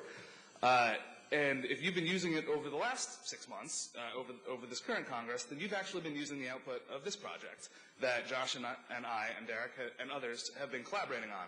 So this is essentially taking the work that Josh had done, starting 10 years ago, using a bunch of old scripts, and it's a complete rewrite, and extended to grab not just information that was previously being gotten, but even more new information. So this gathers bill and amendment information from Thomas. It gathers bill text information from GPO, from FedSys, and voting information from the House and Senate directly. And it takes this, and it basically just outputs it in structured form. So using an example of that for bills, they tend to look a little something like this, where we're just gathering together that metadata that is so crucial that projects like DEMCOM and Congress.gov and Thomas all need to display about what has happened to a bill over time, what is its current state, when did it ever get voted on, all of that stuff. So we gather that information here, publish it in bulk, so that anybody can use it. And this is obviously a very core function that people inside and outside of Congress and the government have found useful. So we've taken this effort and jointly invested in it. So now we are fixing each other's bugs on it. We are thinking of new ideas and talking about them. And this information flows into Sunlight systems directly, including our search engines over information and into all sorts of things. In fact, one of the more interesting uses of this that I found was a person, Chris Wilson, who works for Yahoo News, did a really, really neat visualization of amendments, of how there was a recent vote-o-rama in the Senate on their first budget in a number of years. And it appears that it didn't load very well, but almost did. So this is a visualization that attempts to show where all the amendments actually affect a bill. I recently attended last fall a gathering, it was the House Industry Day, where they were describing what would be the House Modernization Project, handling all sorts of projects around processing legislation. And that's a project I know a number of you know lots of things about. And you may know that amendments very often refer to what they're amending by their page and line number. And that's actually a very difficult technical thing to deal with, because so much of data is about getting off of the printed page, is about having the flexibility to ignore page and line numbers. But because amendments do that, it's much, much trickier to do. And Chris decided to actually just tackle that using the PDFs that are published by Congress, and to take two things here. One is taking PDFs of bills that have their line numbers baked into the side of them and actually processing those, and then reading amendment text out of the congressional record and connecting those together into a neat visualization, so you can actually see how all the different amendments that members of the Senate introduce affect the budget. This is something that a lot of people talk about doing, but he actually just did it, and in doing so, he contributed this back to our project. And now, because we're doing this in a shared space, all of that work on amendment processing and matching up lines is available for anybody to use in not just a visualization, but any project that they choose. That's been a really transformative thing to have available. So the last project, and I'm going to spend only just a minute on this, and in fact I only just did this a couple of days ago, but it seems particularly relevant given what we've all been talking about, because this is actually the first project that I've done that directly processes legislative XML from Congress, the text of legislation. And it's something that's particularly important because, as you may have noticed in DEMCOM earlier, the way that they display the text of a bill is by embedding the PDF of the bill. And the way that Congress.gov embeds the text of a bill is by just embedding the plain text version as was originally there. And what I haven't seen anybody do is actually take the XML that Congress produces so lovingly and really transforms it, this XML here, and actually transforms it in a way that can be embedded in a completely inline, almost invisible way. So this is an example of, this is a product that I run at Sunlight called Scout, and on one of its features, it lets you follow bills, and it has a landing page for bills. And I want to show bill text, because when you're coming in from a search for something, the first thing you want to do is just look in the text of the bill to see where it matches. Just do Control F or whatever you do. And so that can actually be really clunky and difficult to do, but what I decided to tackle was actually taking that XML and processing it into something that was simple enough to embed directly. A lot of Congress's work, rightly so, is when they produce this XML, is worrying about issues around authenticity, drafting, versioning, all sorts of, and archivalness, all sorts of things that are not necessarily related to just displaying that piece of information, because you don't actually need a lot of information to display a bill in a reasonable fashion. So this project is, all it does is takes the XML that Congress publishes and turns it into HTML5, like the kind that Daniel was describing earlier, in a way that you can just drop it into your site, so that you don't need to embed the PDF that Congress publishes, and you don't need to embed the plain text, but you can embed it in a structurally intelligent way. So that was a whirlwind tour of a few projects, but really what I'm trying to get across is that it's been really excellent to just have a space to work with other people in the space and take advantage of the excellent data publishing that the House and Congress at large are doing. And to note that there's always going to be a role of people outside of government in putting that information together in intelligent ways, because Congress and the government in general is intensely federated, and data is disparate. But problems are not, and solutions are not, features are not, and products are not, and that's not how people think of searching through this information. And so there's always a role in connecting that information together, and that's what we've been doing, and it's been very productive for us all. So that's what I wanted to talk about. Thanks.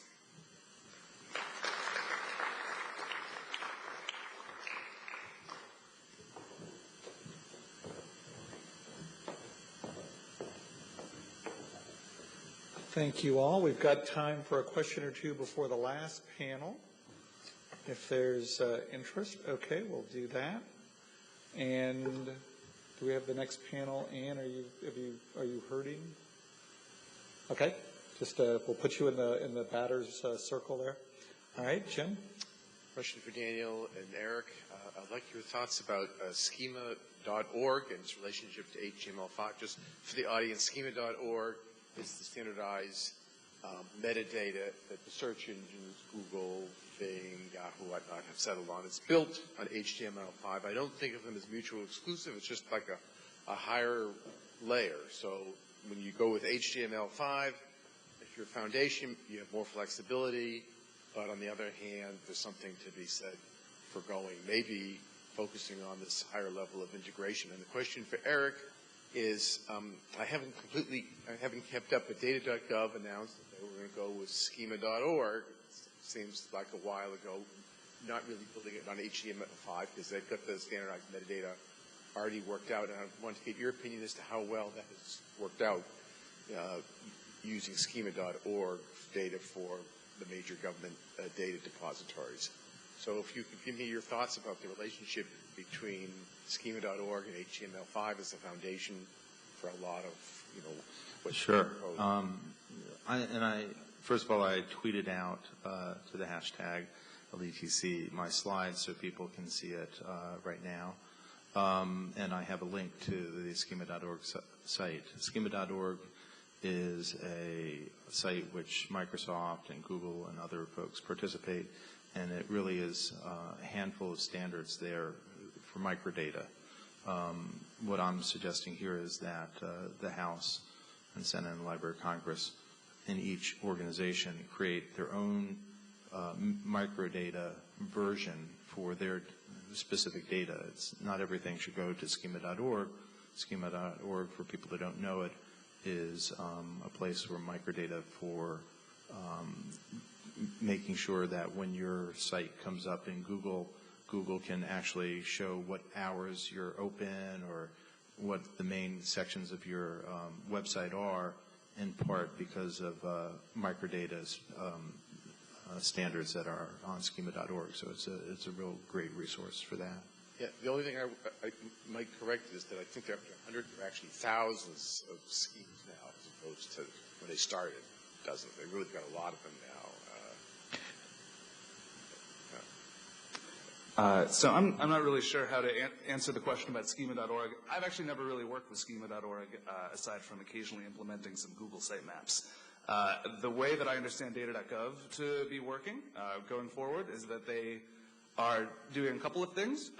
One is transitioning to CCAN, which is so they're moving away from their custom implementation to a data catalog standard, and that involves bringing on that just involves switching to a new standard platform. The other thing is that the Open Data Executive Order from, I guess, 2 weeks ago now, mandates that every agency publish a manifest of all of the data that they have available to them. And they just need to publish that as a file adhering, I don't think to a schema.org schema, but just to some standard schema that CCAN is capable of reading in. So that each agency just needs to publish a file. Doesn't matter how they do it, whether it doesn't have to be searchable, it doesn't have to be dynamic. It could just be a static file that somebody types up in a text editor, and they publish it somewhere, and that automatically flows into the data catalog. That's how I understand it to work. Okay, Jim, did you want to add something? Yeah, just briefly. I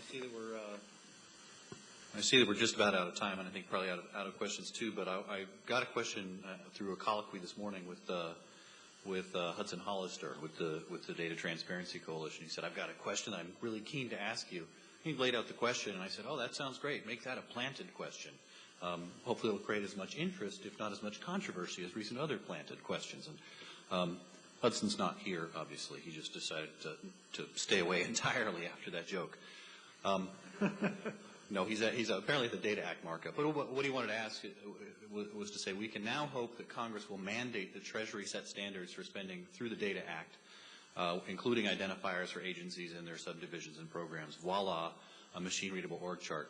Is there any chance that the folks in charge of legislative XML could take that same structure and build on it, thus uniting the spending domain org chart to the ledge domain org chart, and whose job might this be? That's a real softball. I think, yes, that absolutely has to be done. The hard question, though, and maybe for you, if you want to touch on it at all, is so whose job might this be? Well, by some coincidence, we do have a legislative XML working group whose job is to coordinate the legislative XML standard, has membership from the House Clerk, the Senate Secretary, GPO, and the Library. So I think from a policy perspective, that would be something that House Administration or Senate Rules or both of us would, would take a look at. But I do think that sounds like it's a good idea. Yeah. I think knitting those domains together, and Hudson put it well, knitting those two domains together is going to be really, really essential. Yeah, now this is almost a little bit of a rebirth of this earlier project, Golden Spike. Right. So it's good that it sort of lives again to those of us who worked on that. Was a valiant effort, but I think it's good sort of the third or fourth time around we're going to actually maybe take it over the finish line. Well, let me thank the panel one last time for their presentations. And we'll do a quick swap. And this is the last panel. And I understand there may be that some of the outside groups have gone all out from an entertainment perspective. They have a no-host, buy-your-own-food event over at a nearby location. After we're all done, you want to talk from here, Ann, or are you going to start from here? Let me turn this panel over to Professor Ann Washington of George Mason University. Ann is a distinguished alumna of CRS, the library, and the legislative branch, where she's been working on these issues for many years. So I'm going to turn the panel over to her capable hands. Thank you very much, Ranulph. We have a very exciting panel, and we're going to try to make it exciting because we're the last ones. And we have on the panel, as he said, I'm the assistant professor at George Mason University in the School of Public Policy in Arlington. And I've been working on these issues since around the year 2000. Grant Vergatini from Exential, he's the founder and co-owner, and for the last 11 years, he's been deeply involved in legislative systems. He's been working not only for the state of California, but also Chile and Hong Kong. And Exential specializes in legislative solutions. And Josh Tauberer, founder of GovTrack.us, he's been running that for about 9 years. And he's also the author of the Open Government Data, the book. And that's available at opengovdata.io. So we're going to just roll in to how we're going to talk about what's left to be done about under-digitized data. So I'm going to start off with just a few words about why we should digitize. And I'm rolling it into a project that I just got a grant for that we're calling political informatics or polyinformatics. And we're trying to bring computational science and big data to understanding politics and government. What can data visualization do? What can machine learning do? It kind of combines, if everybody in this room and everything anyone has said for the last several hours were all true, what kind of research questions could we ask as academics, and what kind of policy questions could we get answered?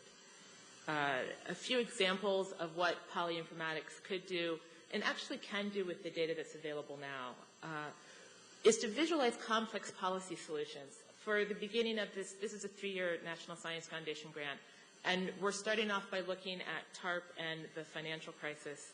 And how can you visualize some of these complex issues? The TARP bill deals with the auto industry and with banks and investment services. How can you visualize some of that movement? Another one that I wanted to point out that people have said a lot, Jim mentioned it, about the organizational hierarchies. The reason we need that is to know where the impact is on a bill. and to understand that if a bill impacted FEMA in 1990, that was part of a different organizational structure than a bill about FEMA today, which is now that it's part of Homeland Security.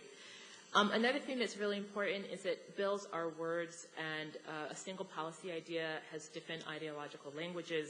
So you have a freedom fighter, you have terrorists, is it subprime, are they mortgage-backed securities? These things are talking about the same ideas, and we need to co-locate them. And finally, the idea of tracking policy developments over time. In the financial era, it's very interesting because things have gotten repealed. So you have Glass-Steagall to Dodd-Frank, and all of these things are mentioned by people's names as opposed to anything else. And so the idea of political informatics is that you're bringing it all together. And we have a team. I'm from George Mason. We have the University of Washington, my co-principal investigator, John Wilkerson. Also Northwestern, Cornell, Carnegie Mellon, Penn State.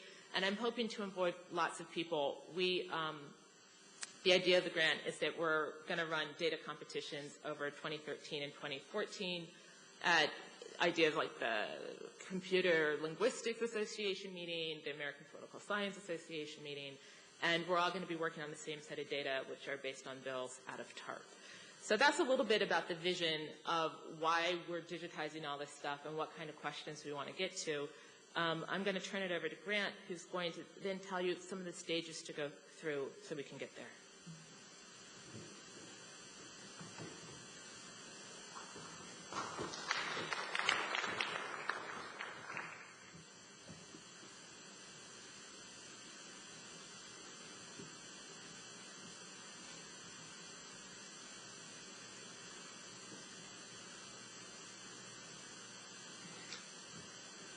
All right. When I was given the assignment to talk about under-digitized legislative data, I stopped and wrestled with the topic for a while and tried to think how best to cover the subject.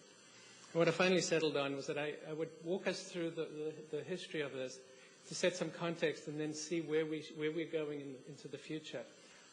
Some of the things I'm going to be talking about, I think, are things that have been a kind of a constant theme through the morning and into the afternoon. So it should be, I think in some respects, I'm summarizing some of the many questions that there have been. So let's start by looking at the initial systems, step one, the systems that were still very much the way they were just a few years ago. And I call them legislative documents online. They're relatively simple systems. They were about providing the PDFs and providing HTML in a relatively rudimentary way, but they were geared towards people and not towards computer programs and the sorts of things that I, as a software developer, care about.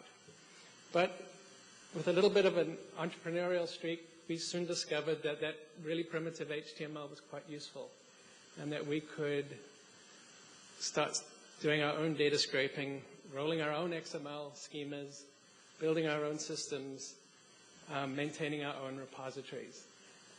If you're a software developer like me, no problem.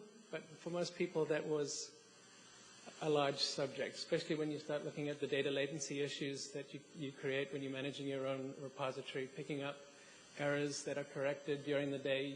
We might not see them in our own caches, and taking care of that. So let's look at where we've come today. And today's systems, I say, are more legislative data sources as opposed to document sources. It's been more about ensuring more accurate data. From the presentation standpoint, we now have authenticated documents. We have much more sophisticated websites. For software developers, this has been a terrible development because those more sophisticated websites have made the data scraping that much more difficult. But that's all right, because now we get to download the XML directly. Something I never thought would happen. Governments have opened up their XML schemas and made them available, their DTDs, and made them available. That's a tremendous advance, and something I didn't think would ever happen. But there's still a problem. It's still very much a data dump. It's bulk data. You have to download it. You have to manage your own repository. It's basically static data that you pull in. Earlier on, Josh made a comment that we want bulk data. We don't want APIs. I kind of objected to that at lunchtime. And he didn't disagree with me. We need both. We need more sophisticated systems, and that's what I see as the next step. Legislative information systems, going beyond data and moving on to an information world. What does that mean? First of all, it means treating the other forms of the data as first-class citizens, along with the PDF, and in ensuring that it is accurate.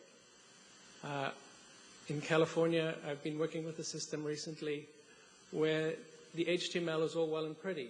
It's been cleaned up, it's got page and line numbers, but now it's not, if you look at the underlying HTML structure, it's not accurate. There needs to be accuracy built into the HTML representations, and we need to ensure that the XML representations represent the law as it's intended to be interpreted, which is a controversial issue.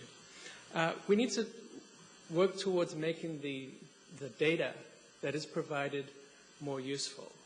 And by that I mean ensuring that it is consumer-oriented rather than producer-oriented. Governments, federal government, state of California where I am, have made their schemas available online. But what that means is that the data that was the schema that was built for drafting, primarily for drafting for internal purposes, is now available. There was no consideration into making that a data model or an information model that was useful to the outside world. And so that it means rethinking the data models, rethinking the information models, and looking at who are the consumers of that information. Moving towards simpler, standards-based information models.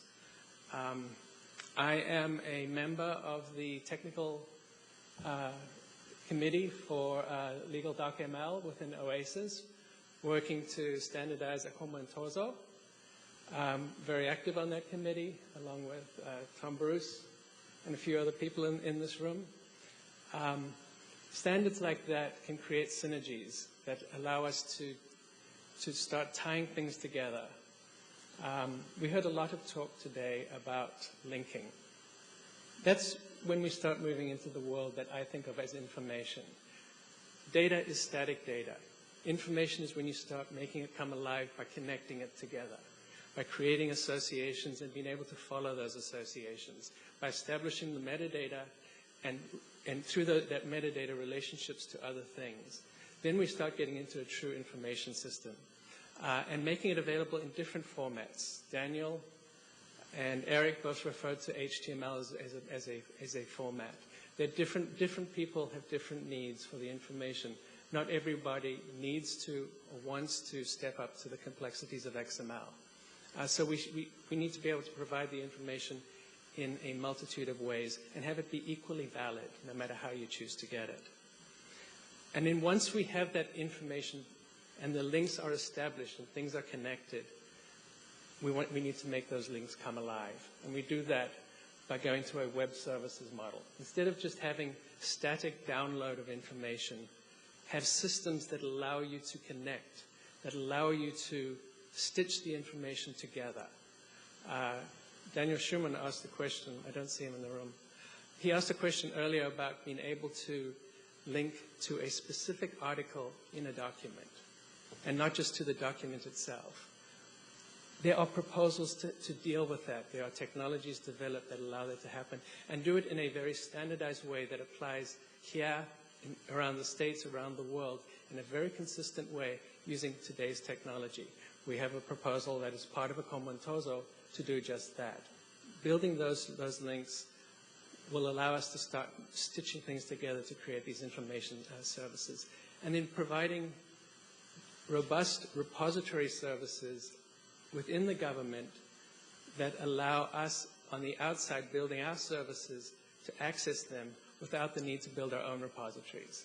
Every time we touch data, every time we have to do a conversion, we're creating a chance to add error. The more chances that can be removed, the more accurate that data can be, and the more timely we can be. We have customers that want the data to go through into our system, be processed in our system, converted, analyzed, and be available the instant it becomes available at the government sites.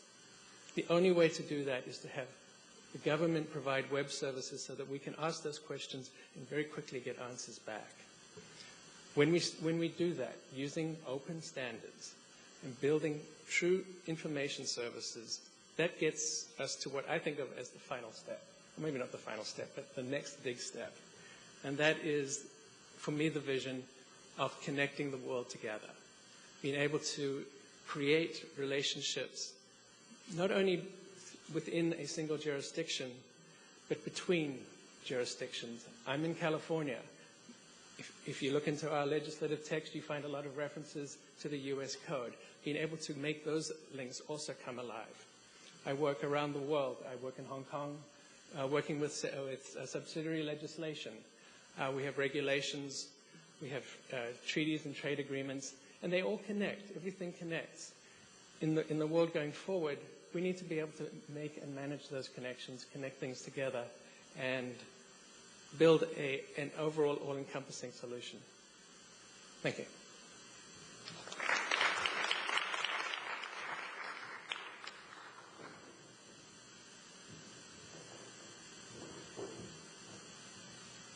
Hello, everyone.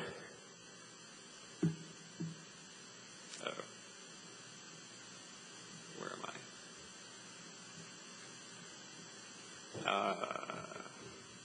Okay, well, Anne's doing that. Well, Anne is doing that. But I'm stealing the mic. Okay. What do you get when you combine a joke with a rhetorical question? No? Really? My humor doesn't match anyone's sense of humor. What's the answer? It's a rhetorical question. Let me stand down. Thanks, Anne. All right. So, hang on. So if we were to go back in time about a year or two, and anyone would have asked me, were we going to have XML for votes in committees? I would have thought, you got to be kidding. We're like nowhere near that. But here we are, and it's en route, and it's really exciting to see the enormous amount of progress since the start of the 112th Congress. And I'm really excited by that. So what's left to do? I mean, not much. We're kind of like, it seems like it's under control now, except maybe we want all legislative events to be recorded in data and all legislative artifacts to be publicly available. How hard could that possibly be? There are only so many artifacts. There's bill summary and status, amendment status, lists of members, committee artifacts, historical bill text, statutes, and so on. So that's, there's only like 2 or 3 items that we need to do. So this is a list of like all the fields that I would want. And I know it's totally illegible. But so this is like all the fields that are on Thomas: the primary title of the bill, subject terms, amendment information, amendment text, which we can't really get in a lot of cases, stuff that we don't even have. So this is not a small list. And if you've got to deal with a list like this, especially because folks like me and Daniel keep banging on the door of Reynolds and everyone else in Congress, like, we want all of this right now, right? But that's sort of not a good question. So what we need to start thinking about, what is the right way to tackle this sort of problem in the short term, in the long term. So the executive branch has tried to propose answers to that question. So in 2009, they said, let's just start with 3 high-value data sets. And they were like, we're going to redefine open government in terms of transparency, collaboration, and participation. And then in 2012, they were like, all right, let's start over. We're going to APIs, right? That's the new definition. And then there was this new memorandum, which is like, okay, forget APIs. We're not going to do that anymore. Now there's a new definition of open data that's like 8 principles, kind of familiar for those that know the 8 principles. So the White House is getting closer to a sense of like what is an appropriate path forward when you have to deal with all of these demands for open data that come from a whole bunch of different sectors. I think we're missing a slide here, but that's okay. So the slide that was supposed to be here would have been a little bit of a simpler version of this. So this is something that I've been working on that I'm calling the Open Government Data Maturity Model. And the idea is to help break down the space of things that we're talking about into discrete units so that we have a better handle on what's the point of it, why are we doing it, what's the need for it, and that against the technologies that we have available to us that we can use to implement it. So across the top, let's go the other way first. Down the side, excuse me, down the side are technologies, and there's a logical progression, and I mean logical in a kind of philosophy sense, since I started with a philosophy joke that no one thought was funny. And I mean logical in the sense that you sort of have to do one before you do the other. So from top to bottom, this isn't quite logical. So the first one is freedom of information, which doesn't apply to the legislative branch. Sorry, it only applies to one out of the three branches of government. Anyway, let's just put that aside. But then it starts to get more technical. We should be putting data online, and it should be free. It should be open, by which I mean it should meet the principles of open government data that there's enormous community consensus on in the United States. One of those principles is that data should be structured, which is the next row. And I gotta say here, it used to be that when I would give talks, I'd have to explain what structured data meant and why that was important and why I believed in it. And I don't have to do that anymore, which is great. So I get to keep going. So then after structured data, we should get towards global IDs, which are like URIs for naming things, what Jim Snyder's been asking, consistent identifiers across data silos so that you can identify, let's say, federal contractors in one database with super PACs in another database, in principle, down the road.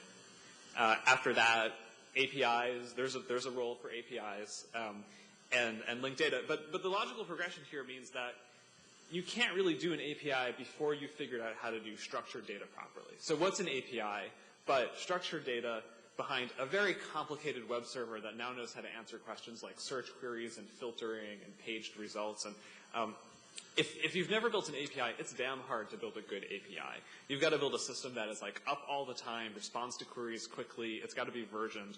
You don't want to do that first. You would be dead if you tried to do that first. So the logical progression means you've got to do structured data first and figure out what's your data model, how are you going to publish the information, how do you version things. And then you can get towards IDs and APIs. And if you've got all of that mastered, then you can get to the semantic web and linked data. Because what's linked data but really an API that uses a particular format called RDF, more or less. So that's the tech stack. And I really believe pretty strongly that you've got to go in one order on this thing. And then across the top are the different types of government data that there is, and there's a progression here too from most important to get done and right, which is on the left with law, going towards the right, which is the least important thing that we have to worry about. So the first category is law. Can people actually read the law that governs us? Can people get access to justice? There's like a moral imperative that governments promulgate the law as widely as possible. And then it goes through services. In the House, the House is not really a service-oriented government agency, but it does respond to constituent mail and constituent issues. So there is a service component. Operations would be like how Congress works. So the disbursement records, spending records are a good example of operational data. There's no, the moral imperative is different for operational data as it is for legal data. For operational data, there's the imperative that we all believe that an educated public is crucial for a smoothly running democracy. That's a sort of moral imperative, but it's got a different sense to it than law. And finally, public data, which is just other stuff that isn't in the other three categories. So there's an arrow, not visible at all. On my screen, there's an arrow that starts at the top left and points towards the bottom right. And what it means is you got to go in order from top to bottom, and you've got to go in order from left to right. Logically, you can't do anything but top to bottom. Left to right, you have to because there's a moral imperative for legal data. There's sort of a legal imperative for services. There's another sort of different type of moral imperative for operations, and then other stuff. So I have a little bit more time, right? Okay. So I've marked up the chart. So at the top, there's a URL. So the first part, opengovdata.io, is my book /maturity. is where you can find this diagram, and it's even interactive. It's kind of fun. So I've marked up in here examples of how the House might be implementing different cells in the table and color-coded it according to whether they've accomplished it or not accomplished it. And I should backtrack. So there's been other work in this area that I really should have mentioned. Harlan, you, and David Robinson co-wrote a paper that was called The New Ambiguity of Open Government, which laid out also a two-dimensional model of this sort of thing, and it overlaps, and I certainly drew on ideas from there. And there are other models as well. So how are we doing? So I mentioned there's no Freedom of Information Act for the legislative branch, so big red bar. All right, I don't want to get into that. But after that, there's a lot of green, and it's improved considerably over the last couple of years. So the U.S. Code is online. It's been online for a long time. You can read it. For services, let's skip services for now. Voting records and House disbursement data is online. In 2009, right, the PDFs went online. So that's new, and we've got more data online. Great.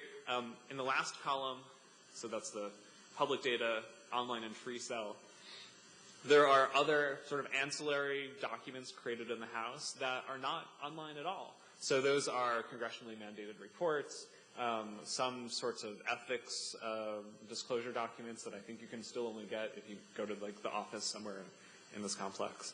But that's okay. I'm glad that the three cells that are green are on the left, right? Those are the most important ones. And then we can keep going. The next row for open, that's not a problem in this branch of government. The White House's open data memo is not doing so well on that one, and so on. And structured data, things are getting better. There's no legislative metadata. We all know that. That's what I want. And as we get to APIs, there's even already some work in the House on APIs for constituent mail, which is great, and that's moving along. So, but it's low down on the chart, so I'm glad that it hasn't been done yet ahead of some of the other stuff. So I think that's it. So I'm gonna stop there, and I think we're gonna go into some discussion.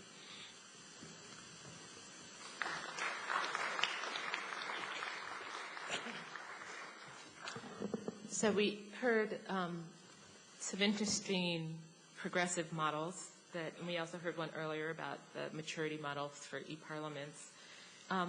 So both of you have suggested that there's some kind of order to this. What are the advantages of doing things in a particular order? Please turn on your mic if you want to jump in. Yeah. Sure. So part of there were two sorts of orders in my chart, and as I was mentioning with bulk data, with structured data and APIs, I think I should sit a little bit further back, right? There's a real there's an expression: "Don't walk before you can run." That's the other way around. Don't run before you can walk, right? And in this case, it means if you skip ahead too far, you run the risk of not understanding the technologies that you've used or understanding the use cases. So in our world in legislative transparency, no one is asking for semantic web link data stuff. That's just way too far in the future. And so you've got to start and figure out your open data first and sort of work your way towards more complex technologies. So from my viewpoint, some of this is, it's not rocket science. The proposals that have been made to address the API work that we're doing is relatively rudimentary compared to the big picture. It gives us a basic RESTful API and a way to get at the data and to drill down and ask the question, I need this one piece. Those are things that I think we can do at this point.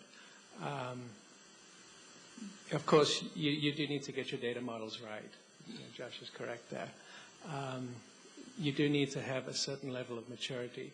But I think we're starting to get a better handle on that. And we need to start looking at the ways in which we can make this information more alive, more useful. Great. And do you want to just finish up this conversation about APIs versus bulk? I feel like we need to have a slapdown on that. Could you just define the difference between bulk data and APIs? And what's the difference and what are the advantages of each? Right. So it can get a little hairy because an API could also serve bulk data needs sometimes. So bulk data is typically static, structured data files that are easy to get en masse. So it doesn't necessarily mean that there's a single file like in a zip file, although that could be good. But bulk typically means at least I can write a script and a few lines of code that can just get the whole data set and pull it down once, and I have it forever. An API is typically an interactive mechanism. So if I only want to get a particular file out of the whole data set, or I want to see all the records that have been updated since a particular date, or this is a more complex query, it'll return a slice of the data. So that's typically the difference. The hard part with these things is that API is actually a more general term. It just tends to be used in a particular way when we talk about government data. So an API can be anything that's sort of a contract between a consumer and a producer about how information is going to be shared. And so structured data could be considered an API, but that's usually not what we mean. I end up using both. Typically what I do is in the morning I kick off a bulk data download, and that takes sometimes the better part of the morning, sometimes into the afternoon to download all the data from the night before. At the same time, I have customers that want the data now, 7 o'clock in the morning.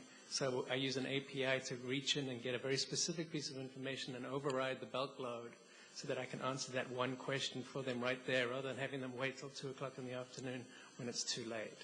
So the two are needed and they work together. The other thing is that sometimes I have to go back and pick up a correction. The API allows me to do that. Can we? The API could handle the latency data issue. So it is the worker. It's the way to get around the inherent latency issue you get with having your own repository. There are things you have to worry about when you jump ahead to APIs. So in the private sector, APIs are often associated with API keys, which is like a password that you need to get first in order to get access to an API. And that violates a consensus principle that you shouldn't have to register with the government to get government information. So it's not, those probably don't exist in your case, right? But these are things that APIs are associated with, which make me push back often. And also APIs are usually, because they're dynamic systems, they have to run quickly and they can only handle so many requests at a time. And so usually they often come with rate limiting, which means if you ask for too many documents, they slow you down.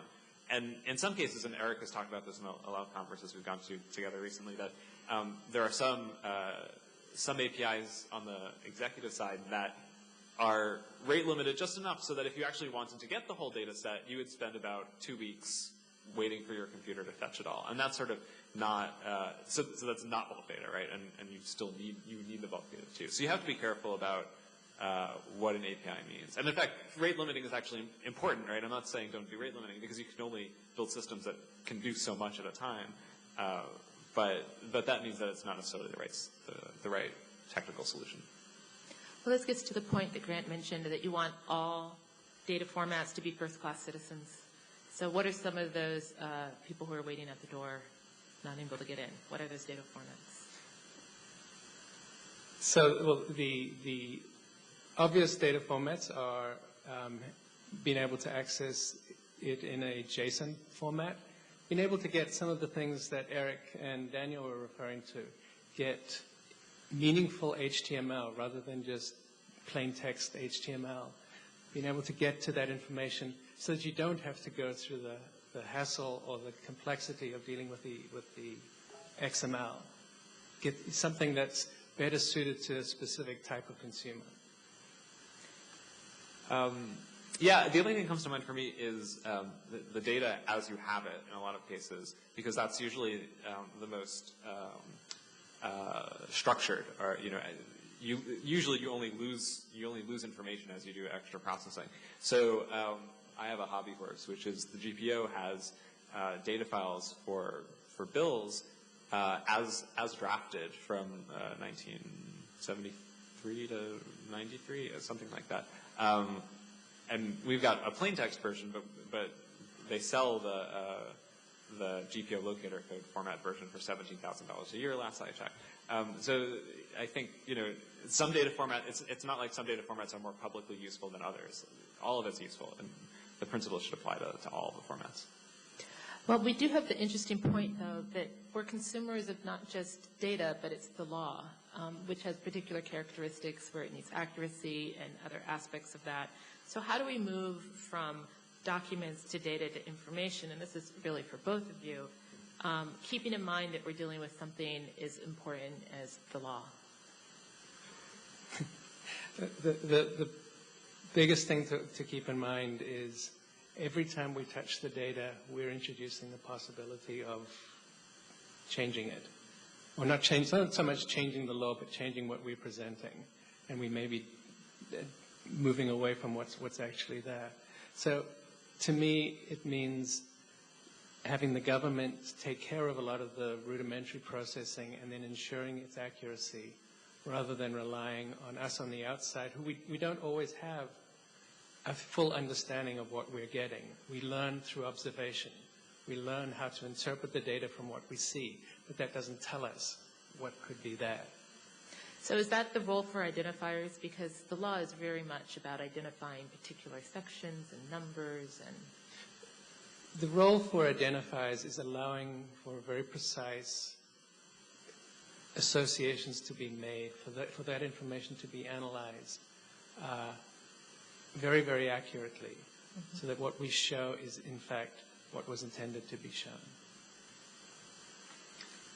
So on the, as you work through down my maturity model, you get a more complex technical systems for deploying data. So you start with just data, but then it's data with universal identifiers of some sort. And then it's data with identifiers that are all linked together on the semantic web.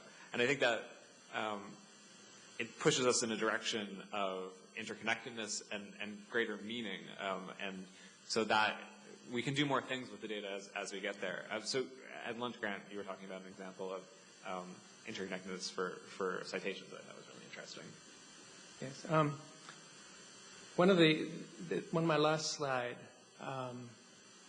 I showed connections between different parts of the world. That's my world. Every connection there was actually a world that is actually a place that I work every day. I find citations that between the different places I work, they're independent projects, but they have an interconnectivity. Being able to understand that connectivity and do something with it rather than just see it will change things for me quite radically. Gerardo earlier talked about thinking globally. The world's getting a lot smaller. I feel it in working in so many different locations. We need to start thinking about the law in that same context. We're becoming citizens of a much smaller world. Great. So I think I'll just wrap up by saying about how transparency is fundamentally about making information available, and we do that today through technology. And I want to emphasize the question, it's not just what questions can we ask, but what questions do we want to ask in the future, and how is that data that we're producing going to be able to do that? So just any other final comments, Josh? No. Okay, I think we're done. Thank you.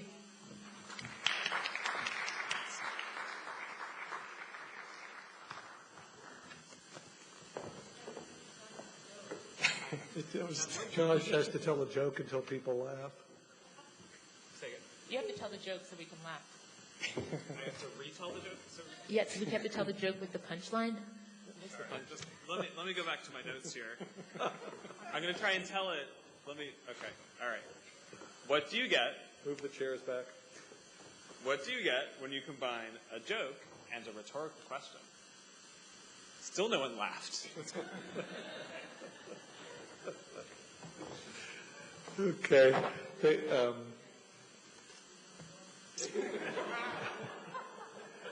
I think it's a tough crowd. That's my analysis of the situation.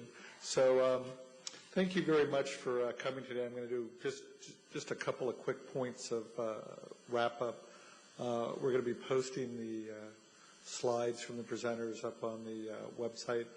We've been webcasting, and that link is available on the Committee on House Administration's transparency page. if you want to go back and relook at things. I think it was helpful when Eric and Daniel and Jim were talking about projects that they were looking to do, because in this environment in the House, there was a couple of comments made about reduced spending. We're definitely looking at where those opportunities, to continue to automate internally, and sort of to repeat the point I made at the beginning. For these projects to be successful inside the House, you need to support both transparency and increased internal efficiency, sort of re-engineering some of these processes that have grown up over the last, say, several hundred years, and understanding what is it that we need today and how can we do those things more effectively. So very much appreciated everyone's time and participation. I want to thank all of the presenters for their effort in putting together and speaking today, and as well as the audience participation and the groups out in the foyer who were discussing some of their ideas with the benefit of live computer screens to illustrate. So with that, thank you very much, and thank you for coming.